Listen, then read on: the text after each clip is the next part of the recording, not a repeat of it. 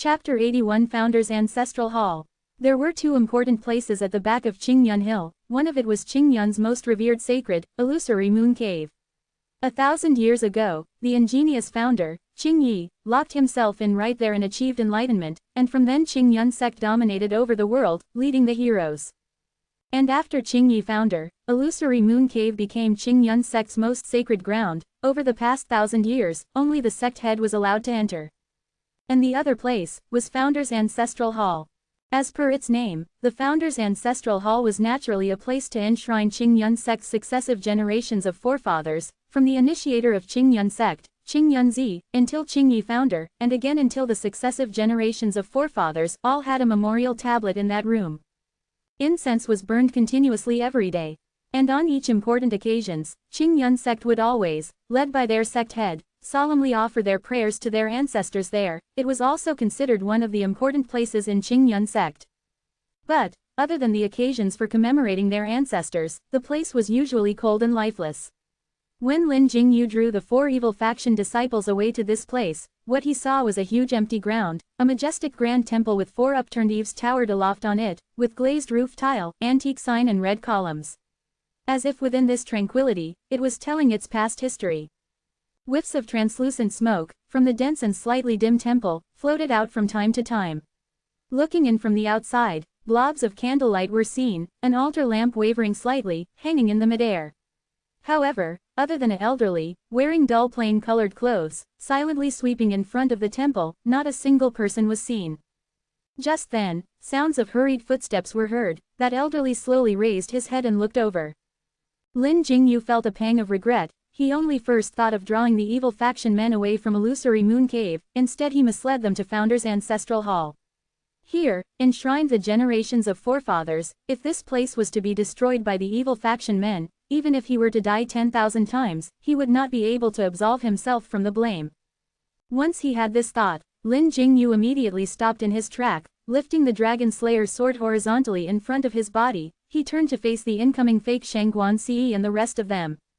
Just then, a bird suddenly flew out from the forest a distance away, followed by a tumult of noises. Lin Jingyu was startled, noticing that the noises came from where Zhang Xiaofan was. He couldn't help but felt worried. But because he knew he would be facing a deadly enemy soon, he forced his state of mind to calm down, focused his concentration and prepared his defense. In his mind, he decided that even if he was to lose his life this day, he would not allow those evil faction thieves to even put a foot into the Founder's Ancestral Hall. The Dragon Slayer's sword seemed to have its own spiritual energy. Bluish-green light radiated, contrasting with its owner's face, reflecting unswerving determination. That elderly who was sweeping in front of Founder's Ancestral Hall saw the Dragon Slayer's sword in Lin Jingyu's hand. His body suddenly shook. On the other side, the four evil faction men looked at each other and laughed out. These men's positions in evil faction were obviously not low. One look and they knew that this place was one of Qingyun sect's important location. Seemed like this time they would definitely be duly rewarded. The fake Shangguan Ce laughed conceitedly and said, "Kid, I can see that your aptitude is not bad. Now that Qingyun sect has nowhere to go, why don't you join our sect? I will guarantee that you will progress rapidly in the future."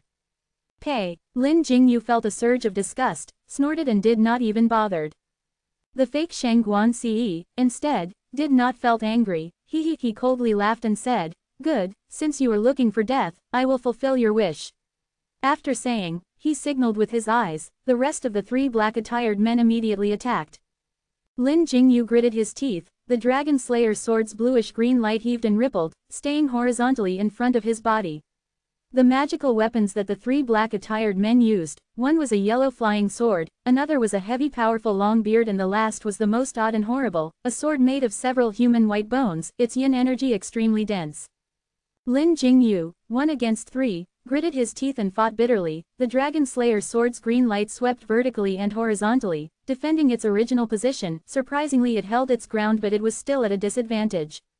Lin Jingyu entered Qingyun sect in his youth. His aptitude was excellent. Taoist Kang Song extremely favored him. Not only he took great care to coach him, he even imparted the famous Dragon Slayer's sword to him. Not sure if it was because on this youth, he saw the image of that person he had once revered, on him.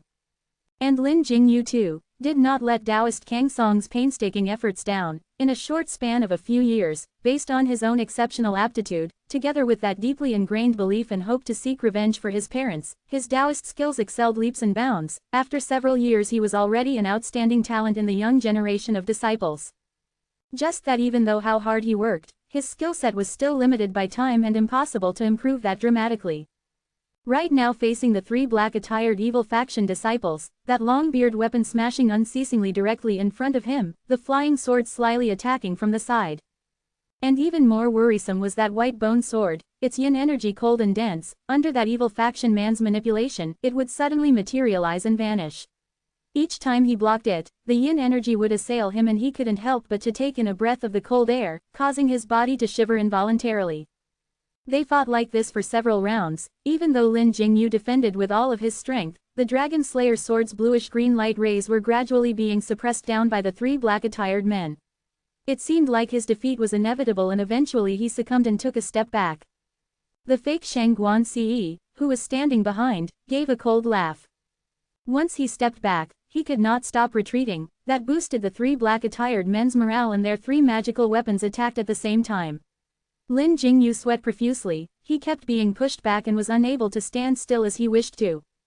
Suddenly, that mysterious white bone sword disappeared. Lin Jingyu, who, one moment was blocking the incoming Longbeard's attack and another to parry the flying sword which was assailing from the side, suddenly felt pain in his lower legs and collapsed. That white bone sword, without knowing when, had bore into the ground and moved stealthily to slash out a huge wound on his right leg, fresh blood unceasingly dripping down. Lin Jingyu howled loudly. The Dragon Slayer's sword chopped down from midair. This celestial divine weapon hit upon the white bone sword. A slight pipot sound was heard. At once the white bone sword's owner fell out and an hairline crack could be seen appearing faintly on that sword. The evil faction man, who was using the white bone sword, felt a moment of heart pain, quickly took back the white bone sword to look at it carefully. But at this moment, the other two weapons had also arrived. Piercingly cold wind sounds could be heard. Lin Jingyu, trapped in a death trap, used his last burst of strength, steered the Dragon Slayer's sword horizontally to the top of his head.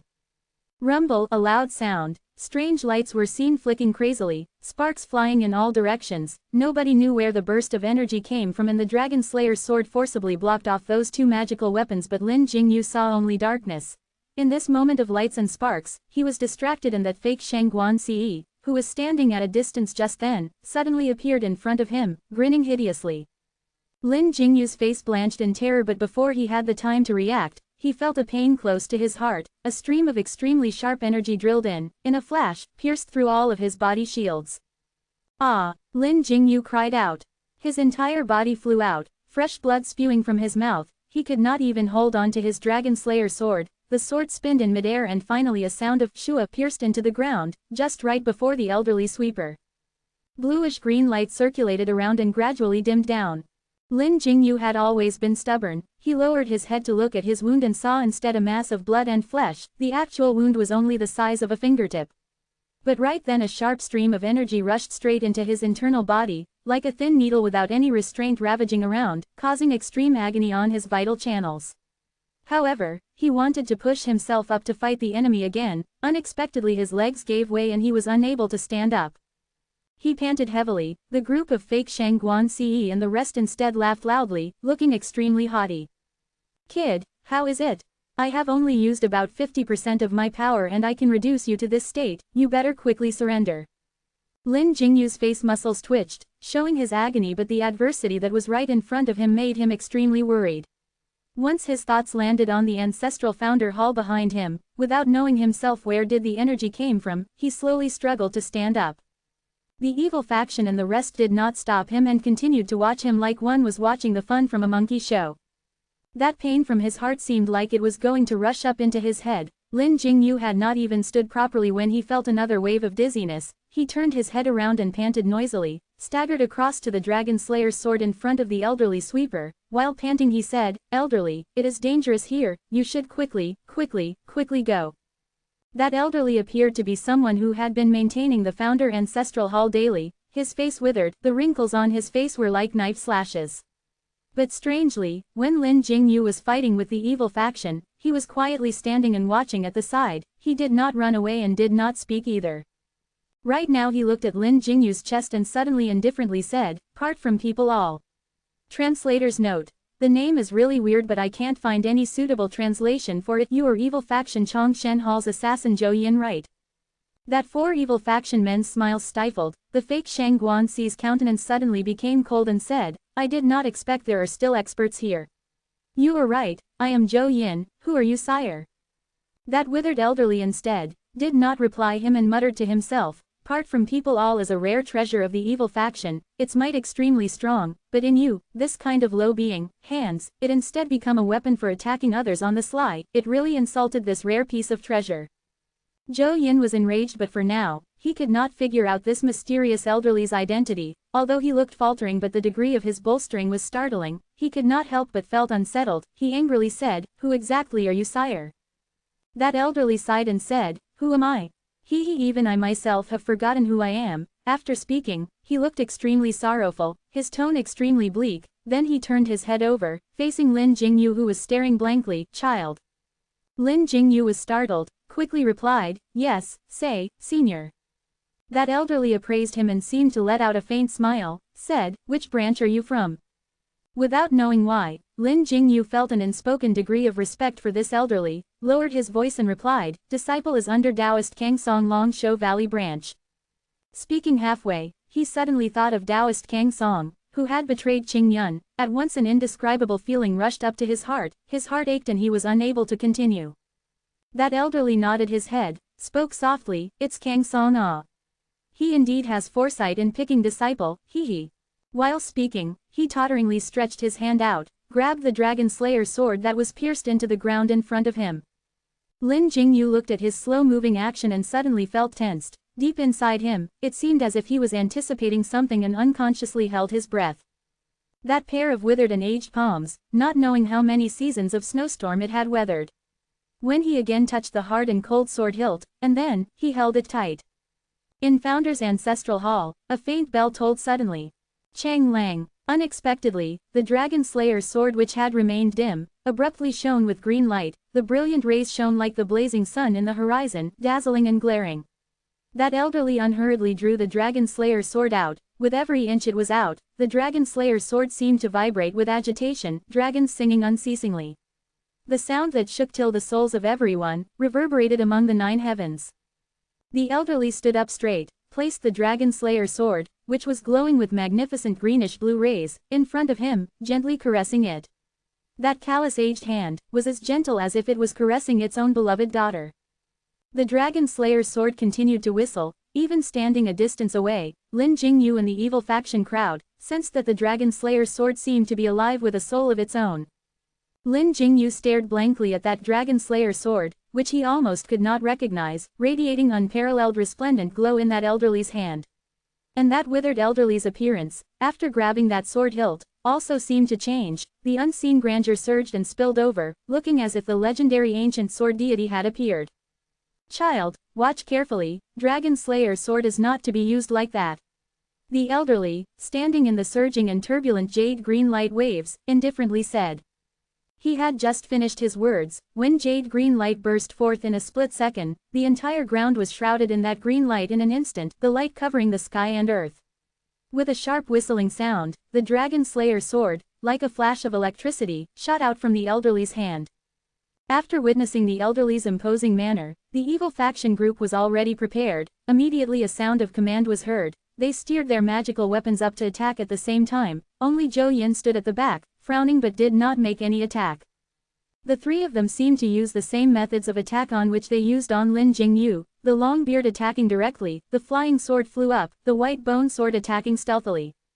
Unexpectedly that elderly did not even bother about the yellow flying sword and white bone sword. The Dragon Slayer's sword turned into an enormous light beacon, charged over with the force of toppling the mountain and overturning the seas. The evil faction disciple, who was controlling the long beard weapon, turned pale and quickly steered the long beard to ward off the blows but to hear only a loud and clear sound. The Dragon Slayer's sword, like cutting an ice snow, had sliced the long beard into half, and without any moment of hesitation, chopped down from his head. SSI. Under Lin Jingyu's dumbstruck stare, under everyone's fearful stares, that evil faction person, from his head till toes, was sliced into half, blood sprayed everywhere like rain. And almost without stopping, in the blood-stained sky, the green rays, almost demon-looking, rolled back and charged towards the other two persons. The flying sword and white-bone sword, which were originally attacking the elderly, right now were frightened out of their wits, and how would they have the courage to attack, immediately turned back to flee, at the same time recalled their weapons. However, the Dragon Slayer's sword's powerful rays covered the sky, in an instant reached and right before everyone's eyes, collided with them. Almost without any cries of surprise, the green rays swallowed up the other two evil faction disciples. Sounds of shattering suddenly exploded. Who knew what had exactly happened to the two persons? Lin Jingyu was dripping cold sweat, his consciousness seemed to have been robbed. Standing at the furthest away, Zhou Yin's countenance changed greatly. He knew that the elderly was actually a fearful master and he was no match for him. Immediately he turned and flew off. Unexpectedly, the green rays were like the roar of a mountain and howling of the sea, mixed with dark red blood color, flashed past like electric rays, charged after. Zhou Yin's skills were indeed higher than the rest. All of a sudden his hands shook and a concealed black air flashed by. The green rays, which had filled up the sky, actually paused in front of him. And the next moment, Zhou Yin suddenly turned pale, hoarsely exclaimed, "It's you. You are Wan." He had not finished his words when the immeasurable green rays suppressed that struggling black air and struck down from the head, chopped onto Zhou Yin's chest. Zhou Yin cried out once miserably, his entire being flung out far away. By the looks of it, he would not be able to survive. In a short while, the four evil faction people who were strutting around just now, were all dead. The immeasurable green jade rays, like a big whale sucking up water, were sucked back into the Dragon Slayer's sword, and flew back to the elderly's hand. Lin Jingyu opened his mouth slightly but couldn't speak a word. That elderly shook his head slightly, seemed to be sighing to himself on something, after which he looked deeply at the Dragon Slayer's sword in his hand and tossed it to Lin Jingyu. Lin Jingyu subconsciously caught it and heard that elderly turned back to walk into Founder's ancestral hall, while muttering in his breath, "Dragon Slayer sword, casted by collecting tens of thousands of green crystals from the extremely harsh southern border, destroyed countless of the wicked and evil. When using this sword, you must march forward courageously, using attack as the main style. Even if your skills are not enough, you too must have the determination to kill the whole lot of the formidable enemy, if not you will not be able to unleash the divine energy, you must remember." Lin Jingyu was stunned, but seeing that the elderly was about to enter the Founder's ancestral hall, he suddenly woke up to reality, and urgently said, "Senior, today the evil faction attacked Qingyun in forces. I earnestly request that you must give." That elderly's body suddenly paused, but he did not turn over, only indifferently said, "In Qingyun sect highly skilled experts are numerous. Head sect Dao Zan Reverend is even more the world's extraordinary rare talented master. With him, what is there to fear?" Lin Jingyu stepped forward, sorrowfully said, but sect head Reverend has already been grievously hurt." That elderly was obviously shocked, abruptly turned his head over and said, "Who is it that could have hurt Dao Zan?" Lin Jingyu suddenly became silent. Of course he knew who the culprit was, but to say out Taoist Kang Song at this moment, without knowing why, he felt a wave of sadness. As if he was to say it out, it seemed like he would be severing something with that person, and for that moment he did not speak a single word. That elderly continued on to ask, "What about Dao Zan? How is he now?" Lin Jingyu said, "Sect head Reverend sustained serious injury, but without knowing what was it for, he entered into illusory moon cave." Illusory moon cave. That elderly's expression at once calmed down, after a long while facing Lin Jingyu but at the same time, seemed to be facing himself, sighed slightly and said, "Qingyun sect is 1,000 years enormous sect, what do you fear?" After speaking, the elderly once more unhurriedly turned back. Lin Jingyu turned pale and exclaimed, "Elderly senior, will you watch Qingyun in danger and yet not save it?" That elderly smiled forlornly and said, "Young man, Qingyun sect was established and handed down for almost 2,000 years long, the internal strength within, how can you know? You just don't have to worry." Lin Jingyu did not understand and was about to plead earnestly again when suddenly the Dragon Slayer's sword, which had been staying quietly in his hand all this while, turned extremely warm, as if it had been stimulated, and the green rays again shone out. Lin Jingyu stared at the Dragon Slayer's sword in his hand, seemed to sense something and turned his head to look towards the direction of the illusory moon cave. In between the valleys, a stream of grand light burst towards the sky, and the Dragon Slayer's sword in his hand also seemed to be softly calling out in that direction. "It has emerged, finally coming out into the world. Without knowing when that elderly had also turned to look towards that direction, his face was full of conflicting and confusing expression, whispered, "Child, your luck is good, very soon you will be able to see that legendary ancient sword, Zhu Xian." Chapter 82 Zhu Xian the Ancient Sword. That brilliant light shining from illusory moon cave, became more and more dazzling, and accompanying it, a faint low strange whistling. The withered elderly standing in front of Founder's ancestral hall, stared spellbound at that glorious dazzling brightness, until Lin Jingyu, who could not contain his astonishment, turned to ask him, "Elderly senior, is that our Qingyun sect's most valuable treasure, Zhu Xian the ancient sword?" The elder silently nodded, suddenly looked away and appeared as if he did not wish to be concerned with anything, whispered, "Once Zhu Xian is out, in addition on this Qingyun hill and with Dao Xuan's attained skills, there is absolutely no one on earth who can defeat him. Go ba." Saying which, his body had already half submerged into the shadows of the Founder's ancestral hall. Lin Jingyu suddenly felt a sense of reluctance, called out, "Senior." That elderly paused, seemed to have thought of something and suddenly said, "If someday you would want to, seek for Dao Zan privately and tell him that servant in Founder's ancestral hall have been bored for 100 over years and now will like you to visit regularly to chat, and see if he will agree."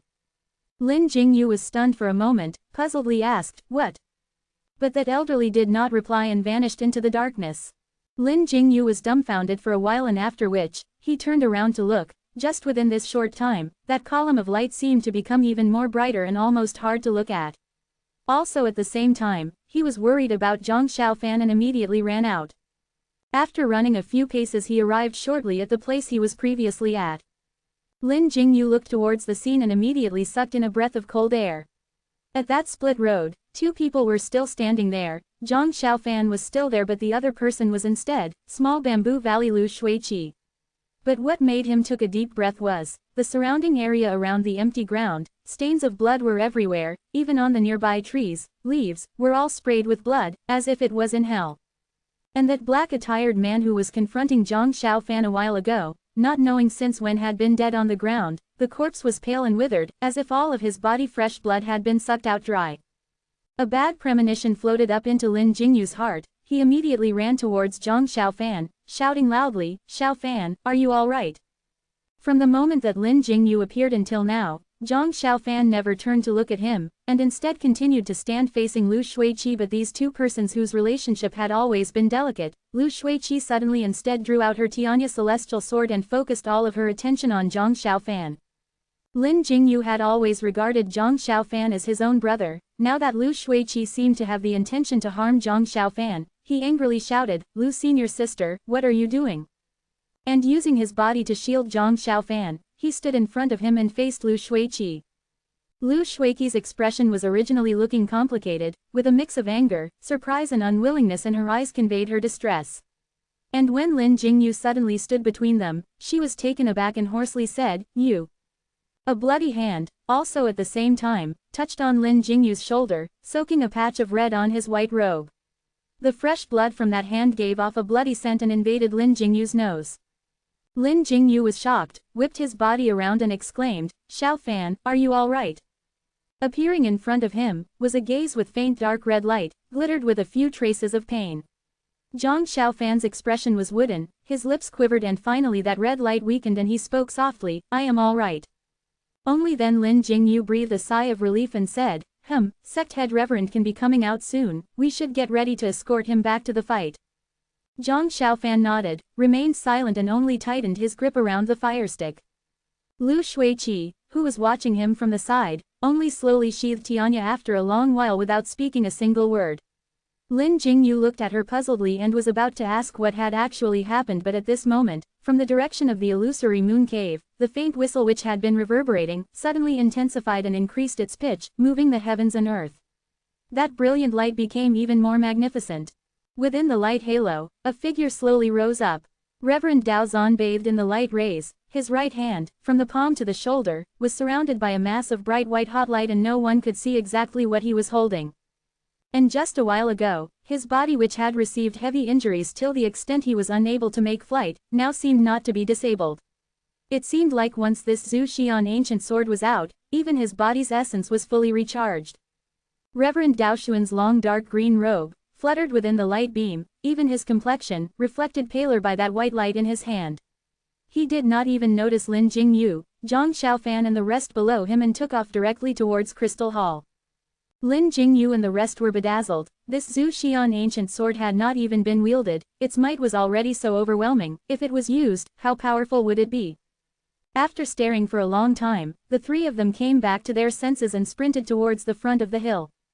After they had left a while, a slender figure unhurriedly walked out from deep inside the forest, gazing at that gradually distancing Zhang Xiaofan's back figure, a face full of complicated feelings, without saying a single word. It was Bai Yao. From the time that Reverend Dao Zan left until now, in the front part of Qingyun Hill, the good and evil faction big battle, with Crystal Hall as their base, had already turned devastating. Recalling back hundreds of years ago, also at the foot of Qingyun Hill, at that time the good faction's three great sects, Qingyun Hill, Tianyin Temple, Fenshang Valley at the same time fought against evil faction and had won in one fell swoop. But this day, there was no one from Fenshang Valley and Tianyin Temple's skilled masters including their in-charge holy monk Puhong, was instead injured by one of the evil faction disciples who had impersonated Fenshang Valley disciples and now other than Pukong, Fa Shang and a few, almost the rest were Qingyun sect themselves holding up on their own. But then, Qingyun sect, passed down as a 2,000 years old famous great sect, finally revealed its deep heritage today. Tian Buyi, Sheng Zhongliang, Zheng Shuchong etc. as the head branches, they needed not be mentioned, but in the rest of the 7 branches, there were several white-haired elders attacking together, and on top of that with Tianyin Temple Pukong, Fa Shang, although the skilled experts from evil faction did their utmost to attack and also had the upper hand but still were unable to defeat them. In this battle, almost several, considered as at present, top-notch cultivated experts, were fighting here. In spite of the fact that Crystal Hall, which had been reinforced and built with celestial cultivated powers, eventually too was unable to withstand the countless flying everywhere, running unhindered collisions from the magical weapons, and its enormous roof finally collapsed with a loud crash, a cloud of dust filling the air. The crowd was shocked and one after another took to the air, continued their fight from the ground to the air, and as the fighting space expanded, it instead became even better for them to flex their skills. But looking at the sky full of flashing lights, lights from several battling groups also lighting up the sky, sharp rays glittered and at times looking like meteor whizzing past. The summit of Qingyun Mountain looked as if it was submerged in numerous resplendent magical weapons rays. The evil faction members' numerous kinds of strange and odd magical weapons were all brought out and used, but instead on good faction side, although most of the elders were using celestial swords, but in these elders' hands, whom had practiced Taiji Zan Qingwei until Shangqing realm, those streams of fine light weaved endlessly and transforming at will. If not for the fact that there were too many evil faction experts, they might not be at disadvantage. Although Tian Buyi and the rest were still able to hold back the evil faction, those ordinary Qingyun disciples at the foot of the hill were in imminent danger. This time that the evil faction attacked in huge forces, they had already made through preparations, especially Ghost King, who had made specific arrangements and knew for sure that because Zhang Xiaofan possessed a rare treasure and knew Tianyin Temple unorthodoxly learned true way, Qingyun sect's skilled masters would surely gathered at Crystal Hall. Therefore, when they decided to attack Qingyun, using Taoist Kang Song's information, had their experts infiltrated and launched the attack in surprise. And as expected, it achieved great success. The Qingyun disciples were all disoriented and numerous were dead or injured. Just that Ghost King never expected one thing, that was Qingyun sect's spiritual beast guardian, the water unicorn. The water unicorn, ever since 1,000 years ago after Qingyi founder master had passed on, had always roamed carefree at Jade Pool and never really shown its might. Even for that good and evil faction battle 100 years ago at the foot of Qingyun Hill, it did not went down to participate, so this generation of Qingyun sect, including Taoist Kang Song, never knew how powerful the water unicorn could be. But after being woken up by the battle between evil faction and Qingyun disciples, the water unicorn as the resident spiritual beast of the mountain, naturally showed its rage. This sudden event almost changed the balance of the battle. The water unicorn stood in the jade pool with its turbulent waves, the entire pool spinned and swirled around this great beast. A water column, with the width of several men forming a circle, conjured up beside the water unicorn. Within the column, countless trapped resentful souls that had been swallowed up by the water unicorn could be seen in it. Controlled by the spiritual beast's power, it split in 4 directions and attacked the evil faction disciples. Initially the evil faction disciples did not regard this strange beast as a threat and started to besiege it. Unexpectedly the water column burst upon contact. The water unicorn's might was really queer and unparalleled. In an instant 7 or 8 were crushed by that water column, another 7 or 8 were trapped and killed by the resentful spirits in the water. The evil faction disciples were frightened out of their wits and escaped in all directions. The Qingyun disciples instead felt their morale lifted. After a while, the 4 great evil faction leaders, who were still in the Crystal Hall, were alerted to the situation. They first sent several experts down, but in the end even San Miao Fairy and God of Poison also followed down one after another. Only then the situation was stabilized and the water unicorn was gradually being contained. San Miao Fairy and God of Poison were both the first-grade leaders of the 4 great branches. Their status were by no means insignificant and naturally their skills far exceeded the other highly skilled experts. After they both came down, San Miao Fairy used a soft strange silk which was almost indiscernible to the naked eye and danced dainty as if she was weaving an invisible web. The water unicorn directed the water columns to attack several times, with ferocious and unmatched might, but instead was blocked off by this delicate and almost invisible web, reduced into nothing. As for God of Poison, after watching the intense fight between the water unicorn and San Miao Fairy for a while, nodded his head and took out a half-kai dagger with clear light circulating around it. Clutching it in his right hand, his left hand holding a jade bottle, and he pulled out the stopper. Wondered what was the thing that was inside. After a while, it seemed like the God of Poison had hastened the chant as that small dagger suddenly shone brilliantly, swallowing and spitting sharp rays out. The God of Poison gently waved and immediately, like cutting a tofu, sliced through a water column that was nearest to him. After which he swiftly raised his left hand and a blue-looking light powder was seen in the air which landed onto the place where the water column had rise. The water unicorn seemed to sense something amiss, turned back and roared. A loud sound was heard from the pool and an even more enormous water column sprang up from the same place, targeted towards the God of Poison. The God of Poison did not even flinch once, and after a while, as expected, the water unicorn suddenly howled loudly. The water column that was attacking God of Poison dispersed with a loud bang and landed back at the pool. The surrounding pool of water had already turned into a deep dark blue color. Just like that, the God of Poison, using one hand to cut and the other hand to scatter poison, extinguished almost half of the water column raised by the water unicorn in just a short while. And San Miao Fairy stood on the other side expressionlessly, using Heihu insect's secret technique, lingering silk, to tightly trap the water column sent by the water unicorn.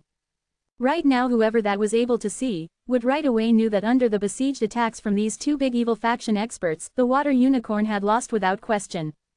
From high above, Yu Yongzi and Ghost King stood side by side and looked down. After they saw that the situation had calmed down, Yu Yangzi, looking conceited, said, with the 2 leaders combining their strength, no matter how powerful this beast will be, it will not matter. Ghost King smiled slightly and then looked up into the sky, observing that with their people besieging, even though Qingyun sect was still stubbornly resisting, but one could not fight against the heavy odds and already it had become a strenuous effort. Smiling satisfactory, he said, Yu Yong, fellow brother, with the accomplishment made today, your reputation in the holy sect in the upcoming future will be matchless to none. Yu Yongzi turned and took a look at him, his mood extremely elated, gave a ha-ha big laugh. Ghost King sneered in his heart, but his smile still remained on his face, said, as so, to prevent unforeseen trouble from long delay, why don't we combine efforts and make all these Qingyun fellows? Yu Yongzi, in a high-spirited and vigorous mood, replied, good, I will attack together with you. Ghost King nodded and smiled, said, fellow brother first. Yu Yongzi he laughed, leapt up and spreaded his arms, a silver light flashed past and a strange mirror with white and black sides appeared in his hand. Ghost King, behind him, suddenly turned solemn, deep down in his eyes a cold glint flashed, his body moved, as if he was about to do something, but at this moment, a deep strange cry was heard from the distant horizon. Suddenly, the entire Qingyun mountain range, the huge peaks that had reached into the sky and towered for thousands years, seemed to vibrate slightly. Suddenly, the celestial magical swords in everyone's hand had also started to turn warm and hum softly towards that magnificent grand light. Tong Tian Peak, reaching through the clouds into the sky, and the sky which had always been clear and bright, gradually darkened. Only that beam of dazzling light in the horizon, like an unrestrained electric voltage that had thrown off its shackles, soared above the 9 heavens and flew over. Exploded in an instant, the unparalleled magnificent glory shone upon the earth, and the human figure immersed in the deep of that glory, held the sword towards the sky. Everyone held their breath, Staring at the sky dumbfoundedly, and at this celestial moment, the water unicorn in the jade pool howled wildly but did not attack God of Poison and San Meow Fairy again. On the contrary, all of the water columns combined together with a loud bang and became an unimaginable enormous water curtain, propping the water unicorn straight up to the sky, flying into the light. In the heaven above, a celestial beast's shout reverberated unceasingly. Standing beside Ghost King and Yu Yongzi and silently watching the battle scene, Taoist Kang Song had turned pale after that beam of light appeared, and now that he saw the water unicorn flying up to the sky after a loud bang, his body wavered and he hoarsely cried, "Zhu Xian." Ghost King and Yu Yongzi turned pale at the same time. Ghost King exclaimed, "Didn't you say that only those that had practiced Taiji Zan Qing Wei until Tai Ching realm level then will be able to control Zhu Xian the ancient sword, then will be able to use Zhu Xian sword formation?" Taoist Kang Song laughed bitterly and said, "That's right, but I never imagined Dao Zan He." Right now, everyone had stopped fighting and Tian Buyi and the rest had came back to the ground. Everyone in Qing Yun sect was visibly moved. This legendary ancient sword, once in Qing Yun sect Qing Yi founder's hand, intimidated the world, and unexpectedly today at Qing Yun sect's most dangerous moment, again appeared in the sect head Reverend Dao Xuan's hand. In the midair, the water unicorn flew until it was below Dao Xuan's body, roared softly and dipped its beast head slightly, as if it was also showing an unspoken fear and respect towards this ancient sword. Dao Zan was immersed totally in the light and slowly landed onto the spiritual beast water unicorn's crown. Breathe deeply, grasping the sword, towards the sky. In the vault of heaven, in the flood of light rays, suddenly an echo of a strange incantation chant was heard, as if the celestial gods and Buddhas were singing softly, as if the evil demons in the nine netherworld were grinning hideously. An unknown fear drowned everyone at Qing Yun Peak. Suddenly, around the back of Tong Tien Peak, towards the direction of the illusory moon cave direction, a stream of purple energy started billowing. It directly illuminated the water unicorn and Dao Zan who was on his head. After a while, from the far distances everywhere, 6 strange resplendent lights flew out from the unknown locations in the other Qing Yun Hill's 6 mountain peaks. Classified as yellow, blue, green, red, green, orange and blue, 6 colors shrouded together in the last 7th strange light, converged into the already dazzling ancient sword, Zhu Xian, in Dao Xuan's hand. Heaven and earth changed color, loud crack of thunder. A loud thunder sound exploded in midair and a fierce gale blew, not a single person did not change expression. The sand and stones on Tong Tien Peak were blew away, dust flying everywhere, and the 7 strange lights continued to shine. On top of the resplendent dazzling ancient sword Zhu Xian, a radiating sword shape made of 7 colors energy formed. It kept increasing in size, and at the same time from this main sword, it constantly cloned out different energy-colored swords. More and more, and in an instant, covered the sky and turned the entire Tong Tien Peak into a moving multicolored scene. The view was beyond spectacular. Taoist Kang Song trembled slightly and in a low voice he moaned, "Zhu Xian sword formation, Zhu Xian sword formation." By then the god of poison and San Meow Fairy had flew back. Taoist Kang Song, with his pale face, said, "This formation was created by Qing Yun sect creator, Qing Yun Zi, and enhanced using hundreds of years of blood and sweat by that Qing Yi founder. Using Zhu Xian the ancient sword to stimulate it, you cannot imagine the might of it. We better retreat." Ghost King's expression changed, but Yu Yongzi had already turned angry and said, "Nonsense, even how powerful is he is still one man and one sword, so what?" Taoist Kang Song laughed bitterly and shook his head, urgently turned his head to talk to God of Poison, "Sect leader, this Zhu Xian sword formation is activated using a mysterious incantation, and it was originally already extremely powerful. In the beginning era when our Qing Yun sect formed, we depended on this formation protection to just barely survive. Later on when Qing Yi founder entered our sect, with his gifted and born talent, he combined Qing Yun Hill's 7 mountain peaks, 1,000 years of unorthodox and complex spiritual energy, and on top of it, used since ancient time the first rare Zhu Xian supreme sword spirit and cast it as the medium until it has an exceptional power to open up the heaven and break the earth. We absolutely must not use force to overcome it." God of Poison turned pale, but to let go the ducks which were almost at hand, just basing on this never seen before Zhu Xiang sword formation. No matter what, he could not make this decision immediately. Needless to say, Yu Yongzi standing by the side, had an expression of loath. Only Ghost King stomped his feet and decided there and then, "This formation's strength is too powerful, we cannot use force to win, let's go." Yu Yongzi, God of Poison and San Meow Fairy were all shocked and were about to debate, but At this moment of hesitation, that dazzling Zhu Xian sword formation in the midair had already started to change. That multicolored energy sword on top of the ancient sword Zhu Xian, obviously it was now the main sword of this formation. Right now it had turned into an astronomical size, lying in the middle of the vaults of heaven. Even the enormous beast, water unicorn, seemed incomparable to it. As for the single-colored energy swords that filled up the sky, they were packed tightly and densely, as if like clouds, sparking fear to those that saw it. This queer scene was rarely seen in eternity, but instead there was nothing to make one excited, only impressions of harsh and coldness. Reverend Dao Zan on top of the water unicorn, his body wavered slightly. At the same time he chanted the incantation, waved the ancient sword Zhu Xian in his right hand, and his left hand finger made an incantation spell hand resembling a sword, pointed below and slashed down. See, above the ancient sword Zhu Xian, the lights flickered once, and after a while, the numerous energy swords floating in the midair charged down with an extremely rapid force, towards the evil faction group of people. The swords fell like rain, the harsh heaven and earth. Countless of evil faction disciples raised their weapons to defend, but the energy swords were like unbeatable and stabbed down without mercy. The moment your strength weakened, you would be beaten severely into the earth, fresh blood sprayed everywhere. On Tongtian Peak, wails like ghosts and howls like wolves were heard immediately, horrible shrieks unceasingly, numerous broken limbs and pieces of flesh splattered, blood and fleshes intersected each other in the air were full of blood stench and rains full of blood, as if it was in hell. Looking at such scene, even Qingyun sect and Tianyin temple disciples, expressions changed slightly. Tianyin temple Fa Shang bent his head down slightly and chanted softly. Evil faction's four great leaders' expression changed greatly. In a blink of an eye the people around them, because of this unbelievable strange formation, almost everyone got injured. They look helplessly at this Zhu Xian sword formation which deployed swords out like rainfall, and that multicolored main sword in the sky continued to clone even more single-colored energy swords. The area occupied by the swords kept increasing, almost enveloping the entire Tongtian Peak. Ghost King waved to block off an energy sword that had rained down, only to feel a great shock to his body.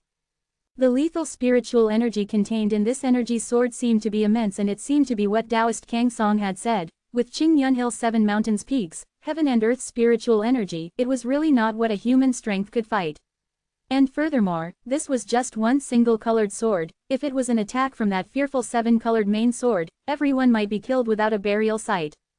Among the four great leaders, Ghost King had always been full of stratagems. Now that danger was close at hand, Ghost King, being quick-witted, suddenly noticed that Reverend Daoshuan's body kept wavering in the mid-air, evidently showing the strain it took on him, and quickly shouted, "Everyone, Dao Zan, that old thief is badly hurt and lack the strength to fully control this formation. Let us combine our strength immediately to attack one area." At first the evil faction people were in a chaos. Almost all depended on their own ability to defend against this lives-consuming sword rain raining down from mid-air. Unexpectedly hearing the cry from Ghost King, they did not even have to consider. With Ghost King as the lead, almost all of the evil faction highly skilled experts on Tongtian Peak flew up and charged towards the less densely packed single-colored swords area on the eastern side. On the way up, horrible shrieks continued. The energy swords were taking lives like evil demons, grinning hideously in the mid-air, sweeping up stalks of horrible and bright-colored beautiful blood flower in the vaults of heaven. Qingyun sect and Tianyin temple disciples were all staring blankly and had forgotten to stop the evil faction people. But even if they thought of it, they could not rush to use force as in this shower of swords. If they moved thoughtlessly, they might be the first to be hurt. Finally, after throwing down nearly 100 bodies, several evil faction experts dashed out from the east side, including the four great leaders and Taoist Kang Song. Although every one of them was wounded, but they eventually still escaped. The sky, full of sword rain, finally slowly weakened, slowly stopped. Numerous scattered blood flowers landed slowly and turned into a startling bloody scene, shrouding Tongtian Peak into a sea of red. The energy swords in the sky gradually disappeared. Reverend Dao Zan, following the water unicorn, landed unhurriedly. Tian Buyi and the rest at that moment then realized and immediately went up to greet him, but just when they received Reverend Dao Zan, without waiting for them to say a word, Reverend Daoshuan's body tilted and fell into Tian Buyi's bosom, losing conscious. Chapter 83 Past Sin. Everyone was thrown into a state of confusion and they quickly supported Reverend Dao Zan into the Crystal Hall. But right now inside the Crystal Hall, the place had already fell into disrepair. The original grand and proud architecture had collapsed by half, broken stones and woods were everywhere. Tian Buyi and the rest waited while the younger disciples hastily cleared an area, dragged a chair from the side and let Reverend Daozan sat on it. The surrounding elder leaders, whatever magical elixir or special medicine that they had, they could not wait to take it all out and let Daozan had it all. After a while, Daoshuan's body moved, gave a long moan and slowly woke up. Tian Buyi and the rest saw that Reverend Daoshuan's complexion was so pale to the point where there was really no color, and especially the wound in his abdomen, the blood which had clotted, without knowing when, had expanded several sizes bigger and almost dyed the entire lower front of his robe black. Everyone could not help but had worried expressions. Reverend Daozan obviously had severely injured his vitality. After gaining conscious, he could not even speak.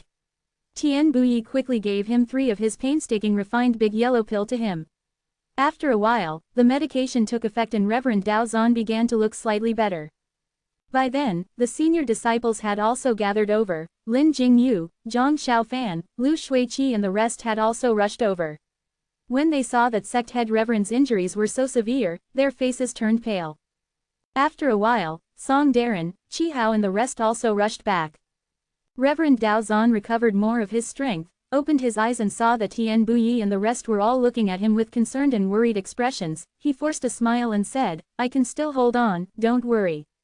Tian Buyi and the rest only then felt relieved. Among them, someone recalled seeing the legendary ancient sword Zhu Xian but noticed that it was not in Reverend Daoshuan's hands nor was it seen anywhere.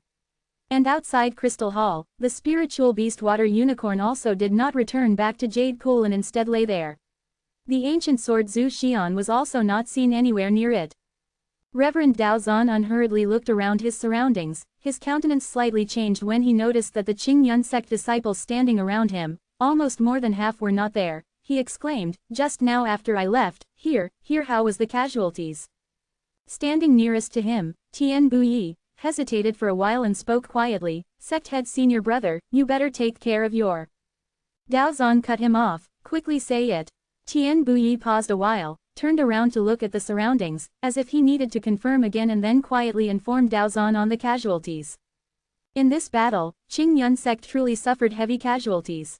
Under the evil faction besiege, among the 25 elders, 14 were killed, 4 or 5 were heavily injured, and for the 7 branches leaders, other than sect head Reverend Daozan and the traitor Longshou Valley Taoist Kang Song, Morning Sun Valley leader Sheng Zhongliang and Sunset Valley leader Taoist Tian Yun were killed, leaving Tian Buyi and Return of the Wind Valley leader Zhang Shuchong. They were too exhausted mentally and covered with wounds. Only Small Bamboo Valley Shui Yu Master, because she had to escort Tian Yin Temple Puhong and the rest, was quite unharmed.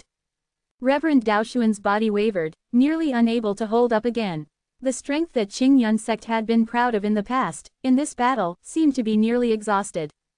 Tian Buyi, with grief and indignation on his face, spoke quietly, "Sect head senior brother, such terrible blood debt, we must seek revenge, just that now your health is more important, you absolutely must not be too grieved."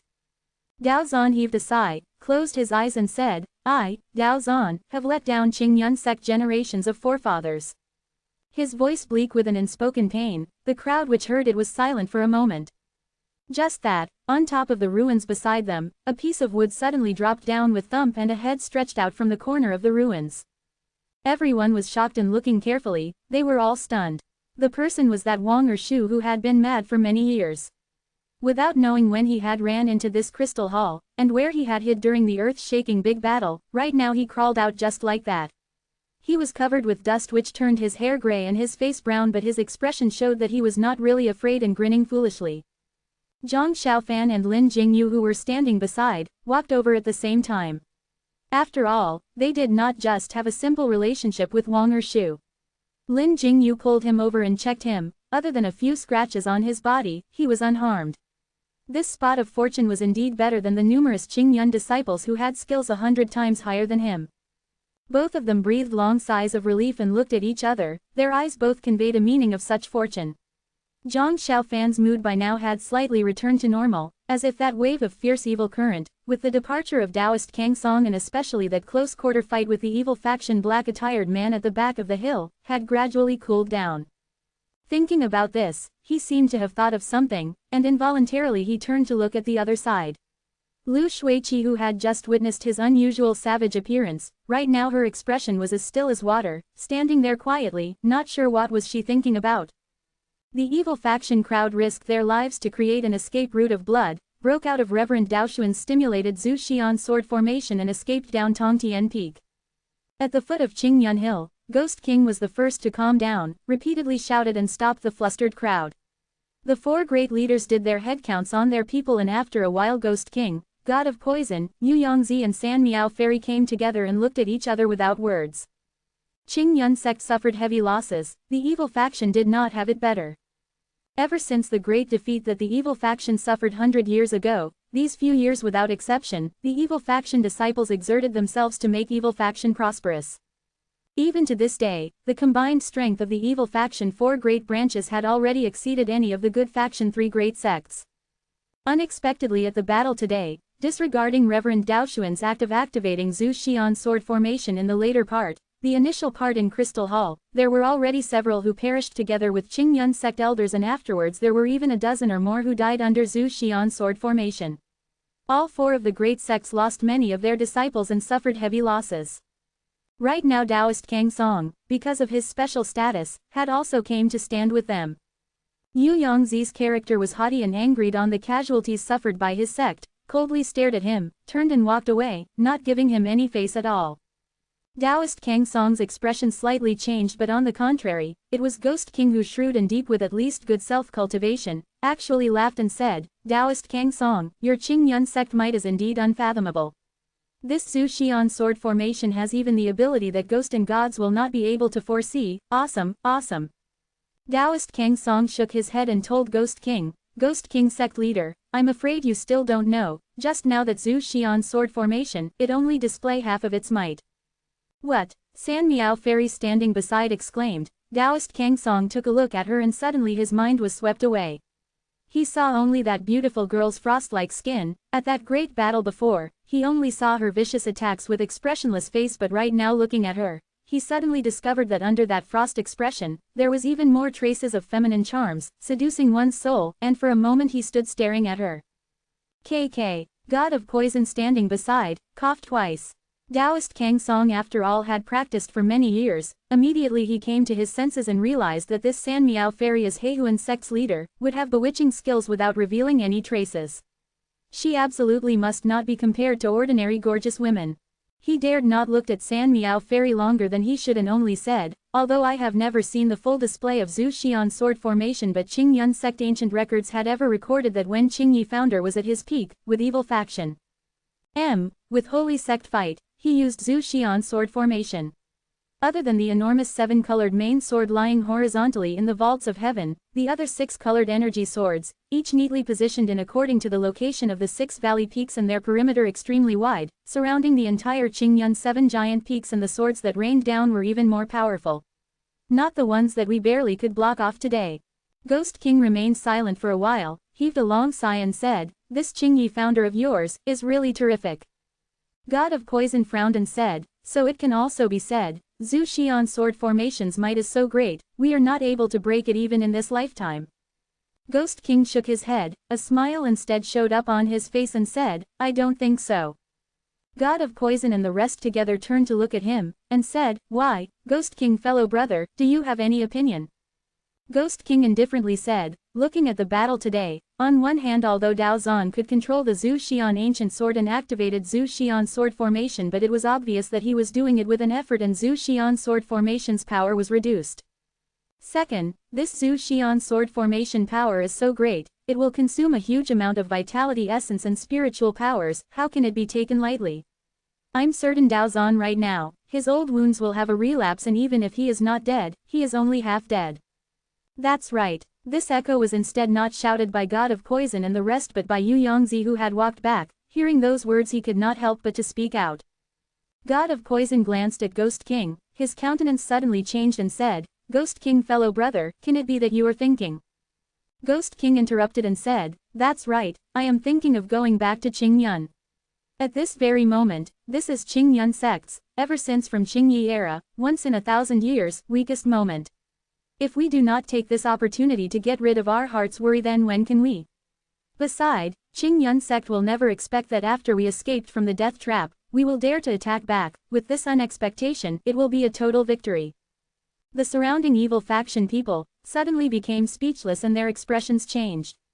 Even God of Poison, this refuse-to-die fool who had been through countless of life scenarios, was also stunned by Ghost King's words. Ghost King looked around and excitedly said, "Today is the excellent opportunity to wipe off our holy sect 100 years of galling shame. Everyone has swore a solemn oath in front of Wisdom Queen and Wisdom King with me, why not put in all of our best effort and fight?" The evil faction people all looked at each other. These people obviously were not cowardly and weak, but just a few moments ago, they had just escaped with their lives from Qingyun Hill, and now in an instant they had to go up and fight again. This courage and resourcefulness from Ghost King, or should it be said as simply disregarding life and death, was really hard for people to accept. After a long while, unexpectedly nobody spoke up. Ghost King's expression gradually turned ugly. Finally he shook his head, sighed and said, "Such a good opportunity, you all, After saying, he heaved a long sigh, looking extremely discouraged, and slowly walked back to his own sect people. Qing Long, Yu Ji and the rest came up to meet him. Qing Long was about to say something, but Ghost King laughed slightly bitterly and spoke in a low voice, "Not qualified to discuss strategic planning with, not qualified to discuss strategic planning with." Quote. Saying which, he sighed and said, "Forget it, we talk about it next time. We will stop here today, let's go back. Where is Bai Yao?" Once the words were out, Qing Long and Yu Ji both trembled. Yu Ji had her face covered with black veil, her expression could not be seen, but hearing her voice, it was obvious she was shocked. She exclaimed, "When we were at the Crystal Hall, we were fighting with Qing Yun sect and Bai Yao told us both that she would go first to find you, don't tell me." Ghost King's countenance greatly changed, he urgently said, "I did not see her ever since I went up." Qing Long exclaimed out, "Don't tell me she is still at Qingyun Hill." On Ghost King's forehead, beads of sweats instantly appeared. He immediately decided and said resolutely, "Yao is my own flesh and blood, I will absolutely not abandon her and leave. I will go up to Qingyun Hill now." Qing Long urgently said, "Leader, you absolutely must not, this really is." Ghost King's eyes flashed, in an instant thousands of thoughts went through his mind. He suddenly turned around and said loudly to God of Poison and the rest of the evil faction members, "Everyone, I have already made up my mind. In order to wipe off our holy sect's 100 years of humiliation, I, Ghost King, will rather have my body smashed to pieces and my bones ground to powder and not let down Wisdom Queen and Wisdom King. Right now in Qingyun sect, most are either dead or injured, and furthermore sect head Dao Zan Old Thief is severely injured and near to his death. He definitely will not be able to activate the Zhu Xian sword formation. I, Ghost King, will now charge up. If I can succeed, it will be the blessing of Wisdom Queen and Wisdom King. If I am outnumbered, then let me die at Qingyun Peak. Someday in the netherworld, when I pay my respect to Wisdom Queen and Wisdom King, I have nothing to be ashamed of." Saying which, Ghost King, without another look at the crowd, took the lead and soared up, and sure enough took off towards the direction of Qingyun Hill. Qing Long and Yu Ji looked at each other and immediately followed closely behind. Following which, Ghost King sect disciples even more without a word, followed after, leaving the dumbstruck God of Poison and the rest of the evil faction main crowd and troops, standing there looking as dumb as a wooden chicken. After a long while, God of Poison and the rest regained their senses, but they had not even spoke. Clamor noises started to build up from the evil faction members behind them. God of Poison and the rest groaned inwardly in their hearts, turned their heads around and saw that across the different branches disciples, most already had indignation shown on their faces. On Qingyun Tongtian Peak, at this moment it was shrouded under a heavy mood. A group people crowded around Dao Zan, quietly consoling something. Lin Jingyu and Zhang Xiaofan stood aside and helped Wang Ershu to rearrange his attire and dusted off the dirt on his clothes. Wang Ershu seemed to have some recognition on the both of them, and he stood there motionless and allowed them to do what they want. His eyes only looked at the water unicorn who was outside, he grinning foolishly. Zhang Xiaofan looked at him, his heart felt pained and could not help but to think back the past and gave a long sigh. Lin Jingyu heard it, his feelings were stirred too and he felt the same. He stretched his hand and patted Zhang Xiaofan's shoulder. Both of them looked at each other, both could see the grief in each other's eyes. For a moment they did not speak. Right then, Pu Hong Master and the rest who had been sent to safety by Shui Yu Master, were also fetched back by Shui Yu. Looking at Pu Hong Master's complexion, he looked much better as compared to his pale face earlier on. Seemed like although Zhou Yin's part from people all was powerful, but comparing to Pu Hong Master's great Brahm wisdom, it was much inferior. During that period of time, Puhong Master had already progressively forced the strange vigor penetrating part from people all out of his body by a big half. But even though it was so, Puhong Master still looked very weak. Someone standing beside quickly pulled a chair over. With the support of Fa Xiong and Puhong Master sat beside Reverend Daozan. Puhong Master took a few gasps of breath and looked around at his surroundings. However, when he only saw the rivers of blood, dead people in the battered hall, he gave a long sigh and put his palms together saying, Amitabha. Reverend Daozan looked at Puhong Master and nodded his head slightly, gave a bitter laugh and said, How are your wounds, Master? Puhong Master shook his head and said, This old monk still won't die yet, but instead Reverend Daozan should take good care of yourself. Reverend Daozan shook his head and sighed, looked far away, and suddenly his glance landed on Zhang Xiaofan, who was standing outside. He seemed to think of something, turned and said to Tian Buyi, Tian junior brother, ask that disciple of yours, Zhang Xiaofan, to come over. Tian Buyi's expression changed, but he did not dare to disobey and could only turn and said, Lao Qi, you come over, Reverend Daozan have something to say to you. For a moment the crowd was shocked, especially the big bamboo disciples. Zhang Xiaofan was even more shocked, but it was hard to disobey a teacher's command, so he had to brace himself and walked over. After a while, everyone cleared an area and Zhang Xiaofan, by himself, stood in front of Reverend Daozan and spoke in a low voice, Sect Head. Reverend Daozan looked at him for a long while and quietly said, Until now, you are still not willing to divulge your secrets. Zhang Xiaofan trembled and felt that in an instant, everyone's stares had concentrated onto himself. There were concerned stares, disdain stares, but instead even more stares of doubts. Reverend Daozan sighed again, unhurriedly said, Zhang Xiaofan, ever since you joined our Qingyun sect, have Qingyun sect ever mistreated you? Zhang Xiaofan immediately shook his head, said, Reverend Daozan, no, there is no such matter. Teacher and teacher's wife treat me very well. When he spoke the words, Tian Buyi's body obviously shook for a moment, his face showing an extremely complex expression. But, Zhang Xiaofan's face contorted in extreme agony, two different kinds of thoughts battering each other endlessly inside his head, and said, But, disciple, really have my difficulties, I cannot speak. Suddenly a loud roar, like a thunder, shocked the entire place and shocked everyone. Zhang Xiaofan unconsciously stepped back, and when he took a look at the person, he was immediately frightened. Giving such a loud roar, this person was not from Qingyun sect but instead was one of the 4 great holy monks of Tianyin Temple, Pukong. Pukong, among Tianyin Temple 4 great holy monks, was the most junior, but his character was the most intense. During his youth in subduing demons and evil spirits, just by his Buddhism rare treasure, Buddha golden alms, in his hand, countless of evils were killed by it. Later on, as he got older and as his ability to comprehend the meaning of Buddhism gradually increased, he then started to live in seclusion within Tianyin Temple. Today, Qingyun blood battle, Pukong threw off his prohibitions against taking life and used his mysterious Buddhism attained skills to fight the bloody battle with the evil faction. Right now, on his monk robe, with blood stains everywhere, he did not look like a Buddhist holy monk at all, and instead he totally looked like an evil spirit from hell. No wonder Zhang Xiaofan and the rest had a scare. Initially, Tianyin Temple sect's expedition to Qingyun Hill had the punitive intention. The Great Brahm wisdom, which was never passed down to outsiders, was actually learned by a little junior disciple of Qingyun Hill. How could this be? And currently Pukong saw Zhang Xiaofan hemming and hawing in his speech. He was extremely incensed. On top of it, today he had broke his prohibition. He felt an indescribable feeling of distraught and could not help but made the Buddhism lion roar out.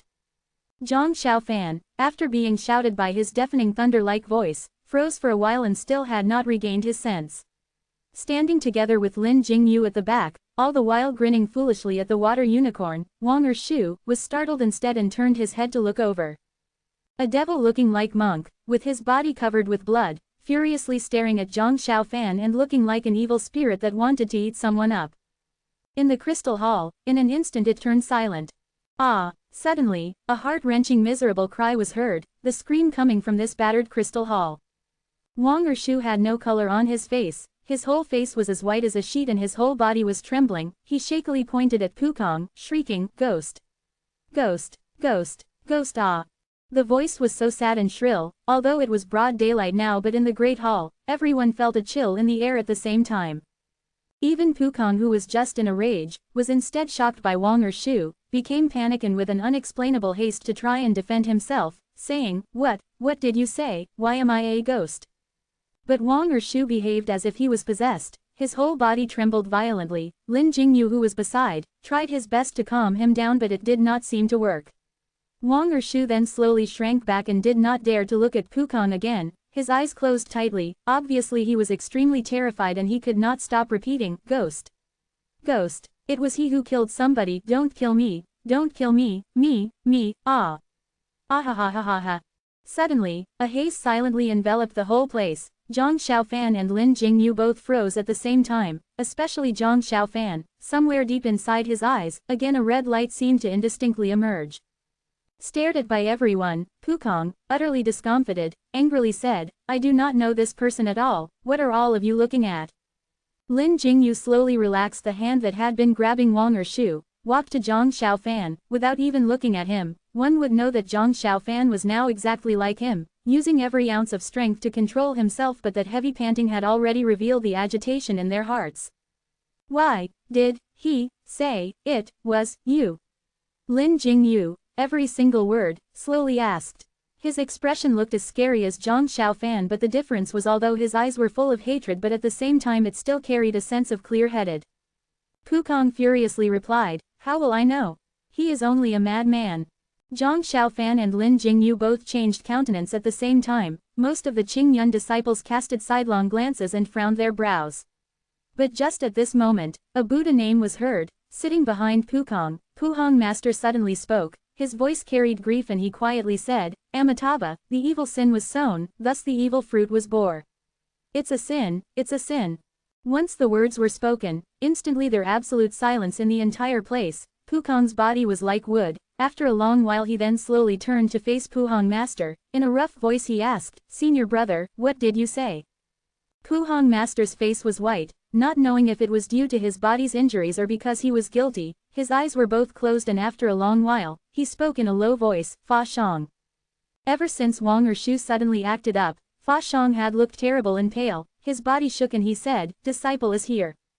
Puhong Master unhurriedly said, "Don't need to hide anymore, reveal to them Ba. That your junior brother did wrong. Today we must not again frame this Zhang patron." A loud crash went off in Zhang Xiaofan's head. Indistinctly a voice was screaming and seemed to be grabbing and pulling at his heart. Fa Shang slowly walked up, looked at the countless dumbfounded faces and at Lin Jingyu and Zhang Xiaofan. Finally he stopped at Zhang Xiaofan. "That year, the one that killed all of the grass temple villagers at the foot of Qingyun Hill, it was indeed done by one of our Tianyan temple's disciples."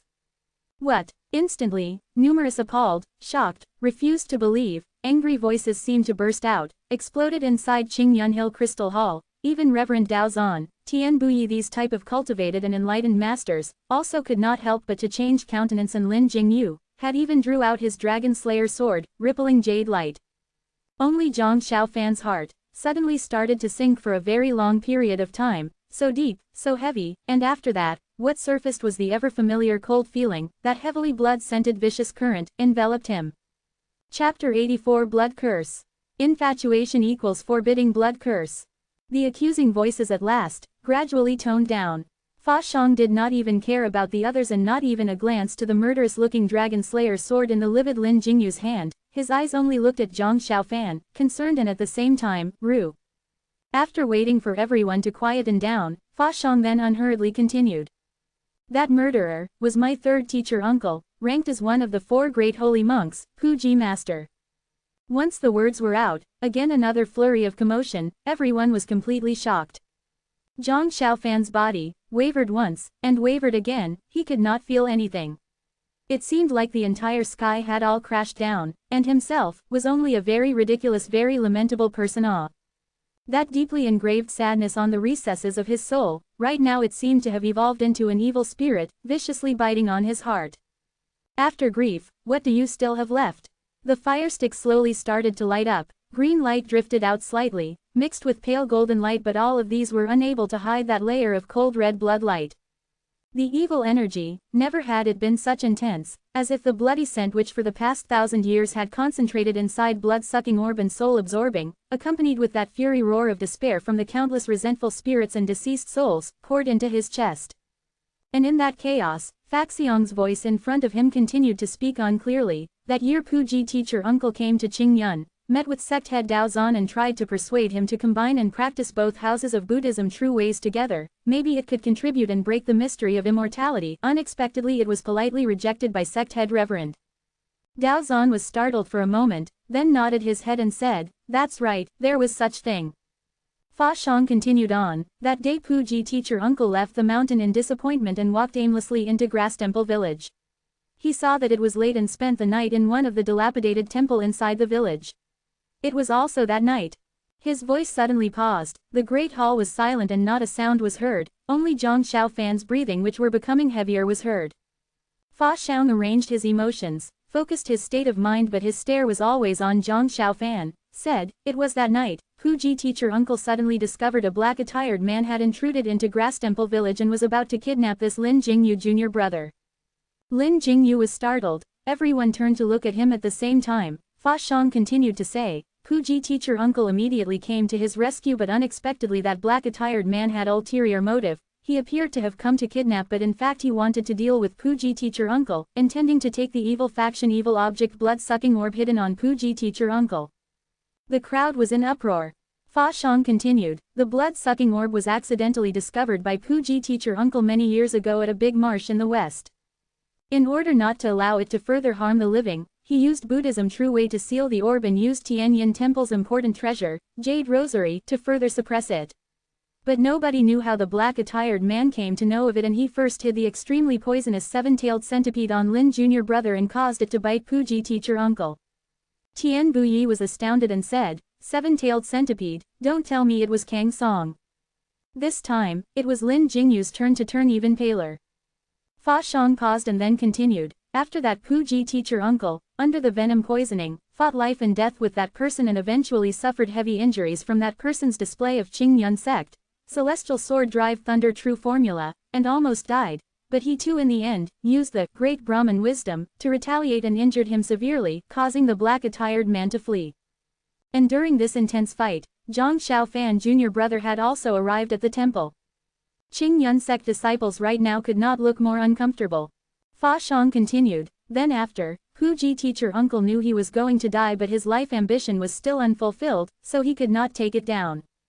Just at that moment, he suddenly conceived a wild fantasy idea, which was to pass down Tianyin Temple supreme great Brahman wisdom true way to a disciple and let this very young youth enter into Qingyun and learn Qingyun true ways. The two houses of Buddhism true ways that was never linked before, could then be cultivated at the same time on a person and his life ambition could be achieved. Daozan Reverend sneered and said, Puji was indeed remarkable, great vision and far-sighted, but why did he not pass down to a better potential Lin Jingyu and yet chose this Zhang Xiaofan? Fa Xiang paused for a moment and said, Puji teacher uncle thought that Lin Jingyu's aptitude was too good. If he entered Qingyun sect, he would definitely receive attention from both his teachers and seniors and was afraid he might be seen through easily, so. Qingyun sect members looked at each other. Tian Buyi shook his head and said, remarkable, remarkable. Fa Xiang said again, as such, Puji teacher uncle was also sincerely fond of Zhang junior brother's simple and honest heart, so he passed down what had never been passed to outsiders for 1,000 years, the great Brahman wisdom to Zhang junior brother. After that he was afraid that if the blood-sucking orb was still on his body and in case the black-attired man turned back, it might fall into evil hands and thus handed the orb to Zhang junior brother to let him find a desolate cliff and to throw down. But just that, when he spoke until here, Fa Xiang could not help but to sigh and said, unexpectedly Zhang junior brother was most likely nostalgic about the old ties and kept this evil orb with him. In the Great Hall, it was then everyone resolved one of their doubts, that the blood-sucking orb's origin was like this and how the great Brahman wisdom true way on Zhang Xiaofan came like that. By now, Faxiong's face revealed a pained expression and he unhurriedly said, if it was to remain that way, Puji teacher uncle was only acting recklessly. But nobody expected at that moment, something actually happened. Originally, Puji teacher uncle with his compassionate feeling for mankind, even if he were to suffer the torment of the blood-sucking orb, he still wanted to use his own Buddhism-cultivated skills to control this evil object. Unexpectedly after a long period of time, the evil energy of the blood-sucking orb silently seeped deep into Puji teacher uncle's soul. On normal days, Puji teacher uncle had his Buddhism power to protect his body so he was totally unaware but on that day when he was near to his death and had just left Zhang junior brother and the rest, walked into the village center and suddenly thought, even though he had passed the Buddhism true way to Zhang Jr. brother, but he might not be able to join Qingyun successfully. Faxiong's face showed his agonizing pain, even his voice was trembling slightly, said, that moment, Puji teacher uncle's Buddhism power was greatly weakened and was invaded by the evil energy. As if he was possessed, he actually conceived the thought to kill all of the villagers in Grass Temple village so that Qingyun sect, considering their orphan status, would surely take on those two children, therefore. Ah! Lin Jingyu roared hysterically, finally unable to restrain himself. The dragon slayer sword in his body chopped towards Fa Xiong. Dao Zan urgently said, quick, hold him back. Without waiting for his words to finish, Tian Buyi and the rest had already stopped him. Lin Jingyu's cheeks were streaming with tears, crying bitterly, and even under Tian Buyi and the rest restraints, he was still struggling, hoarsely shouting, I want to kill all of you, kill all of you. Tianyin Temple Pukong is head. All of the monks bent their heads, with expressions of shame, softly chanting unceasingly. Dao Zan was silent for like half a day, as if even he also needed a huge amount of mental effort in order to digest this unfathomable truth. After a while, he suddenly said to Fa Xiong, just now you said Puji was near his death, then this truth, how did you all know? Fa Xiong remained silent for a short while, said, Puji teacher uncle once made an acquaintance with an extraordinary person and received a pill of strange medicine, 3 days must die pill.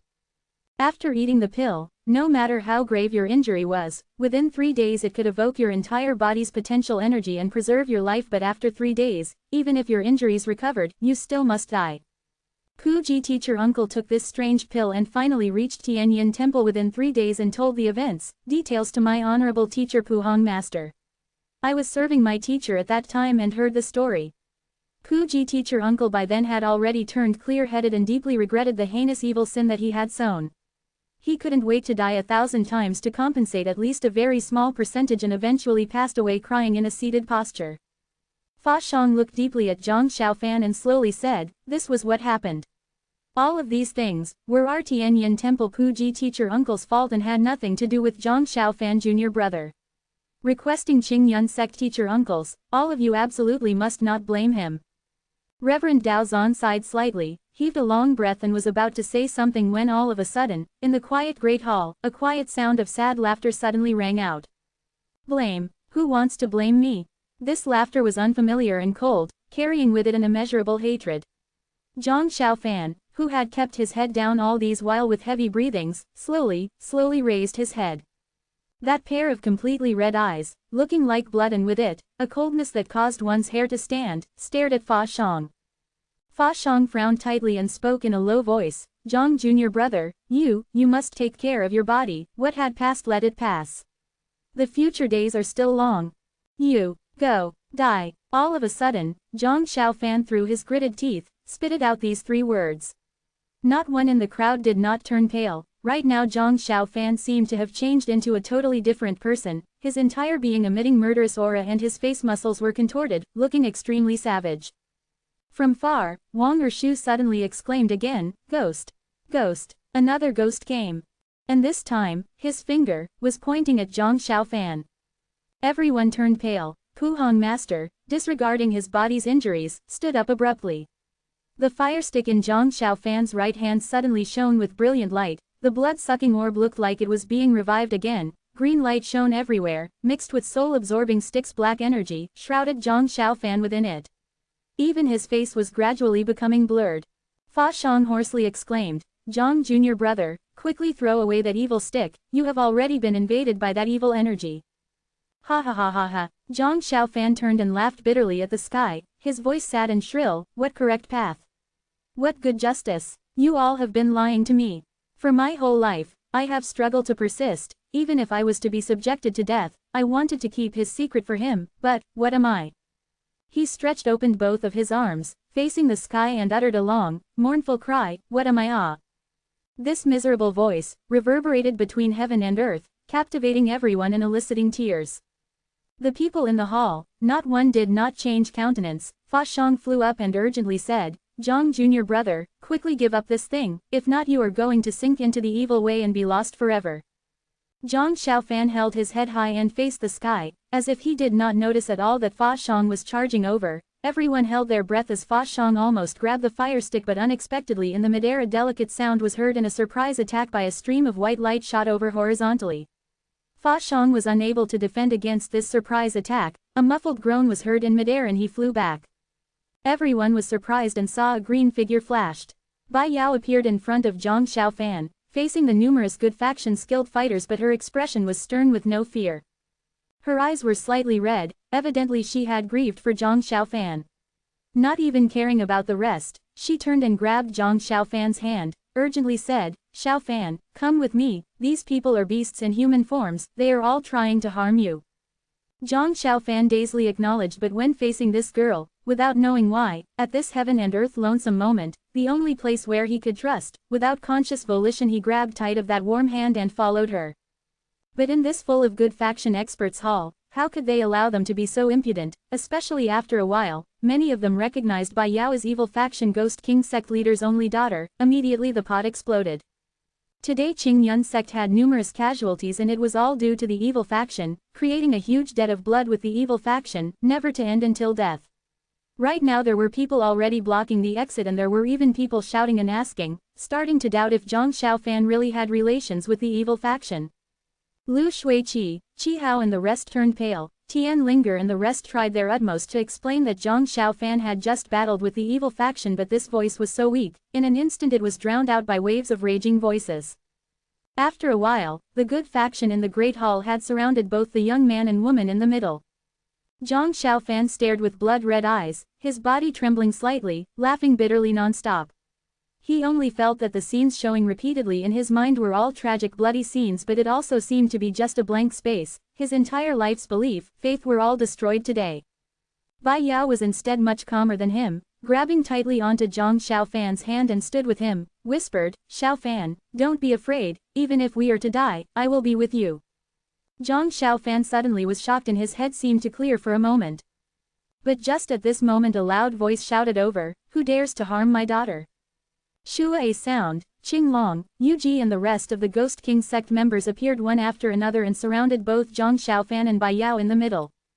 Ghost King looked at his surroundings. Right now, with only Ghost King sect's branch strength, it was indeed a gap against Qingyun sect and Tianyin temple, these two branches, but he seemed unperturbed, clasped his hands behind his back, looked around complacently, turned and smiled to Bai Yao. "Yao take Xiaofan and leave first." Bai Yao nodded and was able to leave, but the action of ignoring the good faction members, how could they indulge in? Also right now Zhang Xiaofan's status was especially special. Qingyun sect, Tianyin temple, these two great sects, would not let this person leave no matter what. Reverend Dao Zan angrily commanded, "Stop them." Once his command was out, the good faction skilled experts who already could not tolerate immediately surrounded them. In an instant the fight started again in this battered crystal hall, but the situation now was totally reversed. Good faction had become the one besieging the Ghost King sect.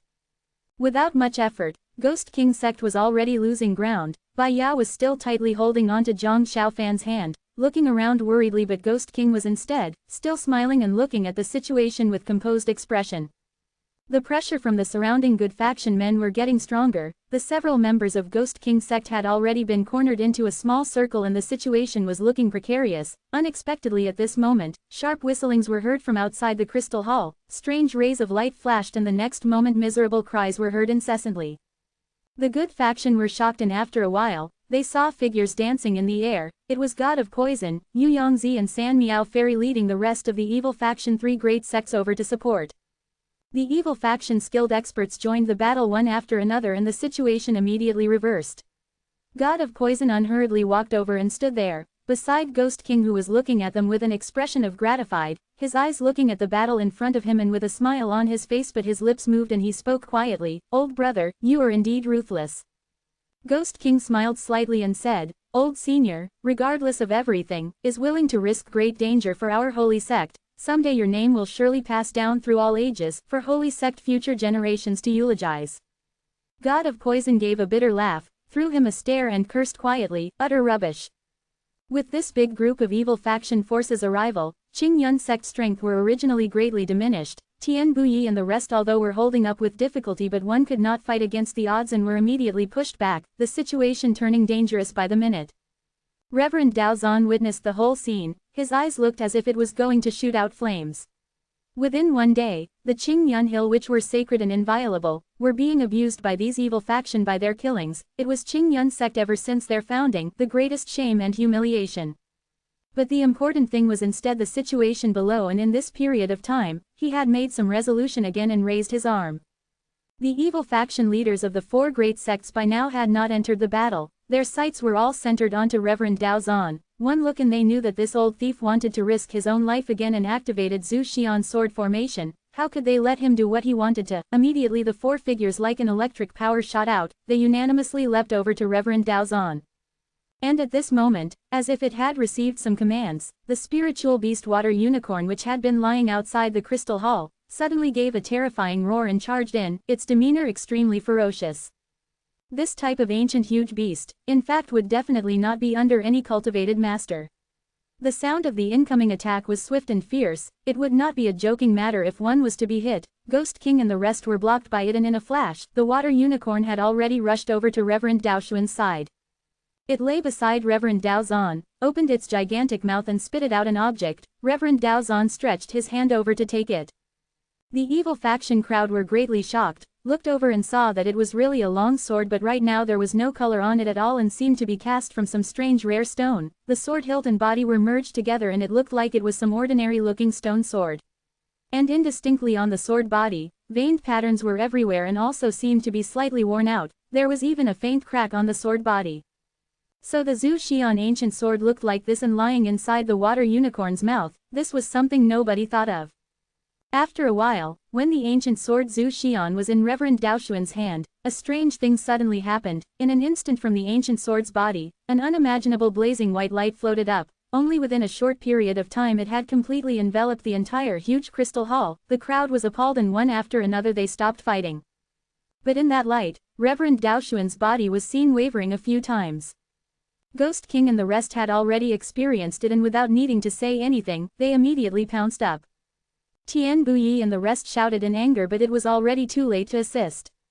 Unexpectedly, although Reverend Dao Xuan's body was weak, his left and right leaning onto the water unicorn's body, his right hand that was holding onto the ancient sword Zhu Xian slashed down in front of him, and in an instant the white light was like an enormous wave, toppling the mountain and overturning the seas, gushed over. God of Poison and the rest retaliated with their power at the same time. Both powers collided and a loud boom was heard. The crystal hall that was already broken by half, right now even the surviving crumbling walls also collapsed with an explosive sound. Dust flew up everywhere. Ghost King and the rest unconsciously stepped back and their faces, expressions changed. The power of the Zhu Xian ancient sword was really unimaginable. But despite that, Reverend Dao Zan shrouded within the Zhu Xian light rays, a sound spurted out a mouthful of fresh blood, but he disregarded all else and forced himself to float up to the water unicorn's body. The water unicorn gave a loud roar, bared its fangs and brandished its claws, and flew up towards the sky. In between heaven and earth, suddenly it was left with only that Zhu Xian brilliant light, glimmering with resplendent light rays, flourishing increasingly. Accompanied with waves of HYM and incantation chants, that extremely magnificent seven-colored energy sword again appeared in the sky, and incessantly cloning single-colored energy swords, the lights brilliant and colors vibrant. Not one in the evil faction did not change countenance. God of Poison resolutely stamped his feet and impatiently said, "This formation might is really too powerful. We cannot use force to overcome the enemy. We will retreat first." Ghost King, although he saw Reverend Dao Zan looking like he was on the verge of collapsing, but he could not understand that even though this person was obviously severely injured, how could he still stimulated this kind of extremely essence-consuming earth-shocking formation? Just that once the formation had started, its might was no trivial matter, and he after all, dared not use his evil faction disciples' lives to gamble. He heaved a long sigh, flew up and signaled to his disciples to retreat. Bai Yao pulled Zhang Xiaofan and was about to take flight when suddenly a figure flashed in front of her. It was Lu Shuiqi blocking in front of her and the Tianya celestial sword in her hand. Blue lights were flashing. Lu Shuiqi coldly said, "Zhang Jr. brother is from our Qingyun sect, quickly release him." "How could Bai Yao be willing to let go?" she angrily replied, "Leave him here to be killed by all of you. Why don't you all kill me first?" After speaking, without speaking more, Heartbroken Rare Flower flew out and attacked. Right now Zhu Xian's sword formation had already enveloped Tongtian Peak. The sky had gradually darkened. Someone from Ghost King sect saw that Bai Yao was fighting with Lu Shuiqi and immediately returned to help. the good faction also started to join in, and once again the battle started. Inside, Zhang Xiaofan felt agony, and he felt a wave of brutal cold-blooded thought screaming and shouting violently in his head, a feeling of destruction that wanted to massacre countless of human lives, which felt terrible but yet captivating at the same time, flooded his mind. The fire stick seemed to follow its master's thoughts. Red, green, gold three-colored light rays took turns to flow, but very obviously that red light was becoming stronger. Fa Xiong was watching from the side and felt alarmed. Ever since he saw Zhang Xiaofan at Kongsang Mountain, because of that secret, he had viewed Zhang Xiaofan in a new light, and right now whatever happened, he did not wish for Zhang Xiaofan to sink into the evil faction. In a flash he leapt towards Zhang Xiaofan to grab that fire stick. Bai Yao panicked but was tangled with Lu Shuiqi and the rest. She could only urgently cried out, "Xiaofan, watch out!" Unexpectedly Zhang Xiaofan seemed not to have heard and allowed Fa Xiong to grab the fire stick. Fa Xiong was delighted, but in the next moment expression on his face changed greatly. He felt the fire stick's ferocious vicious current gushed over like tidewater, and Zhang Xiaofan, who had always been simple and honest, in front of him, he suddenly revealed a hideous grin, like an evil spirit grinning hideously. "Ah!" Fa Xiong cried out loudly. He was hit heavily on his chest with a blow from Zhang Xiaofan using his fire stick, sprayed out a mouthful of fresh blood and was thrown back. Zhang Xiaofan let out a long howl towards the sky, his eyes bright red. He jumped into the battle and made his way to Bai Yao. The fire stick glowed brilliantly with red light. It seemed to be rejoicing, together with its owner laughing wildly and diving towards death and fresh blood. Lu Shuiqi and the rest, one after another, tried to avoid. No matter what, they could not use their full strength against Zhang Xiaofan. But the Zhang Xiaofan right now seemed to have already sank into craziness, his eyes filled with immeasurable hatred. Every stroke of his was fatal. In a short while he had already forced the crowd back. Bai Yao was extremely delighted. She pulled Zhang Xiaofan and said, "Let's go." Their bodies soared up and flew towards the exit. And at that time in the horizon, the number of energy swords were like mountains and seas, and Zhu Xian's sword formation had already started attacking the evil faction. And this time, Reverend Dao Zan seemed to give all out. Not only the rain of swords fell down sharply, that enormous seven-colored main sword in the sky was also manipulated by that invisible incantation, carrying with it the power to split the heaven and break the earth, charged down rumbling. This sword formation main sword's might, how could it be taken lightly? One sword attacked down, in an instant within an area of several zhang, blood and fleshes flew everywhere, close to 10 people were killed without even the time to scream, and even the extent of the remnant force, Yu Yongzi was unable to avoid in time, and his left hand was cut off. Immediately he cried out miserably, like a bolt of electricity, his figure escaped in a flash. And at the same time, Reverend Dao Zan, who was in the air, was also spent. His body tilted and almost fell from the water unicorn. After much difficulty he managed to hold on. He looked down. In just a short period time, almost half of the evil faction people had fled, but there were still a few at Tongtian Peak, and the last person in it was Zhang Xiaofan. Bai Yao was pulling him and leaving in a haste. When Dao Zan was in the midair, he had already seen Zhang Xiaofan sank into the evil way. When he was fighting with Fa Xiong, Lu Shuiqi and the rest, his attacks were ruthless and heartless. Moreover, his demeanor right now was deranged. Clearly he absolutely could not be reasoned with. But in this person, both Qingyun sect and Tianyin temple, two great true ways skills were in him, and furthermore in his hand, an extraordinary evil object. If they let a tiger return to the mountain, he might in the future, turned into a deadly evil, far surpassing an ordinary evil faction person. Dao Zan sighed quietly in his heart, but he had made up his mind in that short moment. Even if in the future he would be talked about by all the people in the world, he still would not leave this exceptional time bomb behind. There and then Reverend Dao Zan gathered his remaining spiritual power. Instantly all of the colored energy swords in the sky shone brilliantly at the same time, especially that seven-colored sword formation main sword, expanded suddenly by a big half. With a loud sound, it shook the heaven and earth, like an ancient god mad with rage from afar charging down, directly towards Zhang Xiaofan. Ah! Not to mention the people in evil faction turning pale, even the good faction, Tianyin Temple and Qingyun sect members, not one did not change countenance. Tian Buyi and Suru's faces were white. Tian Linger cried out in fear and fainted. And at one side, Lu Shuiqi clutched her Tianya celestial sword tightly, her face white. Even the Tianya sword in her hand was trembling slightly. That shocking enormous sword struck down from the top. It had not even reached the ground where ge deafening sounds were heard. The ground of 1 zhang circumference around Zhang Xiaofan cracked completely. violent winds screamed and shrouded him within. It was already an inevitable death scene. Zhang Xiaofan with his red eyes wide opened, his body trapped by that invisible sword energy and unable to escape. Unable to hold back the grief, indignation and bitterness in his heart, he could only look on helplessly at that terrible huge sword in the sky, rapidly descending with immeasurable murderous intent, opened his mouth and bellowed crazily. Ah ah ah ah ah ah ah. The cry shook the surrounding open grounds, heaven and earth changed color, only that Zhu Xian's strange sword, like a cold-blooded object used to exterminate the entire heaven's deities and Buddhas, still coming straight at him mercilessly. It looked like Zhang Xiaofan would soon become a deceased soul under the sword, with his body smashed to pieces and bones grounded to powder. Suddenly, the world seemed to quiet down, even that Zhu Xian's sword formation's earth-shocking force stopped breathing for that moment. That once familiar gentle, fair and clear hand over the years appeared beside Zhang Xiaofan, with faint, clear bell sounds, pushed him aside. As if it had slept deeply for a millennium, 10,000 years, at that moment a voice quietly spoke, for one's beloved lover, softly sang. Spirits of the 9 nether worlds, various celestial deities and demons, with my blood and body, offer as sacrifice. She stood in the raging storm, her slightly red eyes looking at Zhang Xiaofan, but instead on her fair and clear face, there seemed to be a faint smile. That wind blew her light green dress, fluttering and dancing, like the world's most poignant scene. Zhang Xiaofan's heart sank down. Suddenly, he opened his mouth and roared madly but was forced back by the violent storm. He leapt up and pounced towards Bai Yao like he was mad but was flicked back by that mysterious energy. Red-colored tears flowed out of the blood-red eyes, dripped past his cheeks. That woman in the storm, spread opened both of her arms, facing the sky full of pouring swords, facing the enormous sword that had ravished the entire heaven and earth's might. 3 lives 7 generations, forever in hell, only for love, never regret even in death.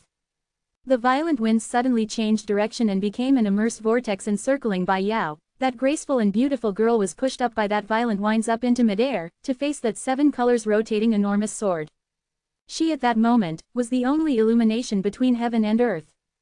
After a moment, countless blood-colored vapors in a flash exploded out from her body, congealed into sparkling, crystal-like red jade and forming a blood wall in front of her body. At the same time above the fair and clear face, 9 streams of indiscernible faint mist floated out and merged into that blood wall.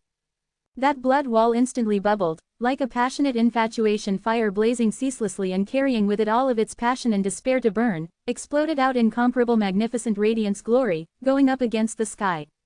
Against that Zhu Xian main sword, collided with a loud bang. The magnificent glory was so dazzling, nobody could open their eyes. Indescribable deafening sound shook the entire horizon vault of heavens. The unstoppable Zhu Xian sword was thrown back and the numerous energy swords in the sky were thrown into disorder. And at Tongtian Peak, the peak quaked violently, stones flew up everywhere and on the mountain, numerous enormous cracks appeared as if it was being cut, like the end of the world had arrived. Indistinctly, a slender melancholy figure slowly fell down from midair. Between heaven and earth, suddenly it turned silent, only a voice, heart-wrenchingly screaming crazily. No, endless darkness shrouded the entire world. He was shivering in the darkness, not daring to move, not daring to face, not daring to wake up. But, eventually he still woke up. Trembling hand, slowly tightening and releasing again, slowly, opened his eyes, as if like this, also needed all of his courage. A ordinary stone room simply furnished and plain. He got off the bed slowly, not daring to think of anything, even the firestick beside his hand, he did not look at it again. As if receiving some guidance, he walked towards the door and slowly walked out. A long passageway outside the room, quite a number of people quietly shuttling back and forth, but regardless who it was, once the person saw him, would immediately stepped aside and lowered his head. He vacantly walked, as if a voice was calling out to him. Very soon he walked to a corner. There was a big stone room over there and the door was unlatched. At the other end of the corner, a familiar sound was heard, like the tone of a person in his memory called Qing Long. Mr. Ghost, you are the world's #1 remarkable person, I beg you on behalf of Wisdom Queen and Wisdom King, save. Following it was a sigh, a low voice spoke in the darkness, I am indebted to Ghost King sect, it's not that I did not do my best but what Miss Bai Yao used was our holy sect most tragic, forbidding blood curse, it was also the infatuation curse handed down since ancient time. This cruel curse will use all of the person's essence, blood and flesh to activate it and then absorb the body's 3 immortal souls and 7 mortal forms for smelting. Only with such blatant disregard for everything else then it can have the power to go against heaven. But the person that is using this curse will surely have his soul scattered and unable to reincarnate forever. I too, really do not have any solution. Qing Long's rough voice said, Mr. Ghost, but... That voice interrupted, I understand what you are saying. That's right, the rare treasure, he who on Miss Bai Yao, did at that moment, forcefully absorbed remnants of one soul from the 3 souls and 7 mortal forms that was forced out from her and kept it inside the bell. That is why the body of Miss was not destroyed. But this art of calling back the soul skill, had already been lost for thousands of years. Only 1,000 years ago in the foul place at the southern border, a short-lived black shaman tribe was heard of having this rare skill but had since been extinct. This pardon me that I am really powerless.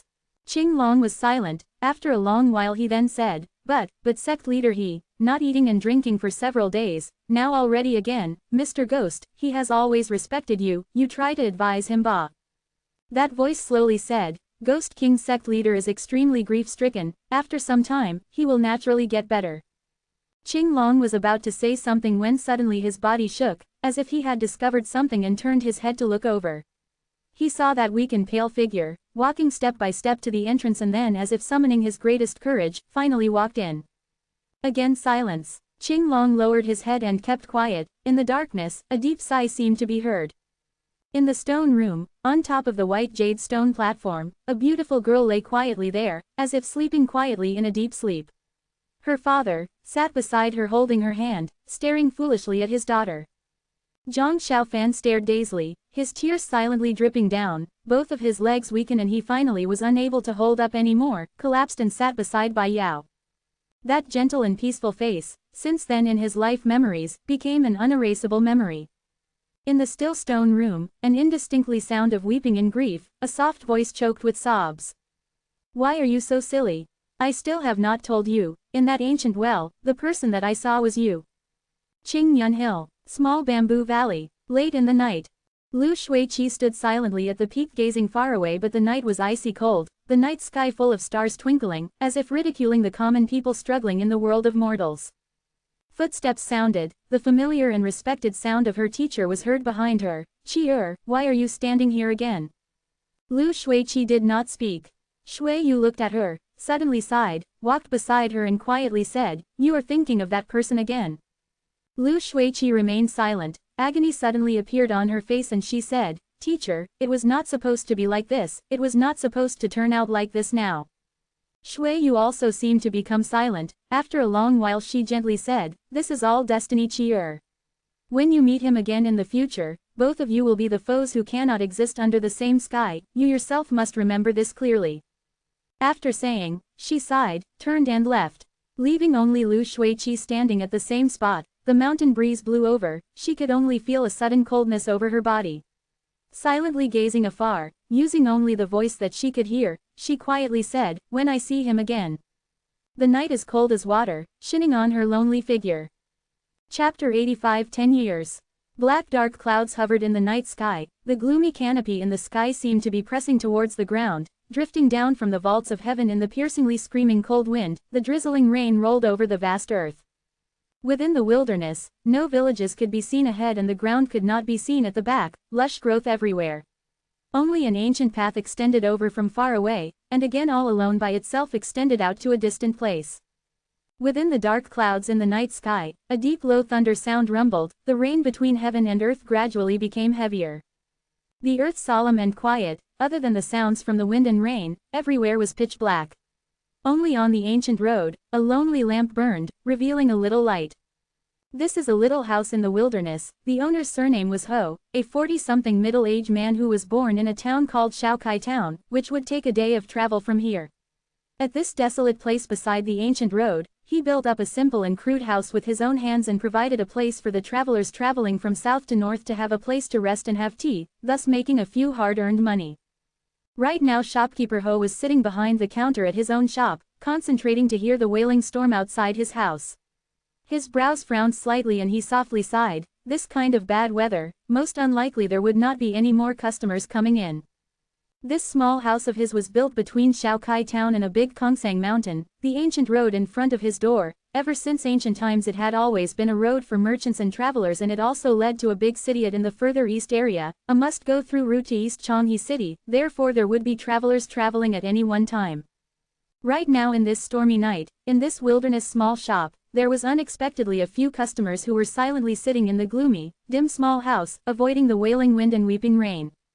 Pai Pa. The lamp wick in the oil lamp in front of shopkeeper Ho made some light cracking sounds and roused this honest middle-aged man from his drowsiness. The sound of the storm outside his house pressed in waves, woo-woo, like it was choked. It seemed like tonight those customers would not be able to leave. As he was thinking, he raised his head to look towards the customers in his shop. The simple and crude small house had only 5 tables and 3 of the tables were seated with customers. The table at the extreme corner sat one single man, and that area was one of the dim areas where the lamp's light could not reach properly. That man sat there solitary, even his face was indistinct. And the 2 tables nearby, one table was seated by an old man with an uncommon bearing and a young lady. Beside the old man's hand, a bamboo pole was leaning against the table with a cloth banner at the side, written on it, Immortal Guide, 4 words. Seemed like he was a Jianghu fortune teller. As for the last table, it was the table with the most number of people, merchants travelers who were traveling the same way, a total of 4 people. The corner behind them was stacked full of goods, and right now it seemed that there was a young man among them who was softly berating the awful weather. All right, don't say it anymore. An old who looked oldest among the 4 people commanded him, turned his head over and smiled at shopkeeper Ho. With a slight apologetic tone he said, Shopkeeper Ho, this rain is so heavy and the winds are so strong, we still make you accompany us throughout the night. Shopkeeper smiled and shook his head. This group of merchants frequently traveled via this ancient road and stopped over at his small shop frequently, so they were also considered regular customers. He immediately said, it is all right, it is a common affair for me to stay up throughout the night, but today, ever since from daytime, dark clouds have been hanging over the sky, why did sir you still hurry on with your journey? The elderly was stunned with what he heard, and he and his companions looked at each other. He bitterly laughed and said, actually how could we not know that the weather is bad today, but being away from home, we really have our difficulties. Shopkeeper Ho made an sound. The elderly raised the cup in front of him and drank it down in one gulp. He said, Shopkeeper Ho, the ways of the world nowadays are tough. Shopkeeper was shocked and said, what happened? That elderly gave a bitter laugh and said, since 10 years ago, the evil faction that had disappeared for a long time suddenly appeared again. I heard that they even had a big fight with those celestials from the good faction at Qingyun Hill. After that, for these 10 years, not only was the evil faction not destroyed by the good faction, it instead flourished as the days goes by, and everywhere we go we heard they are fighting and contending with the good faction. Shopkeeper Ho silently agreed. That elderly sighed and continued, they fight their own fights and we commoners are unable to intervene too, but just that with these fights, the whole world is in chaos. Nowadays robbers and bandits run amok, and those that robs and plunders the houses are numerous.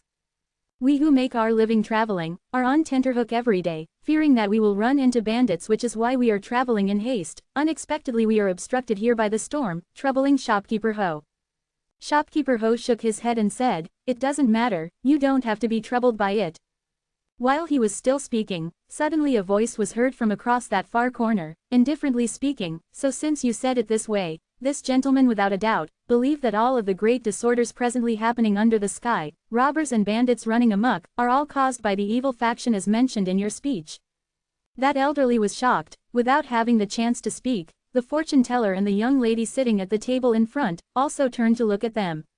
That young lady's gaze was bright, her appearance beautiful and with light dimples at the corners of her mouth, looking lovable. She suddenly smiled lightly and spoke to the elderly merchant, this sir.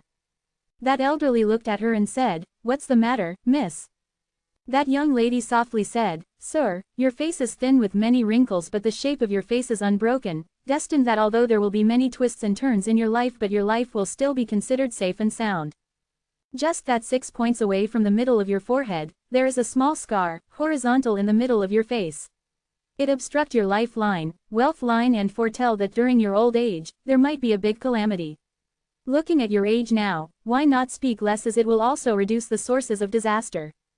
The group of merchants changed their countenance together. That elderly even stood up and stared closely at this elderly and youth, but both of them instead did not have any reaction, looking perfectly composed.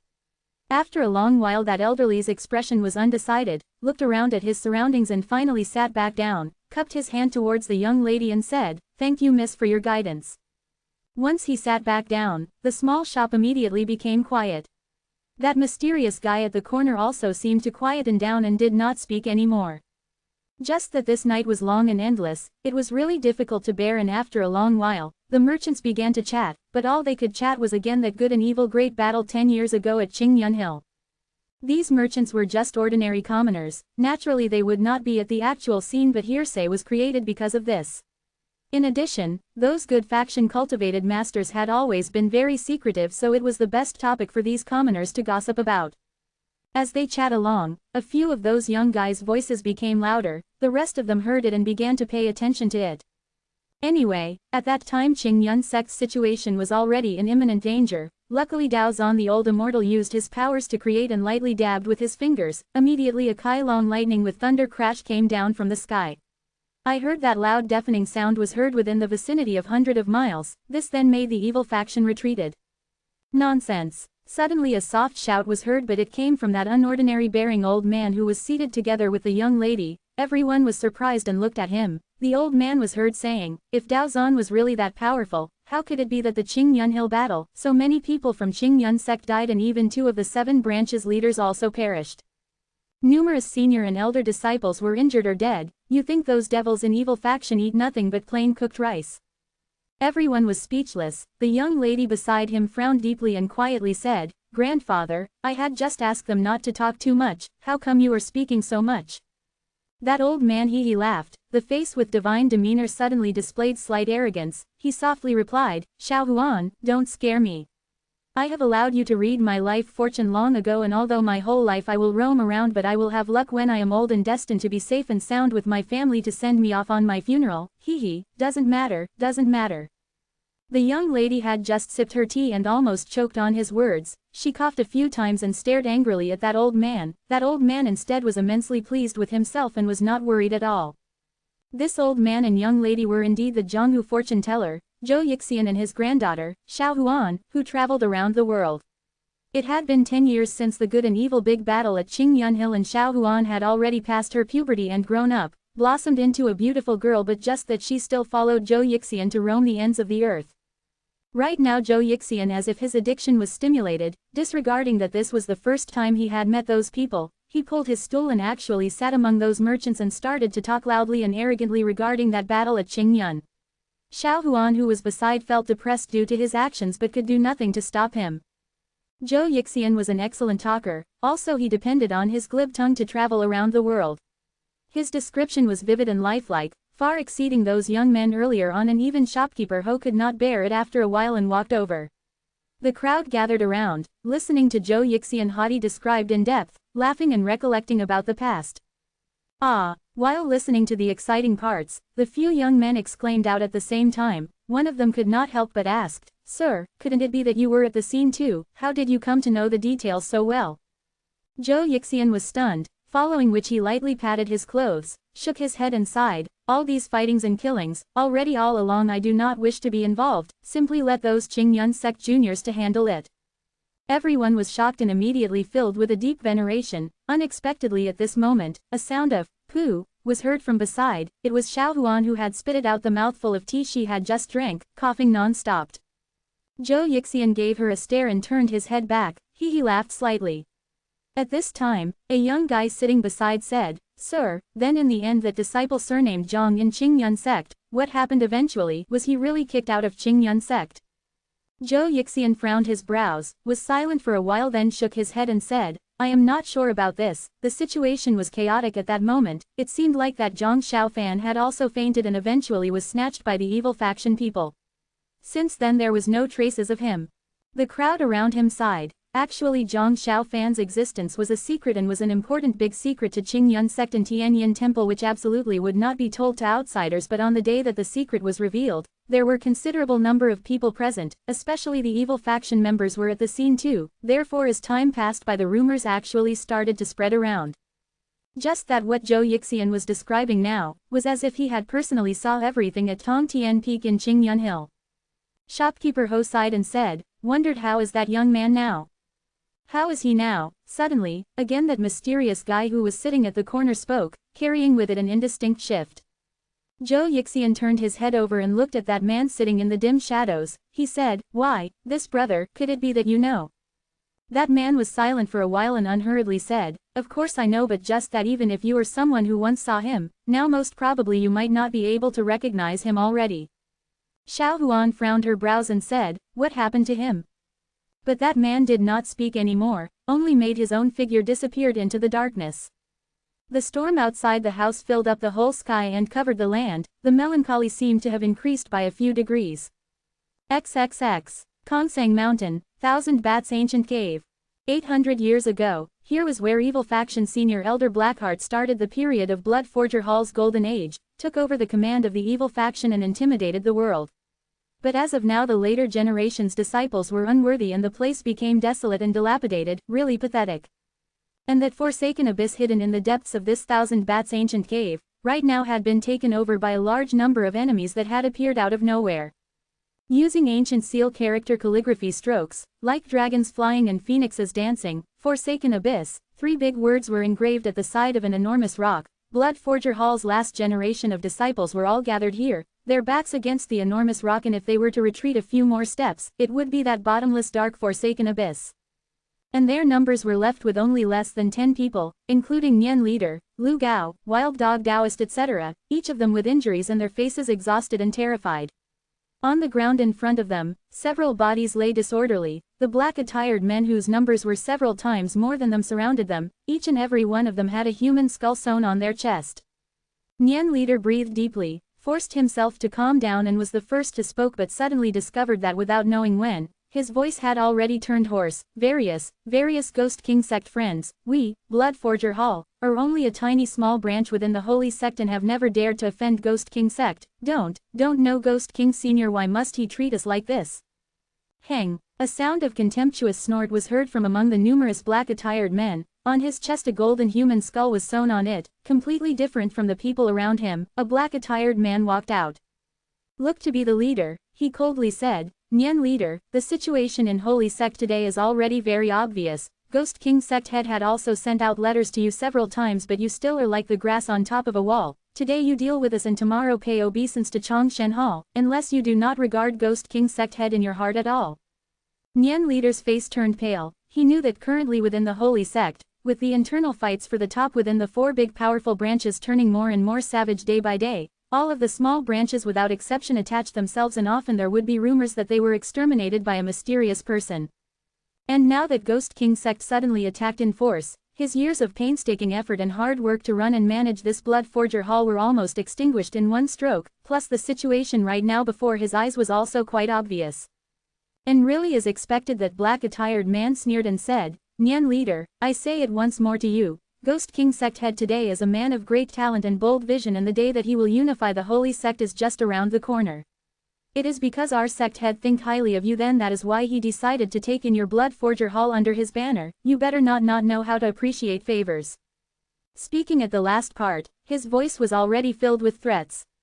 Nian Leader's forehead was full of sweats, although the situation was clear in his tiny small Blood Forger Hall no matter what, would not be able to win over Ghost King sect, but could it be that the inheritance passed down by forefathers be ruined at his own hands?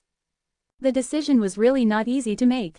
The black-attired man saw the hesitation on Nian Leader's face. His face immediately turned cold and he suddenly said, Nian Leader, I give you one word of advice. The one you are facing now is me and you are considered lucky, but do you know who is the one leading the attack on Kongsang Mountain? Nian Leader's body shook. The black-attired man was already sneering and said, I see that you have already guessed. That's right, it is indeed our Ghost King sect deputy head. Ghostly translator's note, also have the meaning of strict or severe. If he comes, all of your outcome may. Halfway through his words someone beside him suddenly coughed lightly twice. This black-attired man's face changed immediately and seemed to have thought of something. His face also turned pale, seemed like even to him, this name also conveyed a deep meaning of fear. And at this moment, a thick stench of bloody smell suddenly drifted in. Without knowing from where did it come from, it suddenly filled up the entire big space. All of the black-attired men from Ghost King sect immediately straightened and drew their bodies taut. The black-attired man that was leading also turned slightly pale. Looking at him carefully, you could faintly see a slight twitch at the corner of his eye. What kind of person actually made him this afraid? The sound of footsteps gradually rang out and seemed to be coming from the depth of this endless dark abyss, slowly walking out. One step, one bloodstain. All of the black-attired men suddenly, like a flood of water, separated into two sides, creating a path. Faint green light with a slight red color, lightly rippled in the darkness, unhurriedly moving forward. The Blood Forger Hall members' faces all without exception paled, without any color at all. 10 years ago, there was not ghostly this number one figure in Ghost King sect, but a rumor spread within the sect that after the good evil bloody battle 10 years ago, Ghost King sect head Ghost King took a good faction traitor into his sect, regarded him as his own child, and even passed down the entire holy sect classic less than Tian Shu greater than second volume that was said to have fall into Ghost King's hands. And this ghostly, other than his skills, had improved by leaps and bounds. His character had changed even more drastically. His appetite for killing and devouring blood had reached the stage where it struck terror into the evil faction disciples. In the recent years, the internal struggle within evil faction had become more and more severe as the days passed, and Ghost Li, who originally was an honest and simple disciple from Qingyun sect, suddenly became the first-ranked warrior in Ghost King sect, leading the Ghost King sect disciples marching unhindered in massacre, exterminating numerous sects.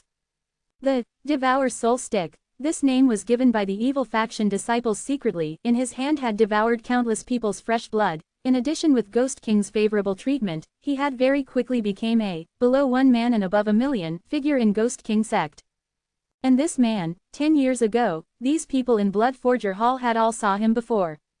In the crowd, Wild Dog Taoist looked over at him, the man who was slowly appearing from the darkness and carrying that strong bloody stench, as if it was diffusing out from the depths of his body.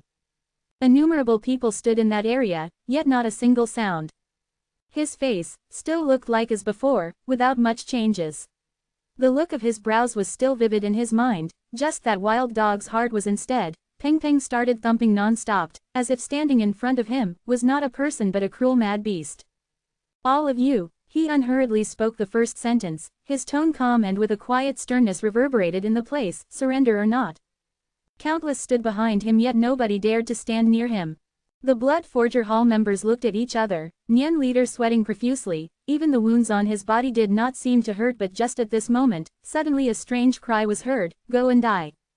Everyone turned pale and only saw that in the next moment on the ground beside Ghost Li, a glint of dagger was suddenly exposed out and stabbed towards his lower abdomen. And the assassin, with his hair disheveled and his expression hysterical yet vacant, both of his legs were already chopped off by somebody, blood streaming down. This person seemed to be a disciple under Blood Forger Hall. His body sustained heavy injuries, and in his fear and pain he finally lost his mind, shouting crazily while stabbing towards Ghost Li. Just that after a short while, the mysterious green light mixed with bloody red light, sent out from Ghost Li's right hand, enveloped this person. The bloody stench in the air, again increased by a few degrees. The withered corpse fell sideways lifelessly. The Blood Forger Hall members' faces again turned pale by a few more degrees. A few young disciples' bodies started to tremble. Ghost Li's eyes instead were gradually suffused with light red glimmer. Again he unhurriedly asked, "All of you, surrender or not?" And that extremely ugly-looking black Devour Soul Stick in his hand, fire stick, slowly also started to light up. Behind him, all of the black-attired men seemed to suck in a breath of air together and at the same time stepped forward. Unparalleled, horrible odors swept over like blotting out the sky and covering the earth, drowning all of the Blood Forger Hall people. Suddenly, a loud cry exploded out among the Blood Forger Hall members, "No, don't want, I surrender." Following this voice, a young disciple ran out, leaving the Blood Forger Hall crowd and dashed towards the Ghost King sect, but subconsciously he stayed far away from where Ghost Li was. This opening immediately created a reaction. The Blood Forger Hall members, you looked at me, I looked at you. Time to time there would be people walking out. Nian leader gave a long sigh, knowing that finally the situation was hopeless, laughed miserably and said, "Forget it, forget it." While speaking, he stepped forward from the crowd. The rest of them followed behind. He slowly walked towards Ghost Li and facing him, took out a palm-sized black plate from his bosom. Engraved on the top was a black heart, presented it with both hands to Ghost Li, laughing miserably and said, "This is Blood Forger Hall, Black Heart Command, Blood Forger Hall 800 years foundation, finally this day considered the end."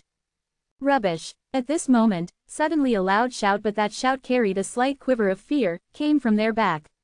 Everyone was surprised and turned to look. In front of that enormous rock, there was still one man standing there, and who did not follow them to walk forward together. Wild Dog Taoist. Wild Dog Taoist stared at Nyan leader breathing heavily, but he still loudly said, "Boss, when you brought me into Blood Forger Hall, we, in front of founder Blackheart Idol, swore a heavy oath, this life to be unswerving. You how can you do this?" Guilt flashed over Nyan leader's face. He lowered his head and quietly said, "Wild Dog, the circumstances forced us to do this, don't seek your own death, quickly come over."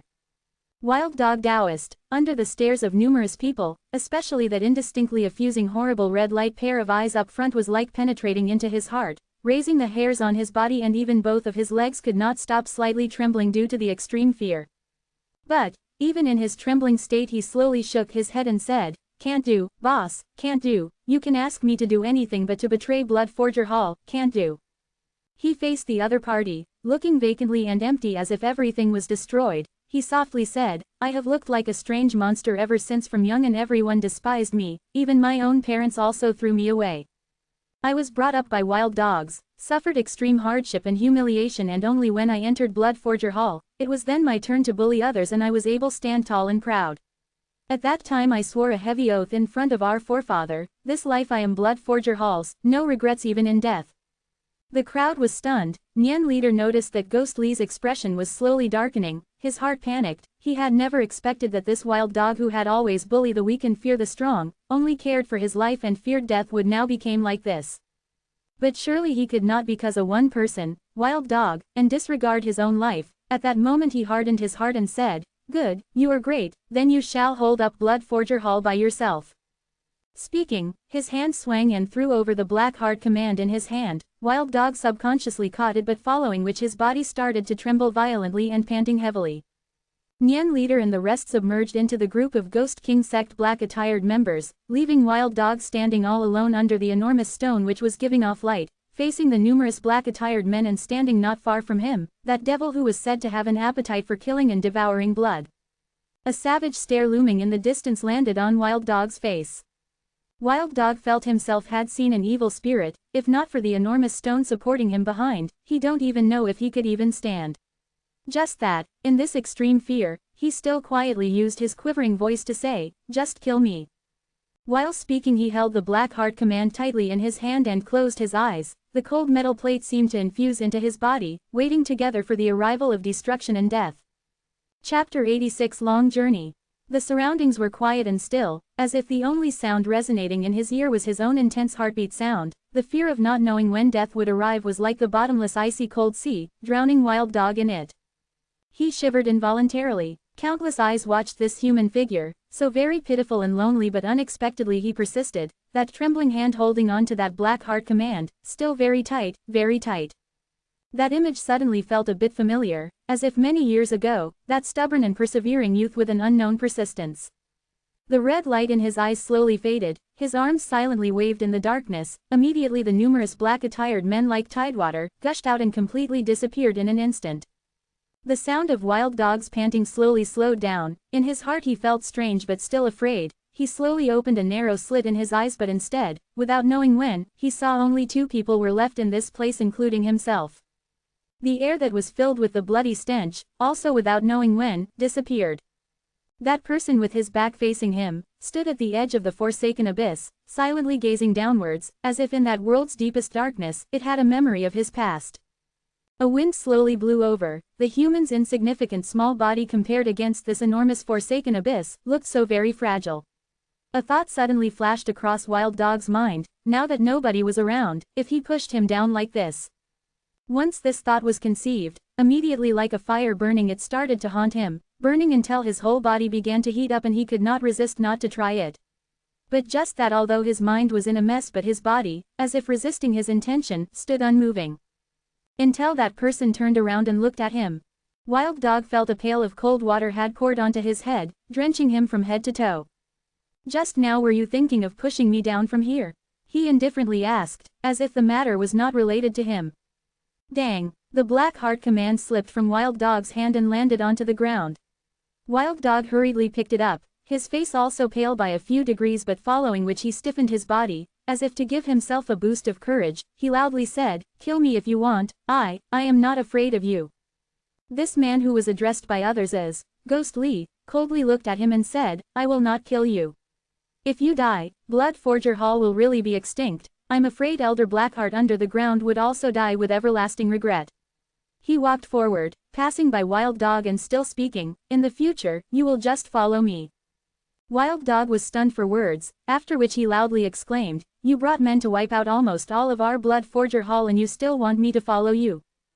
Ghostly did not pay attention to him and continued to walk forward, but his voice still traveled over clearly, your skills is too low, and if it's not for me now, for Ghost King sect to kill you, it will be you that same sect comrades who had surrendered to us, like Nyan Leader and the rest, who saw that you have persevere on Blood Forger Hall, wouldn't it show that they are too shameless? They too will also want to kill you.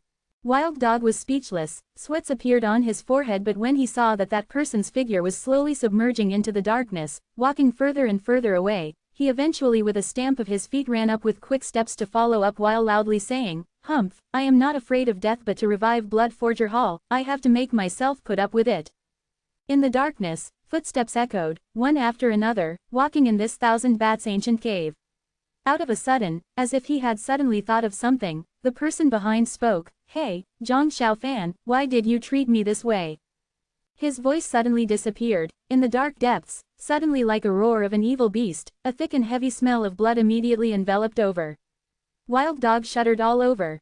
After a long while, that smell slowly dispersed and the person in front, after being silent in the darkness for a long while, only then indifferently said, that name, I have forgotten it for many years.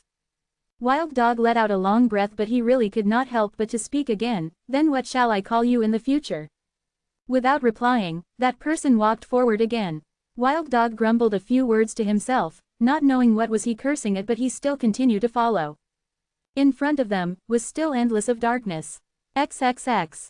Qing Yun Hill. This mysterious and mystical celestial mountain in the mortals' eyes, after 10 years, was still like a paradise on earth.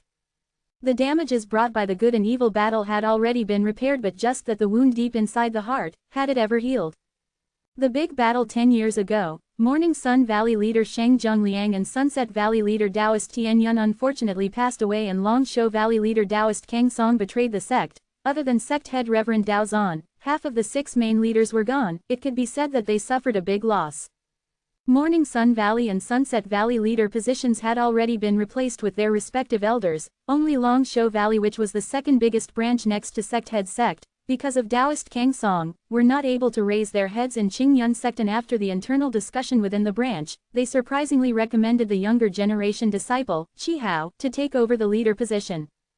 And as if like a trend, among the various big branches in Qing Yun sect, opportunities for the younger generation to show themselves increased, like Return of the Wind Valley Zheng Shushu, Big Bamboo Valley Song Darren, Small Bamboo Valley Wen Min, Lu Shui Qi, were already helping their teachers to do more and more stuffs.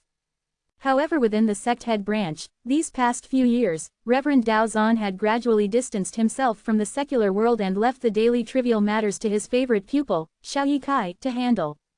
XXX. Behind Tongtian Peak Mountain, Founder's Ancestral Hall. Warm sunlight shone on the majestic temple buildings, making it look solemn yet mysterious. In the ancestral hall it was still gloomy, the faint lights from the eternal burning altar lamps, the candles and joss sticks were still holding a memorial for the countless Qing Yun sect's ancestors' souls. Lin Jingyu, at the empty ground in front of the founder's ancestral hall, alone by himself, with his eyes closed and sitting cross-legged. The Dragon Slayer's sword, which was emitting dark green light rays, lightly floated at the top of his head, producing green halos which enveloped him, flashing mysterious strange light under the sunlight. His face appearance, the look of the naivety had already disappeared, in addition perseverance and vicissitudes. Behind him, deep inside the founder's ancestral hall dimness, a pair of eyes quietly looking at him. After a long while, a figure slowly walked out. It was that mysterious old man with a face full of wrinkles. He unhurriedly walked out of the shadows and sat down at the founder's ancestral hall's flight of steps, his gaze settling on Lin Jingyu's body. After a long time he indifferently said, "That is enough." The Dragon Slayer's sword dark green light rays responded and disappeared. Lin Jingyu breathed deeply and opened both of his eyes. He stood up and turned his head to look at the old man, revealing a smile, saying, "Senior." The old man looked at his young face, a slight trace of smile emerging at the corner of his mouth, and said, "Your aptitude is really good and also so hardworking. Your improvement far exceeded what I have expected, so much more." A look of gratefulness flashed over Lin Jingyu's face. He bowed deeply and quietly said, Senior's great kindness and favor, disciple will remember as long as I live. The old man gently waved his hand and turned, but he sighed and said, in a blink of an eye, it's another 10 years.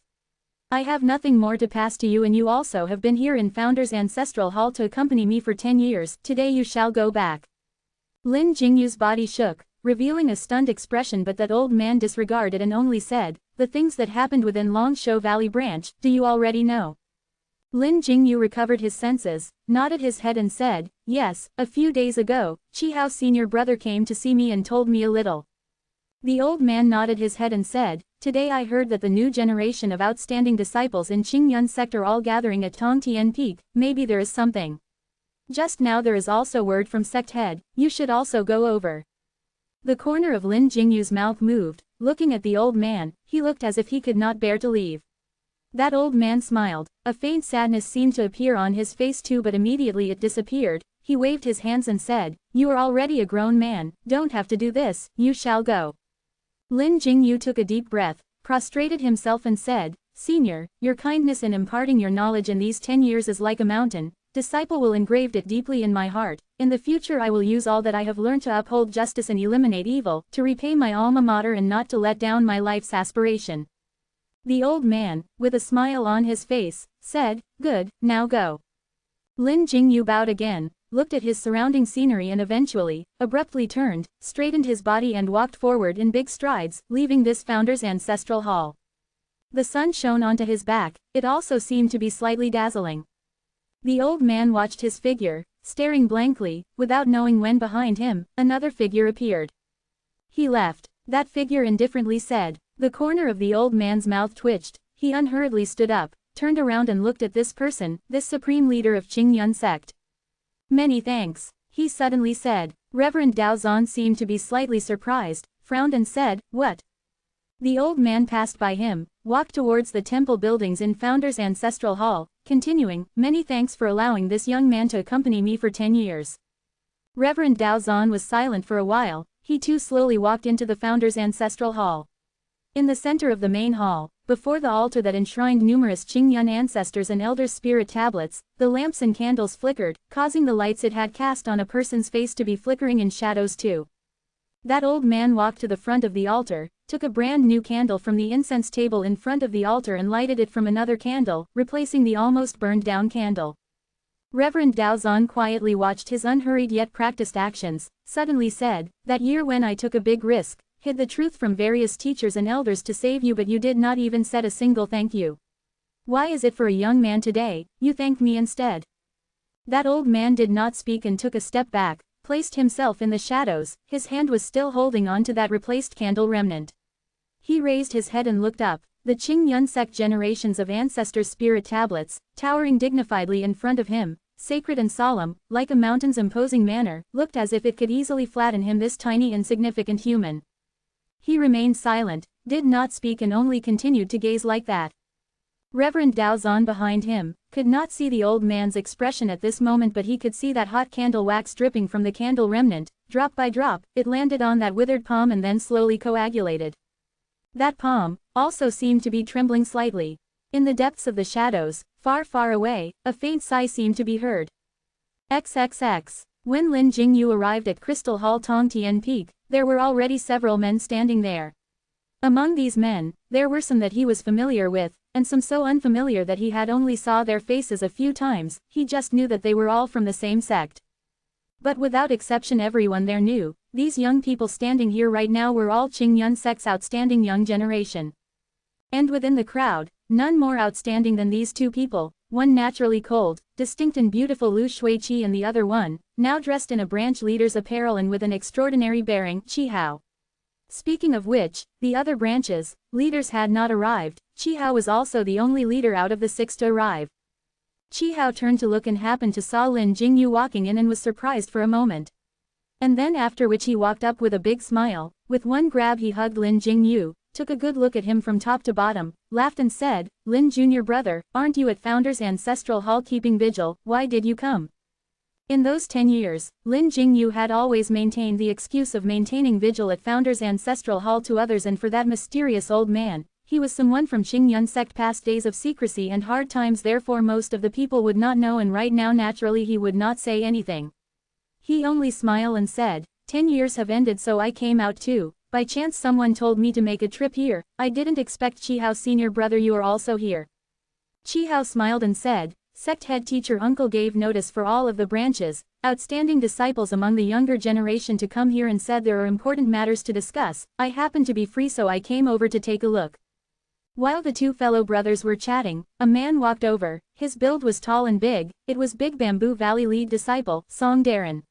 Not seen for 10 years, his appearance however did not change much. At that time Song Darren with Chihao and the rest were considered close, so therefore he came over to exchange some greetings. After a while his gaze landed on Lin Jingyu. Smiling he said, have not seen Lin junior brother for several years. You have become even more handsome and tall. I guess your skills have again improved a lot, right? Lin Jingyu bent his head slightly, smiled and said, Song senior brother, you overpraise me. Song Darren was about to say more when a voice was heard from behind him, saying, ah, Chi senior brother, do you still recognize junior brother? Chihao looked towards the person who was speaking, smiled and said, Zheng junior brother, even if I do forget someone, I will also not dare to forget you. The person who walked over was the most outstanding younger generation disciple of Return of the Wind Valley, Zheng Shushu, and walking beside him were the two beautiful ladies from Small Bamboo Valley, Wen Min and Lu Shuiqi. The majority of the people were all looking at that icy and cold Lu Shuiqi. Only Song Darren looked towards Wen Min. He, with a laugh. Wen Min with a smile on her face, gave him an angry stare. Chihao and the rest had met Wen Min and Lu Shuiqi before. Zheng Shushu said, Chi senior brother, that year when you took over the branch leader position, junior brother had committed a mistake and was being grounded by my father, so was unable to come and offer my congratulations. Please do not be offended. Chihao gave a big laugh and said, Zheng junior brother, what are you saying? As long as I receive your well wishes, it is enough. Zheng Shushu smiled and nodded. He looked around and said, Chi senior brother, this time sect head teacher uncle called us all here, not sure if it is for any big matter. Chihao waved his hands and said, I don't know the specific details too, but I heard something happened somewhere in the west. Sect head teacher uncle intend to send out our outstanding younger generation's disciples to let them gain experience. Ah, all of them uttered a cry. Most were quite curious and excited. Zheng Shushu was also originally full of smiles, but suddenly his face froze, as if he had thought of something. Chihao noticed it and asked curiously, Zheng junior brother, what happened? Zheng Shushu laughed bitterly and said, younger generation, outstanding disciples to leave the mountain and gain experience.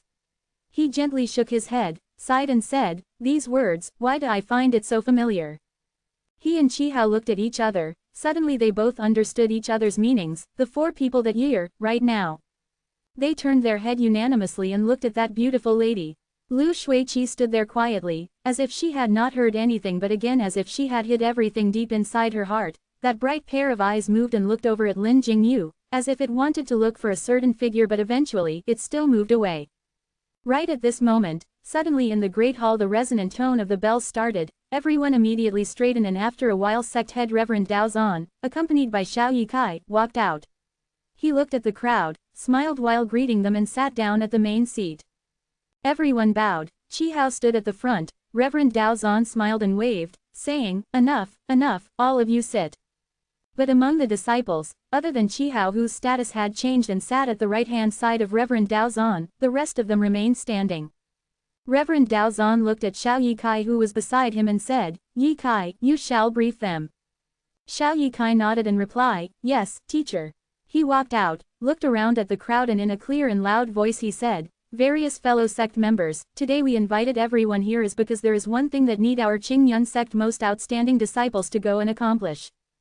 When he spoke until here, there was immediately a stir among the crowd. Xiao Yikai smiled and continued, recently rumors were spreading everywhere, saying that recently inside the big marsh in the west, out of a sudden there were strange lights shining into the sky and ceaselessly for many days. Most likely a sensational rare treasure will soon be born. By right, if the heavens send out spiritual beings, only the virtuous person can claim it, and we are also not interested. But after this news was spread, it was heard that the evil faction evildoers moved out in big forces to the west, intending to get a share of the action. What? Hateful! Qingyun sect young disciples immediately with fury written over their faces, one after another cried out. Xiao Yikai waited till the clamor was reduced slightly, smiled and said, if this news was false then it doesn't matter, but in case there is really such a rare treasure and lands into the evil faction's hands, then aren't we playing jackal to the tiger? Qingyun sect have always led as the world's good faction leader, therefore sect head Reverend had decided to select the outstanding disciples from the younger generation of our sect and to go together to the West Big Marsh to uphold justice and eliminate the demons. Speaking until here, he paused for a while and suddenly with a slight mysterious air, said, various junior brothers, on top of it there is another important matter. It was heard that today Tianyin Temple and Fenshang Valley also sent out their disciples to the West Big Marsh. Ever since that big battle 10 years ago, everyone should know in their hearts, these two sects openly are in harmony with us but in the dark have been eyeing the good faction leader position for a long time. Hope everyone will not cause our sect to lose face. A wave of uproar in the crowd. At once someone shouted, Sect head Reverend, please do not worry, I and the rest will never cause Qingyun sect to lose face. That's right, this time we must show the evil faction and Tianyin Temple, Fenshang Valley people our prowess. Reverend Dao Zan smiled and nodded, stood up and said, this trip to the west, there may be perils, in addition the evil faction is dangerous and crafty, all of you must be on your guard at all times. Everyone responded at the same time, yes. Reverend Dao Zan spoke to Xiao Yikai, then you shall make arrangements, try to move out early. After speaking, his gaze, with or without intention, looked at Lin Jingyu who was standing among the crowd and then turned and walked into the inner chambers. The crowd respectfully sent him off, until his figure disappeared. Xiao Yikai then turned around and divided the members. On the other side, Lin Jingyu spoke to Qi Hao, how come, Qi senior brother, you are not going this time? Qi Hao laughed in spite of himself and said, Lin junior brother, I can't leave. Lin Jingyu then realized, his face turned red and said, ah, senior brother is already our branch leader, I did not think of that. Qi Hao patted his shoulder, smiled and said, this will be your first time venturing out to the world, it is indeed a good opportunity, I look forward for you to exhibit your martial prowess and make a name for yourself in one move. Lin Jingyu smiled and said, senior brother you must be joking. Qi Hao smiled but after which his face turned slightly solemn, he saw that nobody was around and spoke quietly to Lin Jingyu, Lin junior brother, to tell you the truth, 10 years ago teacher. Taoist Kang Song betrayed Qingyun and in the end caused our Longsho Valley branch to hang our heads in shame. Especially Rising Sun Valley and Sunset Valley, these two branches' disciples, they looked at us like enemies. This senior brother of yours, I, in this position, have been really very difficult, therefore I am really looking forward to your trip this time, to help our Longsho Valley gain some glory. Lin Jingyu did not speak and after a while he nodded his head slightly and quietly said, Qi senior brother, I understand, do not worry, I definitely will not make you disappointed. Qi Hao smiled, the tension on his face also lessened, he stretched out his hand to pat on Lin Jingyu's shoulder. Just at this time, Song Darren walked over, looked at both of them, smiled and said, why, this time Longsho Valley is sending Lin junior brother out. Qi Hao smiled and said, that's right, not sure who will be from Big Bamboo Valley. Song Darren laughed and said, originally it was to be me, this good-for-nothing big senior brother, but later on my teacher's wife find me stupid and so let my 6th junior brother, Du Bishu, to go. Qi Hao smiled and said, Du junior brother has always been smart, with him in our Qingyun sect is like a tiger that has grown wings. Song Darren's eloquence naturally was not as smooth and considerate as Qi Hao. After chatting for a while he was about to leave when he suddenly turned back and spoke to Qi Hao, oh right, Qi senior brother, my teacher's wife recently missed my Linger junior sister. After you return home, ask her to come back to Big Bamboo Valley and stay in a few days. Qi Hao smiled and said, Song senior brother, you still do not know, this early morning before I left Longsho Valley to come here, Linger had already returned to Big Bamboo Valley. She said she missed her mother. Seemed like mother-in-law and she are really mother and daughter kindred spirits. Song Darren was stunned for a while and then laughed loudly, loud and clear, reverberating in this crystal hall. Chapter 87 Old Places. Qingyun Hill, Big Bamboo Valley. Misty clouds between the mountains, like a gentle white silk sash, softly shifting. The early morning air with dew still in it, together with the fresh crisp breeze, passed through that stretch of green bamboo forest, brushing against the Big Bamboo Valley summit. That area of architectures with observed silence hall as its center, quietly stood still in the dawn rays, everything appeared to be that tranquil. Just that a sound of dog barking was heard suddenly, mixed with zee cries, broke the silence. Da Huang, with its shiny fur, running over at a fast speed, Xiao Wei riding on its back, clutching tightly onto the fur on Da Huang's neck to support itself, at the same time waving the other hand in the air, looking very excited. 10 years ago, after Zhang Xiaofan went to Tongtian Peak from here, he had never came back. Initially, these two animals became depressed, especially Xiao Wei, who was usually active, was melancholy for a long time. Da Wang too did not have it easy. It mopped around the whole day and not knowing if it was because he loved the food that Zhang Xiaofan cooked. During that period of time whenever Du Bishu, who was replacing Zhang Xiaofan to cook, placed out food for them, would definitely suffer. Da Huang and Xiao Hui's howls and roars, and after they had their meals, would most likely be looked upon with disdain and looking very unsatisfied. Poor Du Bishu also became depressed for some time because of this. Just that time, like water, leisurely passed. The memory of that moment also seemed to gradually fade. Without knowing from when, Xiao Wei and Da Huang again started to play at Big Bamboo Summit, having fun ceaselessly. Just that even though it was so, in the deep nights whenever they were about to sleep, they always returned back to Zhang Xiaofan's room, as if awaiting something. Although for so many years, this room had always been empty. See, Da Huang suddenly stopped in its track. The great inertia almost caused Xiao Wei to roll down from its back. Luckily Xiao Hui's hand was holding on tightly and it managed to stabilize its body. Da Huang barked loudly, suddenly turned its head back, but instead it opened its mouth and rolled out its old long tongue, to chase its own tail, its body turning round and round at the same spot. Xiao Wei sat securely at its back, grinned and loudly, Zizi laughed, looking very excited and happy. This boring game done endless times by Da Huang, but to them, it was as if it was the most interesting game. The faint dawn lights shone on their bodies, the big bamboo valley reverberated with the two animal sounds, the humans were still deep asleep. This excellent timing seemed to be only for them.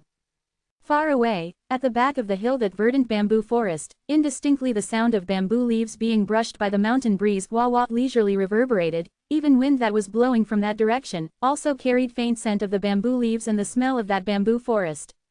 Suddenly, Da Huang stopped chasing its own tail. Xiao Wei on its back also seemed to lift up its head at the same time, opened its mouth wide and looked towards that stretch of bamboo forest.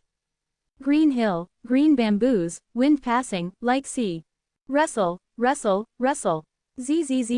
Xiao Wei suddenly shrieked. Da Huang's reaction also seemed to be strange, just that its voice was much softer and barked a few times, but after a while, the two animals seemed to know something. Xiao Wei grabbed tight of Da Huang and Da Huang immediately spread out its legs and swiftly ran towards that black bamboo forest at the back of the mountain.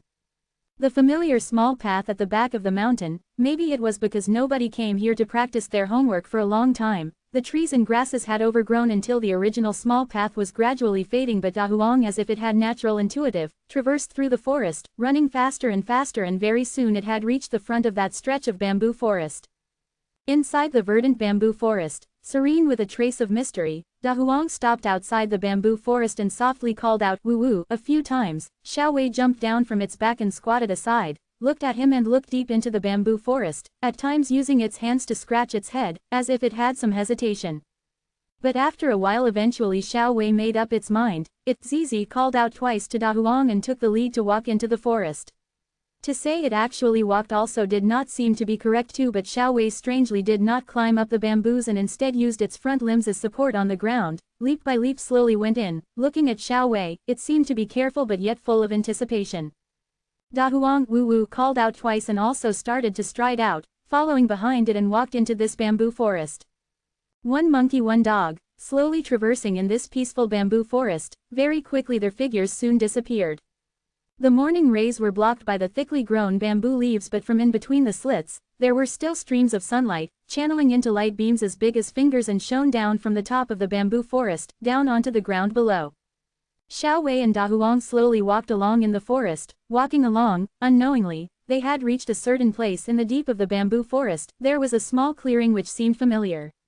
Vaguely in the memory, it seemed to be the place that when Zhang Xiaofan first came here, working hard to chop down the bamboos. Xiao Wei stopped its steps, squatted at the clearing and using its hands to scratch its head, looked around. In the deep and serene bamboo forest, everywhere was quiet. As if there was an unknown scent, lingering here, causing heartbeat to slowly increase. Pooh, a light footstep sound, stepped into this deep forest silence. Xiao Wei and Da Huang both turned at the same time. that person's figure, behind a thick bamboo, slowly appeared.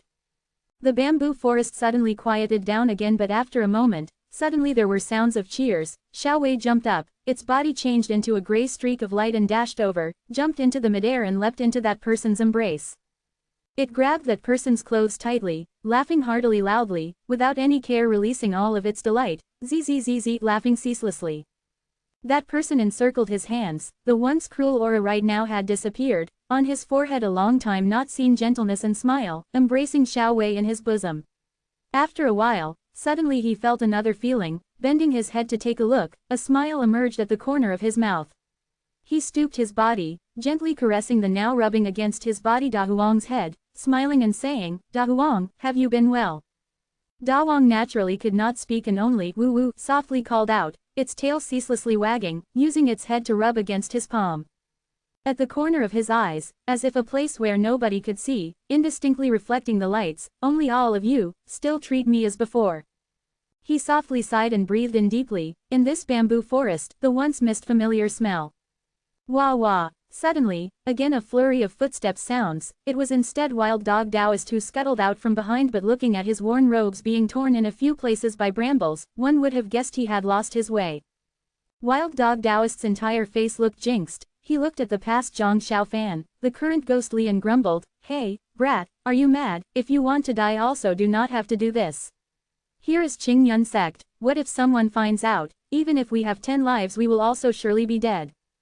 Suddenly, Da Huang, who was extremely docile towards Ghostly just only, turned its head. The furs on its neck were all bristling and it bared its teeth, showing its obvious extreme dislike towards Wild Dog Taoist.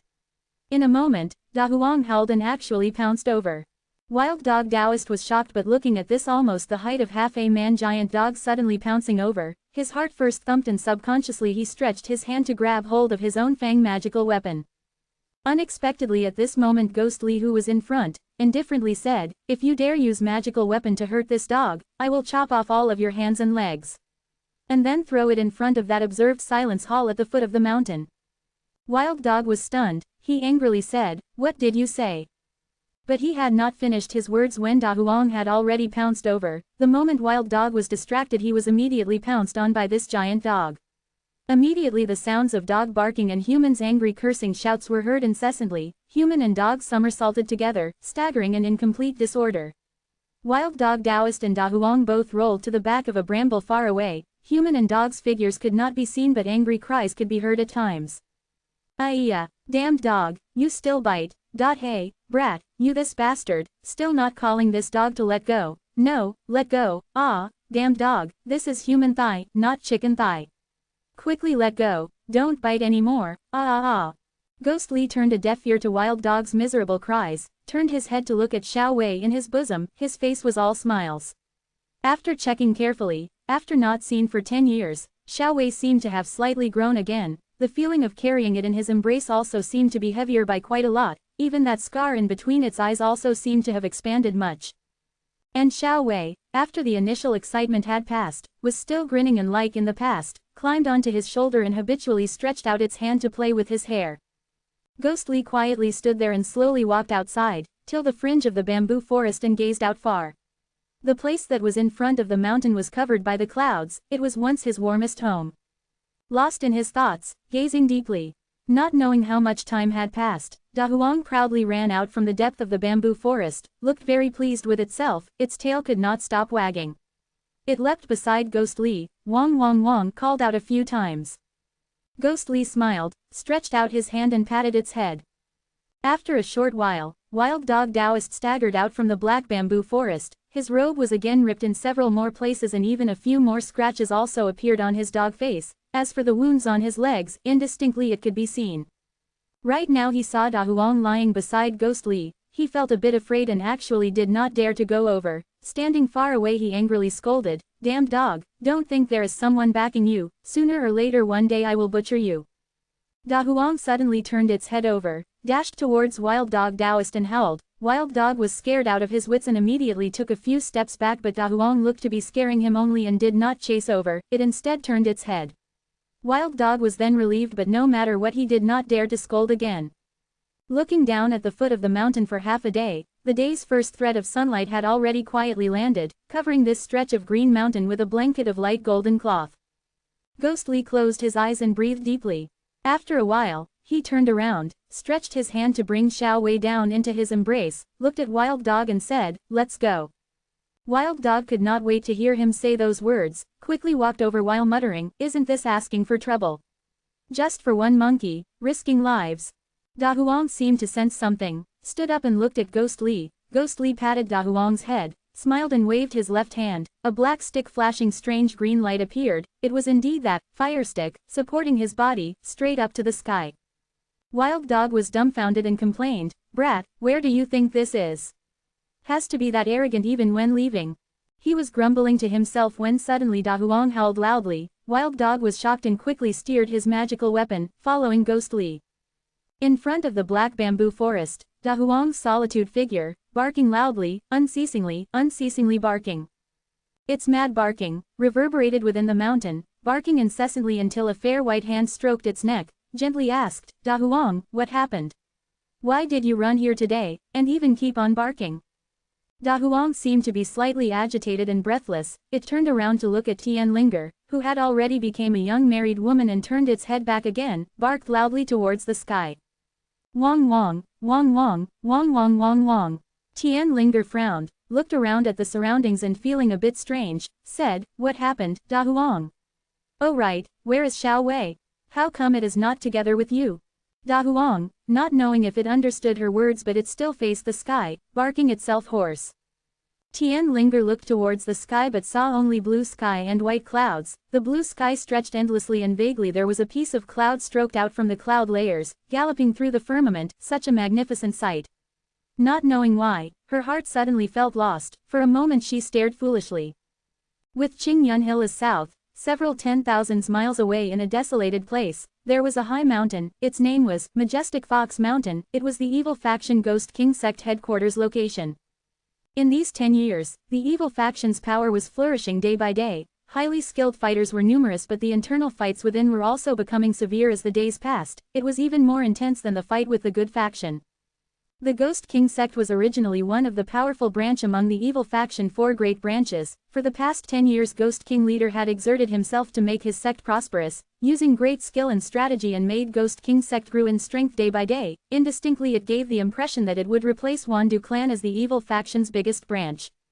The Ghost King sect as of now, for the earlier generations of highly skilled fighters, other than the mysterious 4 holy envoys appearing, there was also a mysterious figure, Mr. Ghost, appearing beside Ghost King. Usually only human voice was heard but nobody was seen. But the attention that was most placed on, was the younger generations of the Ghost King sect, especially the one that was regarded much by Ghost King. Ghost Lee was the most outstanding among them. Ghost King even did not hesitate to make an exception by making him vice leader, regarding him as his own child. Now everyone under the sky knew, Ghost Lee would definitely be the next leader of Ghost King sect. In the evil faction, the internal fights were not only intense but they would go to any lengths. So many people had tried to sow discord between Ghost King and his #1 beloved fighter, but all had failed. And only for those mere number of people who understood that period of past, in their hearts, towards these two people's firm and almost unbreakable relationship, all instead felt sorrow. The black veil gently covered her face, that mysterious black-attired Lady Yuji, right now quietly sitting in the most important room in Ghost King sect. The room was not very big but very cold. The reason for it was because in the middle of the room, a crystal-clear sparkling white ice platform was placed. Vapors of cold air floated up from the almost transparent ice platform. A beautiful girl, wearing her favorite green robe, lying quietly on top, among the threads of white cold air that was floating out. Her face looked to be slightly pale, almost like transparent, cold and beautiful. Both of her hands crossed and placed in front of her body. In her palm, as if already joined to her body, was a small gold bell, flashing with strange light rays, as if it was gazing at this world. At this moment, a low deep rumble was heard from the back. This room's thick and heavy stone door was pushed open by someone and shortly closed up again. Footsteps sound was heard. Someone walked and stopped beside Yuji. Yuji unhurriedly raised her head. To be able to enter this room, there would not be more than 4 people in the entire Ghost King sect. Ghost Lee's pale face appeared in front of her. Her heart behind her black veil, slightly palpitated. Vaguely she recalled, every time this man entered this room, his face would turn more and more pale. Just that in this man's eyes, Yuji totally did not exist. That beautiful girl lying there peacefully, right now, had already occupied all of his heart and body. The stone room suddenly became very quiet as death. Yuji stood up lightly and retreated, but her eyes still lingered on him. His figure appeared to be lonelier.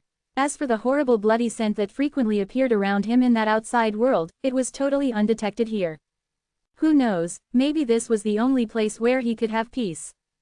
She took one last look at this man and walked out, taking care to close the stone door, but then was shocked to see that Qinglong, wearing all white, was standing beside. What is it? After being silent for a while, Yuji indifferently asked. Qinglong looked towards that stone door and said, "He is back." Yuji's black veil shifted, as if she was nodding slightly, said, "Yes, he is in there talking to Bai Yao." Qinglong frowned and gently sighed. Actually all of them knew in their hearts, the so-called chat, was just ghostly talking quietly to himself. As for Bai Yao, whether or not she could hear, that was another matter. Just that this matter was too heartbreaking and none of them wished to talk about it. Yuji stood quietly for a while and suddenly said, "Zhang Xiaofan, every time he comes back, the first moment he will come here." Qinglong's countenance slightly changed and cut in, "Third sister, as of now he has already been bestowed the name Ghostly by sect head Ghost King. I have told you many times not to use this name to call him." Yuji, behind the black veil, not knowing what her expression was, but there was not a slightest change in the tone of her voice, and continued to say, "But sect head instead has not been here for a very long time." Qinglong looked at her and eventually gave a long sigh and said, "These 10 years, the white hairs on sect head's temples, how much has it increased? I guess you should at least seen it. It is not that he does not miss his only daughter, just that he hide the pain in his heart." Yuji remained silent for a while again, after which she seemed to recall something and raised her head. She said, "The matter of looking for the Black Shaman tribe, how is it going?" Qinglong shook his head and said, "The Black Shaman tribe was only transitory 1,000 years ago, now we don't even have a single clue to where do we go to search." Yuji slowly turned around and walked out. This stone room that Bai Yao was slumbering in, naturally was in an extremely secluded place within Ghost King sect. On normal days rarely anyone would come, and right now in the corridor outside the stone room, there were only the two of them. Qinglong watched the back of Yuji's leaving figure and suddenly spoke, "You better stay a distance away from Ghostly." Yuji's body suddenly shook. Immediately she stopped her steps. Her whole body seemed to tighten, but after which she slowly relaxed, turned around and stared at Qinglong through the black veil. Word by word she spoke, "What do you mean?" Qinglong instead did not look at her, turned his eyes to look that stone room's door, indifferently said, "I know you feel guilty towards Bai Yao, feel that you did not protect her well, but your unspoken concern towards that man seemed to have crossed the line." Yuji did not speak, but this corridor suddenly turned even more icy cold than that stone room. Unseen murderous aura seemed to emit ceaselessly from that black-attired lady. "Are you saying, I actually have feelings towards this young man?" Word by word she spit it out. Qinglong seemed not to feel any of the murderous aura in front of him. His expression also never changed and only slowly said, "Third sister, I did not say that. I only wanted to remind you, because of Bai Yao, the relationship between Ghost King sect head and this man has always been delicate.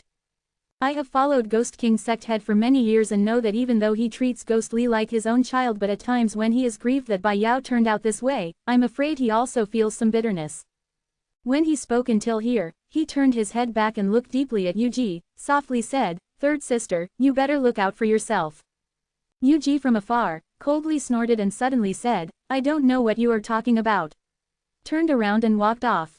Qinglong gave a bitter laugh, shook his head and sighed softly. Inside the stone room, Ghostly sat beside Bai Yao, gazed at that beautiful yet slightly pale face and softly said, "I am back, Bai Yao. During this trip, I helped your father eliminated another branch. It was that blood forger hall that we met in the beginning, you should still remember, right? I don't know why, but when it was down to the last man, I suddenly thought of you, remembered that we met there and I could not do it. Bai Yao, will you blame me?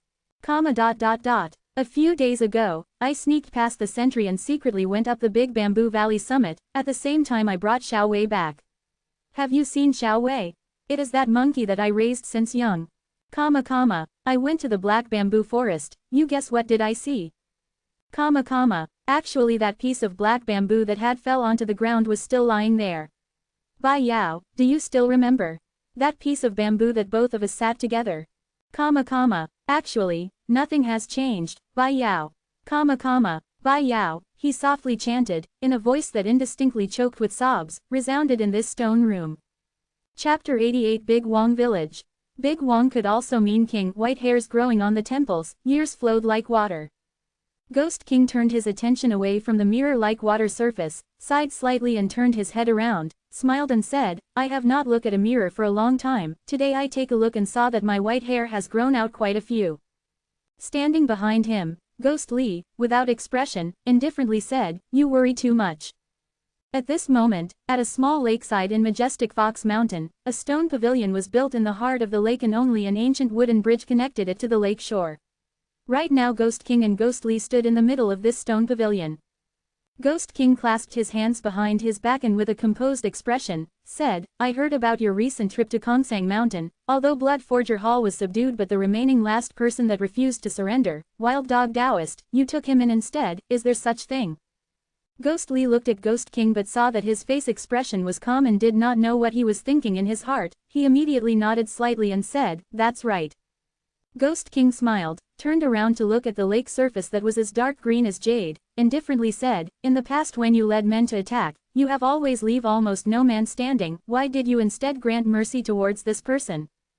Ghost Li was silent for a while and said, the Blood Forger Hall today although is on the decline but 800 years ago it was the de facto ruling group for a period of time, far more than a small branch.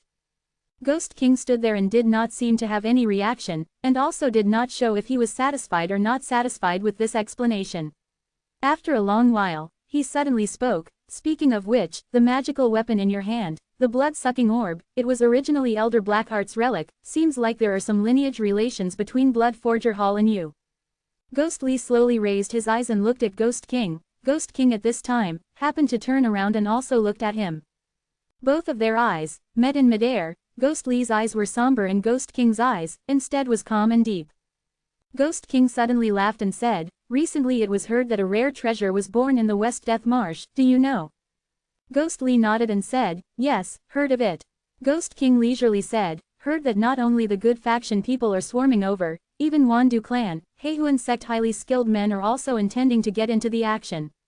As for Chongshen Hall, as their headquarters is located near the Death Marsh, they definitely will not give it up. He paused for a while, facing Ghost Li he asked, what do you think? Ghost Li did not speak immediately and was silent for a long while. Ghost King seemed to be extremely patient with him and did not show any sign of frustration. After a long while, Ghost Li unhurriedly said, since we have subdued Blood Forger Hall, other than the 4 great branches in the sect, the last branch with some promising potential has also been dismembered. A smile emerged from the corner of Ghost King's mouth, he nodded and said, that's right. Ghost Li said, in the evil faction, it has always been a tripartite confrontation at the top, the 4 great branches have always wanted to take over each other. In the past because of the external threat from good faction, they then worked together to fight off the external enemy. Of course now is the not same as before, and presently the power alignment in the sect is slowly lining up, the next step will be the fierce battle between the 4 great sects, just that we don't know who will the one to take the first step. Ghost King smiled and clapped his hands, saying, good, good. Well said. Ghost Li took a look at him and indifferently said, over these 10 years, you have not only passed on to me the 2nd volume of Tian Shu, you have even imparted your life's knowledge, strategies, decision-making, one after another, if I still cannot infer on this then wouldn't I be unworthy of your painstaking efforts? Ghost King smiled and looked at this young man in front of him, like looking at a treasured perfect object that he had personally crafted. In his joy there was an indistinct pride. He was heard saying, that is not entirely so, the things that I have imparted to you will also depends on your ability to comprehend. These few years you have progressed fast and really far exceeded my expectation. Initially I thought that with your aptitude, you would need to practice at least 30 years and more. Unexpectedly you have used only 10 years and attained such a big achievement, rare indeed, rare indeed. Upon receiving such praise from Ghost King, Ghost Li's face instead did not have any smile, as if to him, this was nothing to be happy about. But Ghost King also did not mind. These few years the person in front of him, from the initial Zhang Xiaofan until the present Ghost Li, his past characteristics had all totally turned upside down, other than his appearance which remained the same, almost the rest of him did not carry any resemblance of his past. He paused for a while and said, So what do you think? In our holy sect, the war between the four great branches is inevitable. Do you think that we should attack first? Or quietly wait? But this time Ghostly did not have any slightest hesitation. Immediately he said, preemptive strike. Ghost King fixed his eyes on him and said, good. Then which branch do you think we should deal with first? Ghostly said, Chongshen Hall. Ghost King frowned, but there was already admiration in his eyes. He said, why is that so? Ghostly said, currently Ghost King sect and Wandu clan's strengths are the greatest. Heihuan sect and Chongshen Hall are second. Heihuan sect has always been low-key, but Chongshen Hall leader, Yu Yongzi, although his skills is high, but he is proud and conceited and has always considered himself the main leader of that Qingyun Hill good and evil battle and thinks himself as the ultimate supremacy of the evil sect. Such a fool, if not to choose him, then who? Ghost King smiled and said, that's right, well said. If you were to lead, how will you move? Ghostly muttered slightly to himself and said, now is the good opportunity. With the birth of the rare treasure in the Death Marsh, Yu Yongzi will definitely see it as easy as reaching for it from a bag and will not allow outsiders to dip their fingers in. But since the good faction is coming in forces, we can wait for Chongshen Hall to clash with the good faction, and after both parties sustain heavy injuries, we will join hands with Wandu clan, Heihuan sect on the sly to make our moves. This kind of throwing stones in after a man has fallen into a well move, they will definitely not reject. As such, this battle will surely succeed. Ghost King looked at him and did not speak. Ghostly slowly raised his head, looked at Ghost King and lightly said, what is it? Ghost King seemed to stare vacantly at him. After a while he regained his senses and slowly withdrew his stare, as if he had sighed deeply inside his heart. He indifferently said, nothing. What you have just said and what I have thought are almost similar. Ghostly did not speak any more. Ghost King smiled lightly and said, you shall rest for another 2 days and then proceed to Death Marsh. After speaking, he took out a sealed letter from his bosom and passed it to Ghostly and said, I have already wrote the details in this letter. After reaching the Death Marsh, all matters and people under Ghost King sect will follow your orders. Ghostly slowly took the letter and kept it in his bosom. He remained quiet for a while and then nodded his head towards Ghost King, turned and left after that. But just when he had only took a few steps, he suddenly heard Ghost King said, there is still one more thing. Ghostly stopped. Ghost King's voice was heard saying, between us, why do you still address our holy sect as evil sect? Ghostly remained silent for a long while and coldly replied, I have joined the sect for 10 years, in here every day is a blood fight, everyone is trying to outwit one another, scheming and manipulation are even more common, how can it deserve a holy word? Ghost King laughed loudly and then said, oh, then the good faction which you came from, how is it? Ghostly's body seemed to tremble slightly. After a while, he was heard saying, the wicked things that the good faction did, are no better than the evil faction people. Ghost King looked at him with interest and said, this is not, that is also not, then in your heart what is it that you have defined as good? Ghostly did not answer, remained silent for a long while and raised his head to look at the sky. Blue sky, white clouds. I don't know, he quietly said, as if talking to himself. After that figure whose back appeared to be somewhat lonely and melancholy gradually went further away, the smile on Ghost King's face also slowly disappeared. In his obscure eyes, it seemed to blink with a mysterious light, twinkling ceaselessly, wondered what was he thinking in his heart. At this moment, a voice was heard from the other side saying, sect head, I. Ghost King cut off his words and said, Qing Long, come on up. Yes. Qing Long walked over from the wooden bridge, his eyes followed the direction where Ghost King was looking at somewhere far away and said, Deputy Head was also here just now. Ghost King nodded and said, what is the matter? Qing Long said, Wandu clan, that old freak secretly sent his men over again, asking when will sect head be sending men into the Death Marsh and for everybody to work together. Ghost King sneered and said, go and reply them, after 3 days, Ghost King sect and Wandu clan, Heihuan sect will be entering the marsh together. Qing Long nodded and replied, all right. Ghost King muttered to himself for a while and then, as if suddenly thought of something, turned his head facing Qing Long and asked, Qing Long, what do you think about Ghostly? Qing Long was surprised, raised his eyes to look at Ghost King but saw that Ghost King looked calm, however his eyes were deep and bottomless. In his heart an unknown cold shudder passed through and for a moment he forgot to answer the question. Ghost King smiled and said, what is it? Qing Long returned to his senses, but after which he pondered to himself and his expression showed some hesitation. Ghost King saw it, smiled and said, Qing Long, we have known each other for many years, you can just speak your mind. Qing Long shook his head and laughed bitterly. He said, I shall say it like this. When I was at his age, my skills were not as high, shrewdness not as deep. Speaking until here, he suddenly stopped. Ghost King frowned and said, what is it? Is there more? Just say it. Qing Long hesitated for a while, looked at Ghost King and said, methods not as cruel. Ghost King looked at him but did not say anything. He unhurriedly turned around and looked at that mirror-like lake surface. Qing Long, behind him, slowly said, these few years, especially the recent 2 years, Ghost Li's methods are becoming more and more fierce and vicious, killing people at the slightest provocation and is even more ruthless in the power struggle. And among our Ghost King sect's younger generation, the more outstanding ones like Kill the Living Monk, Swallow Returns etc., majority of them are all under him. Ghost King indifferently asked, you think that this is not good? Qing Long slowly shook his head and said, not that, just that in those days how exactly did he turn out to be this way? Ghost King was silent for a while and suddenly said, actually I too made a wrong judgment in the beginning. Qing Long was surprised and said, sect head, what did you say?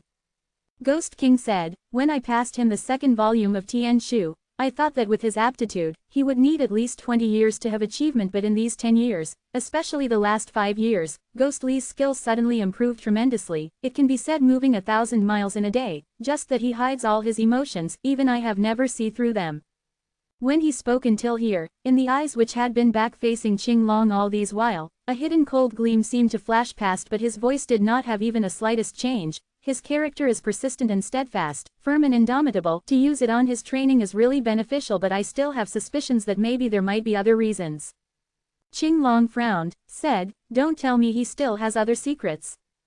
Ghost King shook his head and said, you should know he has Qingyun sect's Taoism true way and Tianyin temple's great Brahmin wisdom. Qing Long nodded and said, that's right.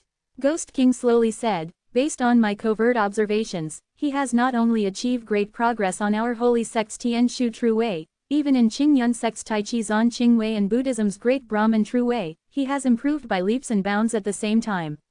These 3 sects, true ways, don't tell me subconsciously they complement one another and produce an extraordinary effect. He turned around, faced Qing Long, smiled and said, with his current skills and in addition that rare magical weapon, soul-absorbing, in his hand, even if you have the Ring of Universe Clear Light, I'm afraid you only have 50% of success. Qing Long smiled and said, I'm old already, no longer able to compete against the young people. Ghost King suddenly laughed loudly, stretched out his hand to pat his shoulder and said, there is no such thing. He smiled while speaking unhurriedly. During that time I foresaw that this youth would definitely not be a sedentary animal in the pool, and today his achievement has even far exceeded my expectation. If Ghost King sect was to be handed over to him, in the days to come the future will definitely be full of boundless prospects, just that. Ghost King clasped his hands behind his back and suddenly stopped speaking, walked to the side of the pavilion and gazed out. Qing Long quietly stood beside and looked at Ghost King. On that figure of great authority, suddenly an indistinct melancholy was revealed, silently conveying that in spoken words. Bai Yao. After 3 days, Ghost Li left majestic Fox Mountain and headed for southwest. At the same time with him there was the monkey Xiao Wei, and other than that, Wild Dog Taoist also came along. Initially Wild Dog Taoist did not wish to go to that dangerous Death Marsh place, but Ghost Li only carelessly said, after I leave, I guarantee that majestic Fox Mountain will be 100 times even more dangerous than that Death Marsh, do you believe? After he spoke these words, Wild Dog Taoist immediately turned pale, although his mouth was still stubbornly unyielding, but his legs already followed behind. The divine land, vast lands, boundless in length and breadth and naturally the richest and most populous, was the Central Plains, and outside the Central Plains, the north was the original bitter icy cold North Pole, uninhabited by humans. The east side was the boundless Great Sea. As for the south, outside the Central Plains there were the great mountains, towering at the frontier. The mountains' ranges seemed to stretch forever. Over there, barren hills and treacherous rapids with foul air and poisonous substances were uncountable. Legends also said there were even strange and peculiar wild barbarian men, who devoured birds and beasts' raw meats, extremely savage and cruel. And on the west side of the divine vast lands, there were 2 terrible lands. In the northwest direction, there was a desolated desert which stretched as far as the eye could see. The common people called it the Wildlands, in which there was no rain for more than 100 years. The climate was extremely dry and occasionally there were a few oases, but mostly occupied by wild and ferocious beasts. Naturally it would be death for those common people who went in. And in the legends, in the deep of the wildlands, there was one grand temple from where the evil faction originated from. As for the southwest, it was the enormous death marsh that the common people was talking about. The climate of this place was completely different from the northwest wildlands. Within a year, every 10 days there would be rain for 7, 8 days. The different unusual floras were as many as the hairs on an ox, lush and flourishing.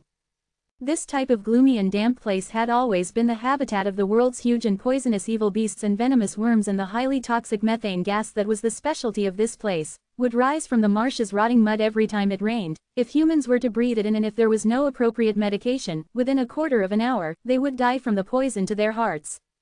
Other than this, the rotting animals' bodies, trees and plants that were soaked from the rain for thousands and hundreds of years, turned this into a perilous place. A slightest misstep and you would be sucked into the bottomless marsh, forever unable to see the sun and die a miserable death. Such perilous place, naturally usually no one would come. But not long ago, the rumors started to spread in the world. In the West Death Marsh, a sudden enormous huge golden beam of light shone out into the sky for a day and night. Even in the deep of the night, the sky was as bright as daytime. After 3 days, the golden light then gradually dispersed. From then on, in the death marsh there seemed to be always loud strange crying sounds indistinctly heard, causing those living at the death marsh borders to be constantly fearful. Once this news spread, it immediately shook the world. From the cultivator's point of view, spiritual beast magical weapons had always have their own spiritual nature. Looking at this volume of huge golden light, naturally it was the premonition of a rare treasure's birth calling its predestined person over.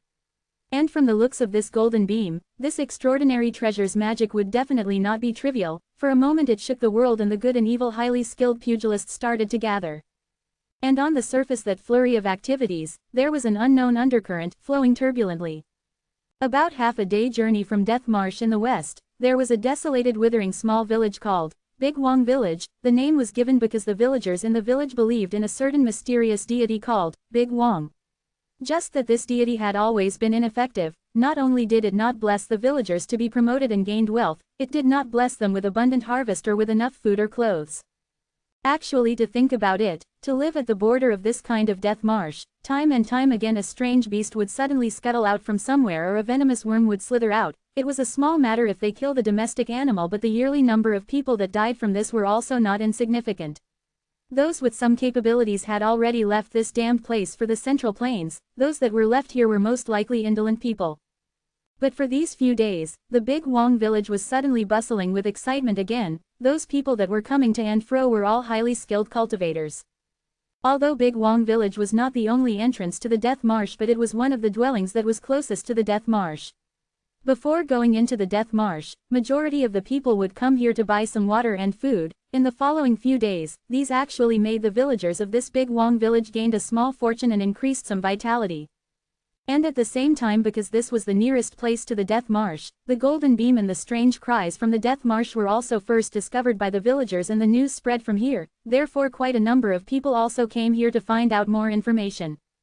Just that after the number of people increased, naturally there would be good and evil people too. In the days that followed, in this little small place of Big Wong village, fights had occurred countless times, and some unlucky ones who had not even stepped into the death marsh and yet without rhyme or reason died here. It was really injustice.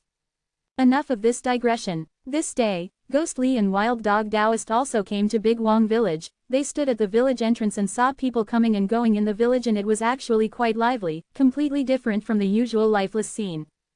Walking into the village, Wild Dog Taoist glanced all around, frowning and muttering something.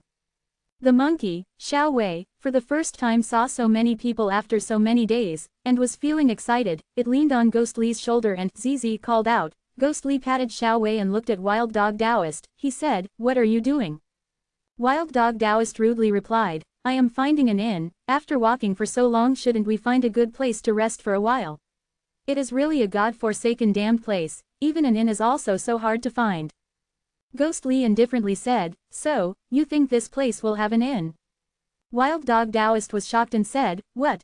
Ghostly turned his eyes to look at the people walking up and down the street, saw that those people's clothes were of vibrant colors. Obviously they were not the hard-working people of Big Wong village, and said, "Have you come here before?" Wild Dog paid a sound and said, "Who will have nothing better to do to come to this damn place?" Ghostly took a look at him and said, That's right, since this place does not have outsiders visiting and the villagers are all impoverished, what is the use of a inn? Wild Dog was speechless, his dog face turned a few more degrees of bitterness. At this time, suddenly at the main street ahead of them a cry was heard. Someone loudly shouted, "Foresee 50 years of future and be able to break 300 years of horoscope, indisputable deity fortune teller, brush pen to judge yin and yang, foretell the coming future, come and know your fortune." Both Ghostly and Wild Dog were surprised and turned to look at the source of the voice. At the side of the main street, a worn-out table and chair were placed, a bamboo pole was stuck beside and a banner hung from it, with words written, "Immortal Guide," 4 words. Beside the bamboo pole, an old man with uncommon bearing was shouting in a clear loud voice. The shout earlier on came from him, and beside him, a sleepy young lady, her looks was rather pretty and right now leaning her body against the table, a helpless expression on her face. Without saying, these two would be Zhou Yixian and Xiao Huan. Zhou Yixian brought Xiao Huan to roam the earth, and although his ability was not high, but he still persistently liked to head towards places where it's lively. Some time ago he heard about the Death Marsh rumors, and immediately, in spite of Xiao Huan's objections, he dragged her to this big Wang village. Right now, using Zhou Yixian's words to say, traveling allowance had all ran out, the hero had came to a dead end, he had no choice but to tell fortune in the streets.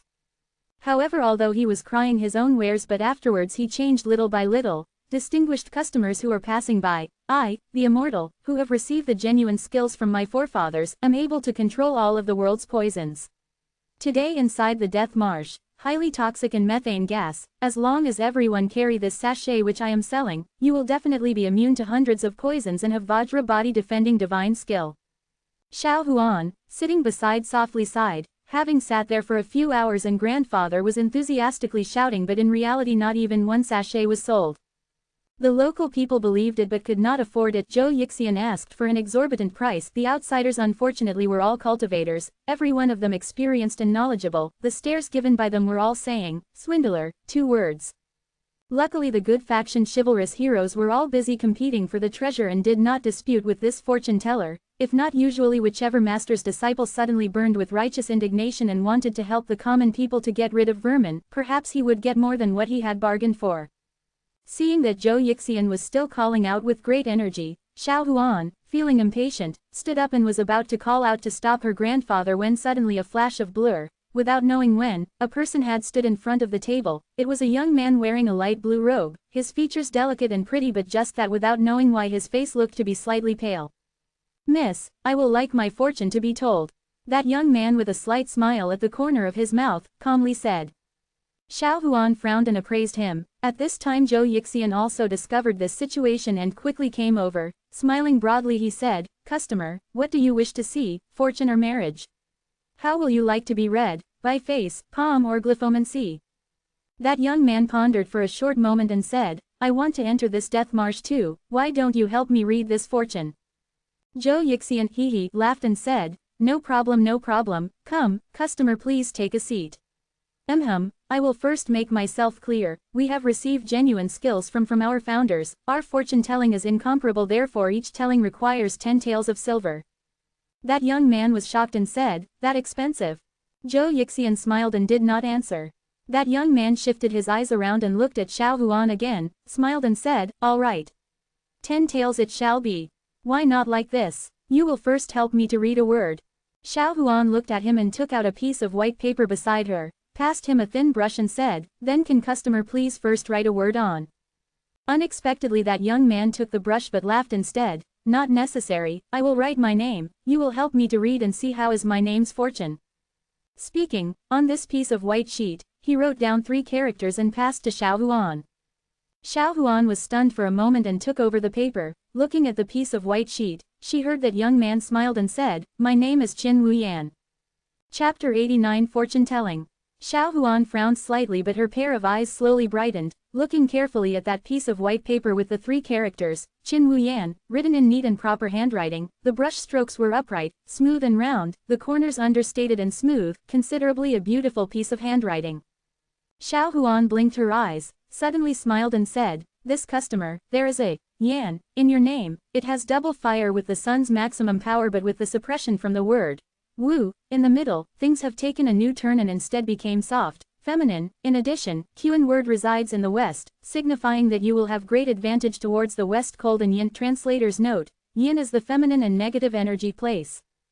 She placed the paper gently on the table, looked at Qin Wuyan and said, the West Death Marsh is a place of dampness and yin energy. Your luck will definitely not be bad in your journey there.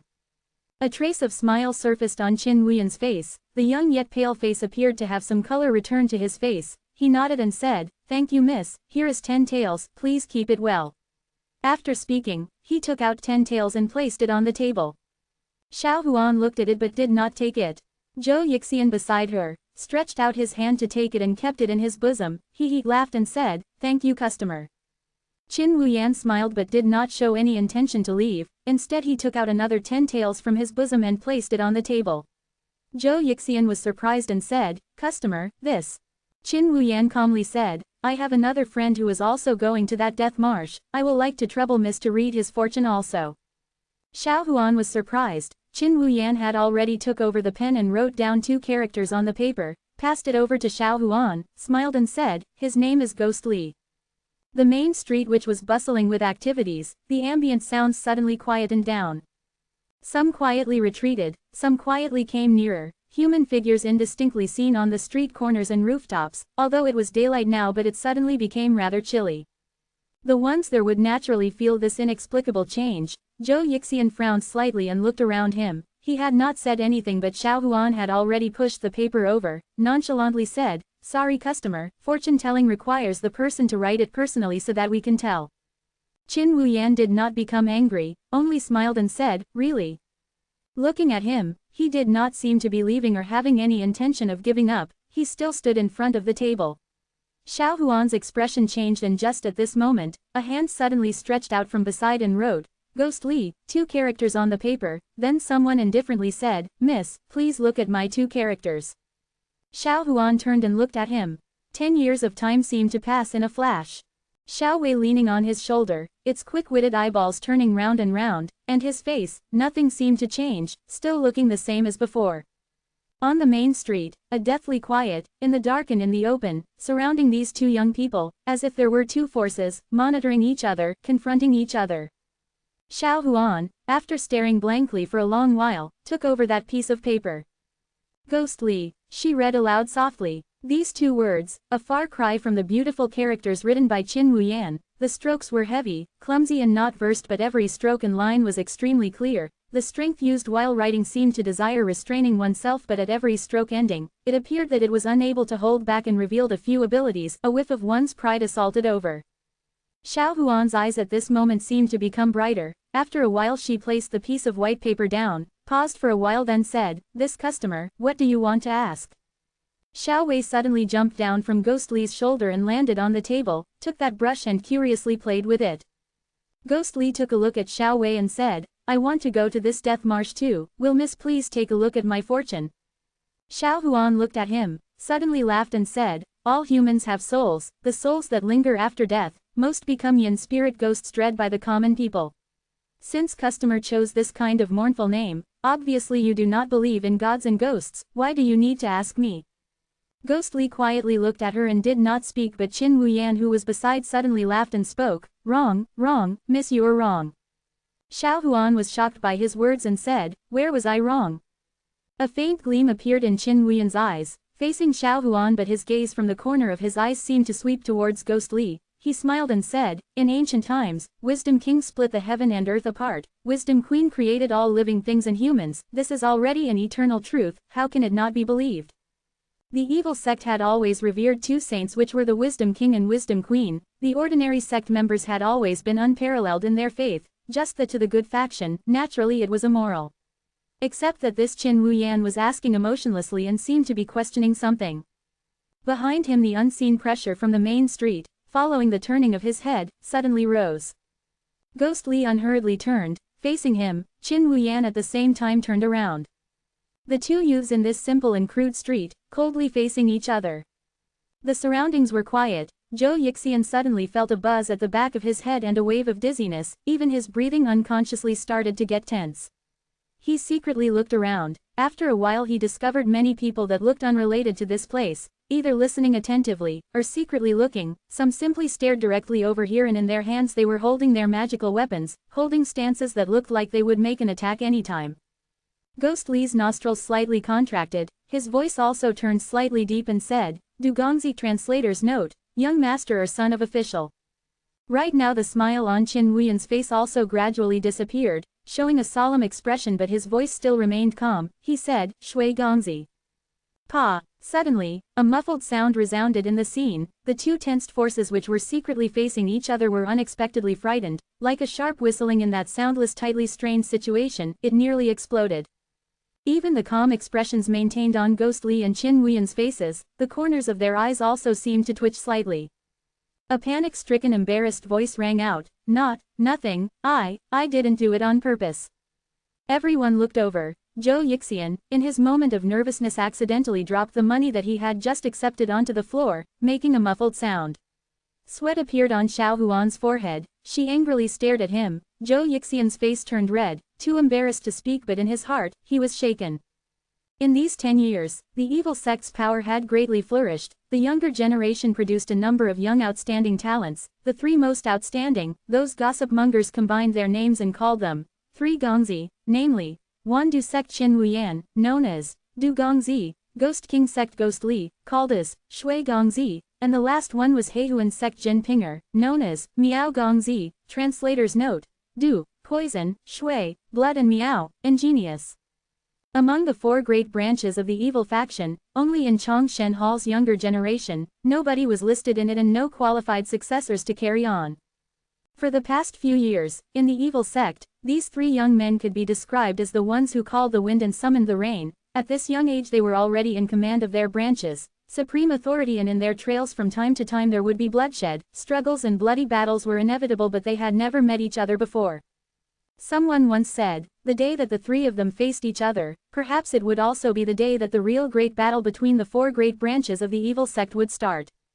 And right now, the two most powerful branches in the evil sect, Wandu sect and Ghost King sect, were in the stares of these two young men who were facing each other. The atmosphere in the place was strangely quiet and strained. Zhou Yixian felt himself almost could not breathe and wanted to secretly pack up and take Xiao Huan away, but right now no matter what he dared not move. These two young men were renowned fiends and he definitely could not afford to offend them. At this moment, Qin Wuyan suddenly laughed and said, Ghost Lee brother, Junior has long admired your big name. Today I finally have the chance to meet you. It is really the blessing of 3 lifetimes. With this laugh immediately the tensed atmosphere was greatly relieved. Zhou Yixian could almost immediately felt it, the constant invisible pressure pouring in from all around. With his laugh, started to retreat slowly. Ghost Lee although did not smile, but his expression softened, maybe in both of their hearts. They both knew that now was not the time for them to fight. Qin brother is too kind. Qin Wuyan, as if the earlier confrontation had never happened, smiled and said, with Ghost Lee brother your good self-arrival here, most likely the rare treasure in the Death Marsh will definitely not be able to escape from brother's hands. Ghost Lee looked deeply at him and suddenly said, the world is so big, Ghost Lee is just an inferior person. If Senior God of Poison wished to have this object, Senior needs only to speak out and definitely nobody will dare to take. Qin Wuyan's face expression slightly changed and immediately said, our teacher no longer pay attention to the world's affairs. What's more, if it is to belong to someone, it should be Chongshen Hall Yu Yangzi Senior who run this place. Ghost Lee looked at him, calmly nodded and said, Qin brother's words are right. Both of them looked at each other and suddenly laughed. Qin Wuyan cupped his hands, turned and with his hands clasped behind his back, left. Looking at his natural and relaxed figure, if one did not know his identity, maybe one would have thought that he was an elegant Gongzi from the secular world. As his figure walked further away, the pedestrians who were walking along the bustling main street just only suddenly broke off and dispersed. In a short while almost half had disappeared. Ghost Lee unhurriedly turned his head around, his gaze landed upon Xiao Huan who was standing at a side. Xiao Huan's bright pair of eyes instead did not show any slightest sign of fear and met his gaze. Ghost Lee looked at her for a long while and looked at Zhou Yixian and finally back to Xiao Huan. Suddenly a trace of smile emerged on the corner of his lips and he quietly said, you have grown up. That not seen for ages smile suddenly appeared, as if a wisp of spring breeze had melted some ice, but it was just a fleeting moment. When Xiao Huan regained her senses, Ghost Lee had already carried the monkey Xiao Wei and headed towards the west. The surrounding people either followed from afar or followed near. gradually another half disappeared. Without knowing why, Xiao Huan suddenly felt an inexplicable disappointment and silently looked at that young man's back figure. She saw from far, although there seemed to be a crowd clustering around him, but no one dared to go near, other than the monkey on his shoulder. Even that figure also seemed to be somehow melancholy. She watched silently, engrossed. "Hey, young lady!" Suddenly a loud shout rang out beside her. Xiao Huan and Zhou Yixian, who was packing up, were shocked. When they turned to look, they saw a Taoist man with strange facial features, and the shape of his face was like a dog. Standing in front of them, he said, "Young lady, seems like you can read fortunes very well. Read the fortunes for your uncle Wild Dog Taoist too." Xiao Huan looked at him and said, "Oh. What does customer wish to see, by face or by characters?" Wild Dog was about to answer when suddenly a sound of "zizi" was heard from beside. Everyone was surprised. Xiao Wei the monkey, without knowing why, had ran back, and in 2 to 3 steps it had scurried to the fortune-telling stall side, a pair of eyes rolling to and fro at these 3 people. Wild Dog stared at Xiao Wei and angrily said, "What are you hurrying? Are you afraid your Taoist uncle will eat up this young lady?" After speaking, he turned his head around and spoke to Xiao Huan, "I am illiterate, you will tell my fortune from my face."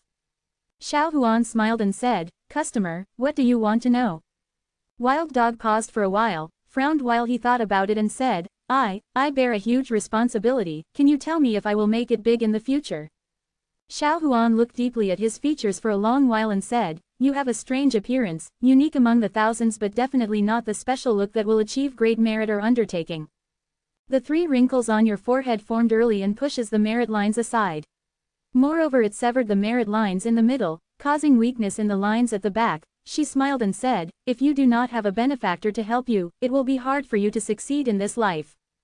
These words were spoken casually by Xiao Huan, but Wild Dog Taoist turned ashen upon hearing it. His expression was extremely ghastly.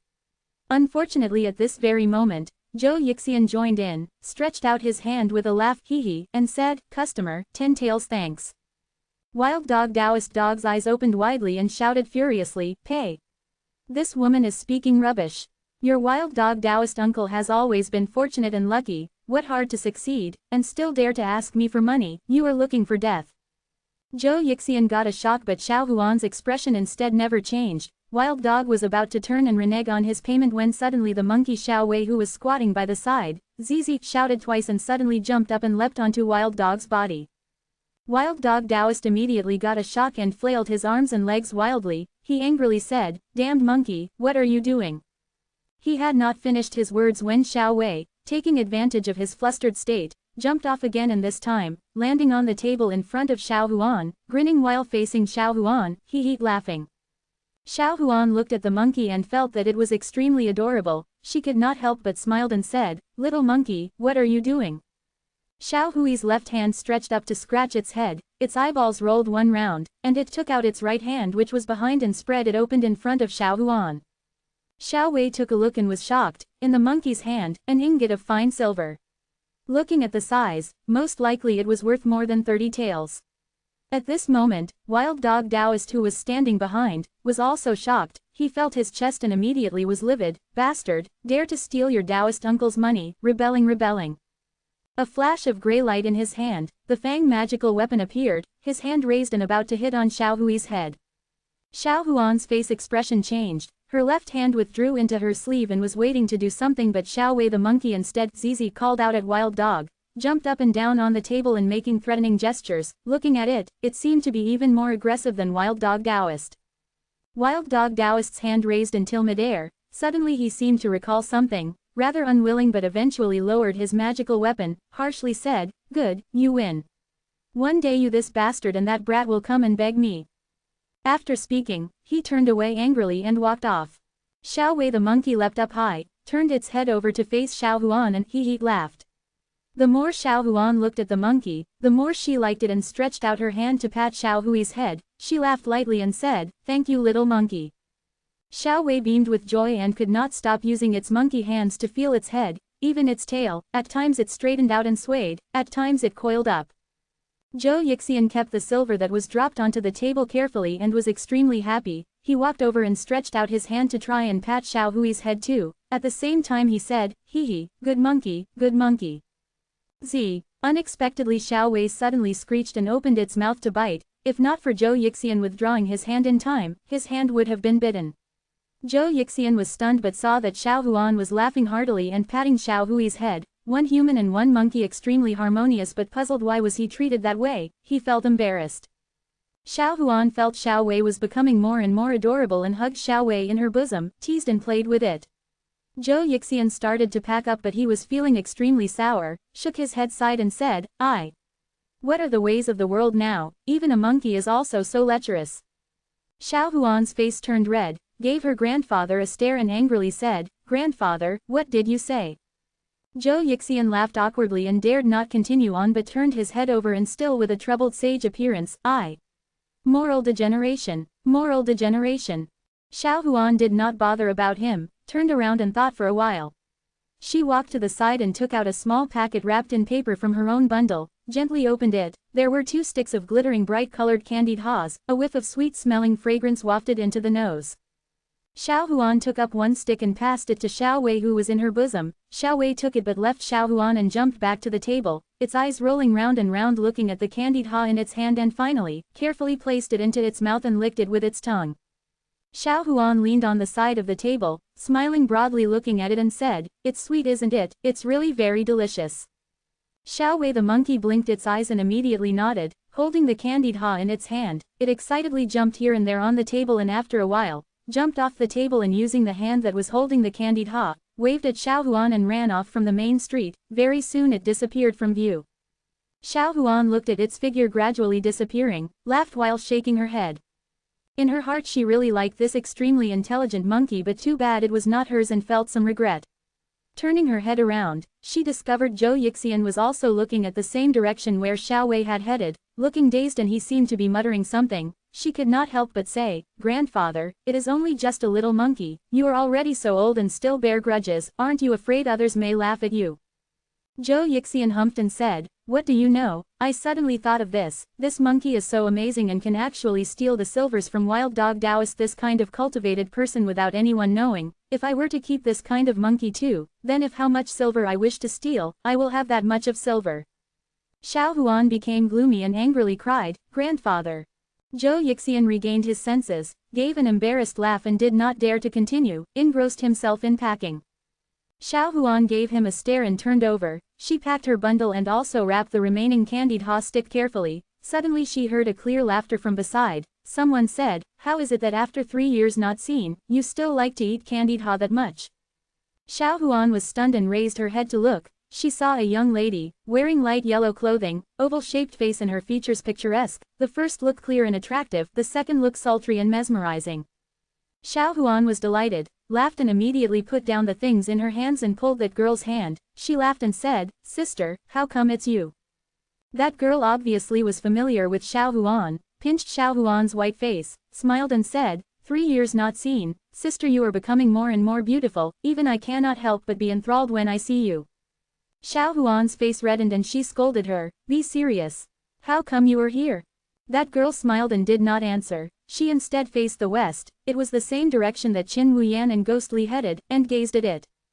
Xiao Huan was taken aback and said, You are also going to the Death Marsh. That girl's eyes blinked. In a moment that captivating lovely face smiled and said, Sister, do you want to go in and watch the fun? Xiao Huan frowned slightly and said, But inside that place is really. That girl laughed lightly and said, What are you afraid of? I am here. Don't tell me I will allow others to bully you. Even if you don't mind, my heart will ache. Xiao Huan gave her a look but could not bear it and laughed out. She said, All right, anyway we have not seen each other for a long time, I also want to spend more time with sister. After speaking, she turned to Zhou Yixian and asked, Grandfather, are you going? Zhou Yixian obviously knew this girl's identity. He expected that with this person around, it would be safe. Immediately he laughed and said, Go, of course I want to go. That girl smiled and said to Xiao Huan, Sister, let's go. Speaking she put her arm around Xiao Huan's shoulder and whispered something in her ear. Xiao Huan giggled out and the two of them slowly walked off, leaving the entire stall stuffs for Zhou Yixian to pack. Zhou Yixian stood dazed for a while, shook his head and sighed. As he packed, he bitterly lamented moral degeneration, people disrespected the elderly. Chapter 90 Death Marsh. The sky was overcast, giving an impression that it was hovering very low. Gusts of chilling winds out of nowhere blew, causing a chill through the bodies it brushed past. Within the stretch of overgrown grass beside the marsh, there was an obscured small path in the middle, leading into the marsh. Zhang Shushu and the rest of the Qingyun sect disciples stood at the entrance of the death marsh and peered in, but they saw only vast expanse of lands. Water and lush grass flourished everywhere, and occasionally, a solitary tree stood erect in the midst. The air carried a faint stench of rotting smell, and above the marsh, like a gray veil-like haze floated, allowing people to view only the areas around them, making it all the more mysterious. Zhang Shushu frowned and turned over. Qingyun sect with Xiao Yi Kai as the lead for the 13 younger generation disciples, all had solemn expressions on their faces. Since ancient times, the death marsh was ominously known as, once entered, difficult to leave. Nobody knew what kind of ferocious animals or matters were in it. This time that Qingyun group came to the west, Xiao Yi Kai with his status and skills, implicitly was the leader of the group.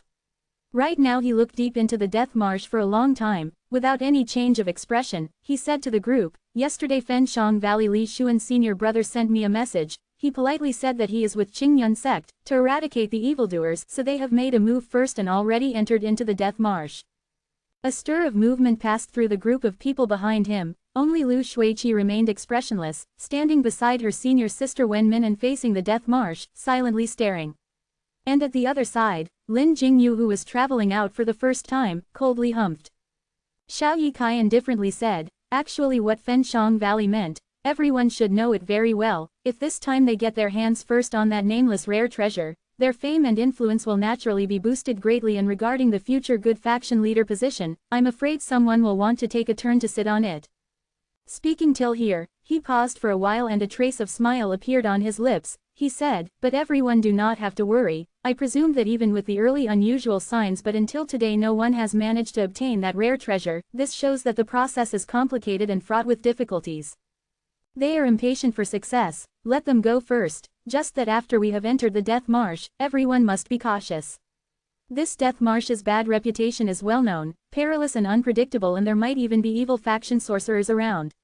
Once we entered, everyone must look after each other. Bear in mind, bear in mind." Zhang Shushu said, "Xiao's senior brother is right, it is getting late, why don't we enter too?" Xiao Yi Kai nodded and said, "Might as well. After entering, it is not advisable to wander far from each other, and do not land unnecessarily to prevent being bitten by the poisonous bugs or accidentally falling into the bottomless marsh." Everyone nodded. Xiao Yi Kai waved his right hand and wielded his 7-star celestial sword, flew up and led the way in, after which Qingyun sect disciples also flew up, turning into different dazzling colors, following closely behind. In a short while, this group of Qingyun sect elite and young disappeared into the death marsh haze. The entrance to the death marsh suddenly sunk into a vast still silence. Only within the water plants, an unknown water bubble floated up. The gurgle sound resounded far and wide. Pa Zhou Yixian's heavy slap landed on the right side of his own neck. Immediately his neck reddened, but the mosquito that bit him had already flew away and seemed to fly one round proudly in front of him, and only then flew away perfectly contented. Zhou Yixian's expression was suffering. At any time, small bumps from the bugs, bites could be seen on his face, although it was not serious, but he appeared a sorry figure. At this moment he was complaining loudly, "What goddamned place is this? Why are there so many damned mosquitoes? This is only a day, and half of my blood have already been sucked." Xiao Huan, who was walking in front, turned. Looking worried, she said, "Grandfather, are you all right?" Zhou Yixian angrily replied, "Nonsense, do I look all right?" Xiao Huan frowned and said, "Strange, these mosquitoes are really too. Why did they only bite you? Pinger's sister and I are all right." Standing beside Xiao Huan, that girl who was dressed in light yellow clothing also stopped and turned back to look.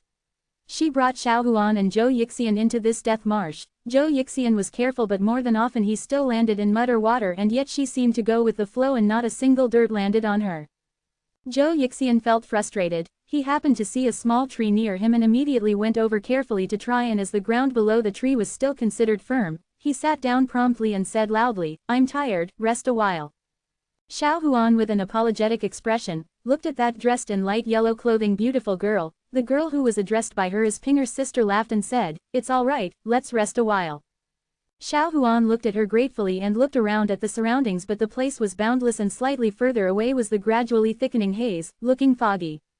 Throughout the journey so far, if not for this Pinger's sister leading the way, she really would not be able to walk in. Right now she could not help but asked, "Sister, is it that grandfather and me are a burden to you? If you fly, wouldn't it be faster?" That girl smiled sweetly and said, "No worries, I am actually not rushing for time in this death marsh." Xiao Huan was surprised and said, "Sister, aren't you sent here by your Heihuan sect to obtain the rare treasure in this death marsh?" So this delicate and beautiful girl dressed in light yellow clothing was the Jin Pinger named together with Ghost Li and Qin Wuyan.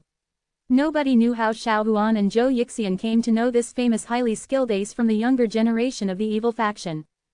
But Jin Pinger obviously extremely favored Xiao Huan and doted on her. She smiled at what she had heard and said, "Yes, since this time so many people have come, let's take it slow, no hurry." Xiao Huan felt strange, but after thinking it carefully, she guessed it must be some secret within her Heihuan sect and felt she should not probe further, so she changed the topic and said, "Sister, we have been in this death marsh for one day already. On our way in, I saw that you are extremely familiar with the place. Don't tell me you already know the way." Jin Pinger shook her head and said, "I have never been here." Xiao Huan was shocked. Jin Pinger looked at her and saw that Xiao Huan's pair of bright eyes were full of curiosity. She smiled in spite of herself and said, "Have you heard of an ancient book's remnants that recorded the world's various strange and unusual matters, rare and strange beasts?" Xiao Huan thought for a while and said, "Don't tell me it's divine and evil the strange." Jin Pinger nodded and said, "Correct, this book was written by an extraordinary ancient person. It was said to have 9 pages, but many have since been lost. Other than Demon Beast, Spiritual Beast chapter, Goblins chapter, and also one remnant chapter, Mountains and Rivers chapter, I got hold of it by accident. At the end of the chapter, there were some records of this death marsh." Xiao Huan then understood, but before she give a reply, a loud and clear shout was heard from Zhou Yixian again, following which Zhou Yixian was heard cursing loudly. Most likely he was bitten again by some unknown mosquitoes and had his blood sucked. Xiao Huan after all was still his granddaughter. In her heart she was concerned and came to realize that although there were many mosquitoes along the way but not one touched her or Jin Pinger and yet only bit Zhou Yixian, surely there was something strange going on, and since she naturally did not have this ability, then it must be Jin Pinger. Immediately she turned her head and looked at Jin Pinger. Jin Pinger laughed and acted as if nothing had happened. She asked, "Sister, what is it?" Xiao Huan gave a wry smile and said, "Sister, my grandfather I know you have great skills, why don't you help him?" Jin Pinger looked at Zhou Yixian, disdain in her eyes, but turning around and meeting Xiao Huan's earnest gaze, she shrugged her shoulders and said, "All right, for your sake, let him have it easy." Speaking, she took out a small white jade bottle from her bosom and passed it to Xiao Huan. She said, "There are some medicated liquid in this bottle, tell him to spread it on his body and the mosquitoes will naturally avoid him." Quote. Xiao Huan happily took it over, her face full of smiles, and said, "Thank you, sister." She quickly walked to Zhou Yixian and passed him the bottle. Zhou Yixian was taken aback for a while and suddenly jumped up. He yelled angrily, "You have this good stuff and yet you did not." Jin Pinger's face hardened and stared over. Zhou Yixian immediately became silent and looked as if he had done something wrong, lowered his head and took the bottle. He poured out some liquid and spread it on his body. After a moment he smelled a delicate fragrance, and sure enough, immediately the buzzing sounds of the mosquitoes were gone and his body started to relax. Xiao Huan slowly walked over and passed the bottle back to Jin Pinger. After hesitating for a while she quietly said, "Sister, do you still nurse a grudge against the mistake made by grandfather at that time?" HNG. Jin Pinger's face turned slightly cold and she said, 3 years ago at East Ocean, because of some nonsensical words he said, it caused me to be lost beyond redemption in a death trap. If not for the fact that you, sister, discovered it early and gave up 1 year of your life to perform the soul retrieval strange formation, to get rid of the evil spirits on my body, right now my fate would have been worse than death. This type of ignorant person, if not for..." Xiao Huan gently pulled Jin Pinger's hand and quietly called out, "Sister." Jin Pinger looked at her, sighed slightly and a smile appeared on her face. Her eyes too, full of tender affection, patted her hand and said, all right, with such a good sister like you, I have already let go of the past matters long ago, just that sometimes when I look at this grandfather of yours, it is still an eyesore and can't help but want him to suffer a little. Hee, good sister, you won't blame me, right?" Xiao Huan smiled and shook her head. Jin Pinger smiled, but suddenly her face turned cold. She abruptly turned around and shouted, "Who is there?" Both Xiaohuan and Zhou Yixian got a shock and looked around but only saw thick haze surrounding them, luxuriant vegetation and water bodies, and other than the occasional water bubbles arising out from the water surface, there was not a single movement. But without knowing why, Jin Pinger's usual relaxed face right now had suddenly turned solemn, cautious, totally different from the gentle and quiet self when she was chatting and laughing with Xiaohuan. Calm with traces of murderous intent, she seemed to change into another person, and the other party seemed to be a formidable enemy with which she could not let her guard down. After a moment, somewhere far off in the thick haze, suddenly a voice was heard indifferently saying, "Jin Fairy, we have agreed to meet at the Blackwater Trench yesterday to discuss the important matters. Why did you not come?" Jin Pinger by now seemed to already know who the person was. Her expression relaxed slightly, but the alertness in her eyes had never once subsided. The tone of her voice was not polite at all. She coldly said, "I do not know the way." The person in the haze seemed to hold back, and for a while nobody spoke. After a long while the person then said, "What? Looks like from what Jin Fairy is saying, don't tell me regarding the matter here, Heihuan sect has lost interest." Jin Pinger humphed. Facing the other party she said, 3 days before, 4 of our Heihuan sect disciples were killed 6 miles northwest from Big Wang village. They were poisoned with black toad powder. Was it done by you?" The person in the haze seemed to be stunned and said, "No." Jin Pinger coldly said, "Only Wan Du sect have black toad powder. How do you explain this?" That person in the haze did not speak and remained silent for a long while. The person coolly replied, "Jin Fairy, if I were the one who did it, I don't even need to use poison." Jin Pinger humphed again but did not retort, showing no objection on this point. That person said again, "But since it concerned both of our sects and it also involved me, after this matter is settled, I will naturally give you an explanation. What do you think? This time this trip to the west, there are many strange things and I'm afraid there is something fishy about it. Hope that fairy you will consider it carefully and place the important matter as priority." Jin Pinger frowned slightly and hesitated for a short while. She turned over and spoke to Xiaohuan. "Xiaohuan sister, you and your grandfather will take a rest here for a while. I go up ahead to discuss some matters with others and will be back before dark." Pausing for a while, she lowered her voice and spoke, "The thing that I have given you, do you still have it?" Xiaohuan nodded and patted her left hand. Jin Pinger smiled and pulled her hand. She softly said, "There is danger everywhere in this death marsh. I will be somewhere near ahead. If you are in any trouble, I will come in an instant. Just that you must never wander off, especially far from here." Xiaohuan nodded and said, "Sister, please don't worry, I know." Jin Pinger smiled and let go of her hand and said, "Please be careful and call me if you need anything." After speaking, she looked around at the surroundings again and suddenly leapt up. A purple brilliance light appeared below her clothes, supporting her slender figure, and flew ahead into the haze. Xiaohuan looked at Jin Pinger's figure disappearing into the haze and turned around. She walked over to Zhou Yixian, who was now leaning against that small tree.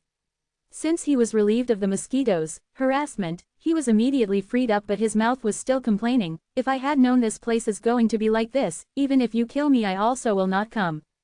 Xiaohuan laughed and said, "Nobody forced you to come and it was you who wanted to follow along."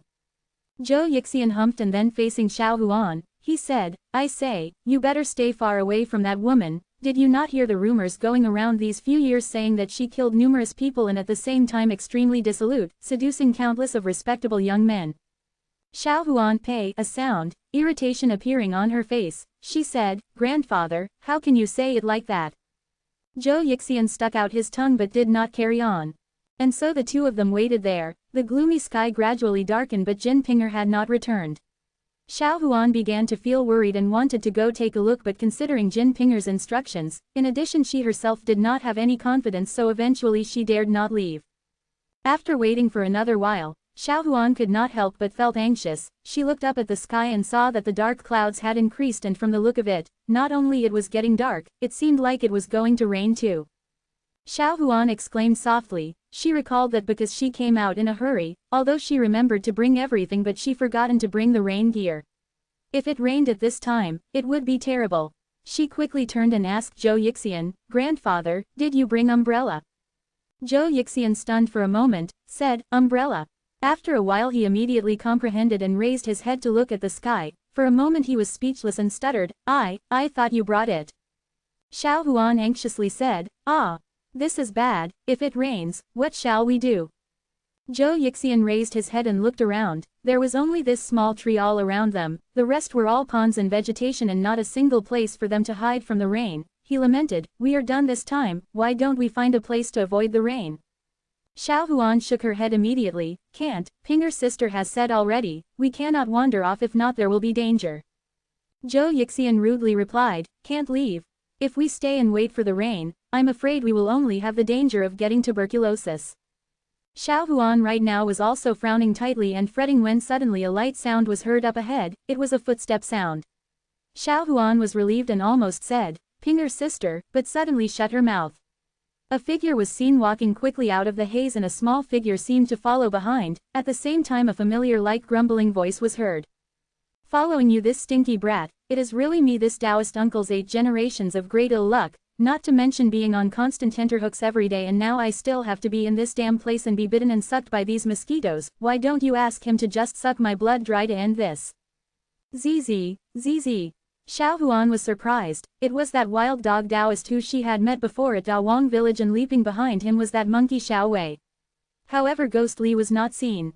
Wild dog Taoist walked and when he focused, he saw Xiao Huan and Zhou Yixian standing in front, looking at himself with strange stares. He got a shock and said, "Yi.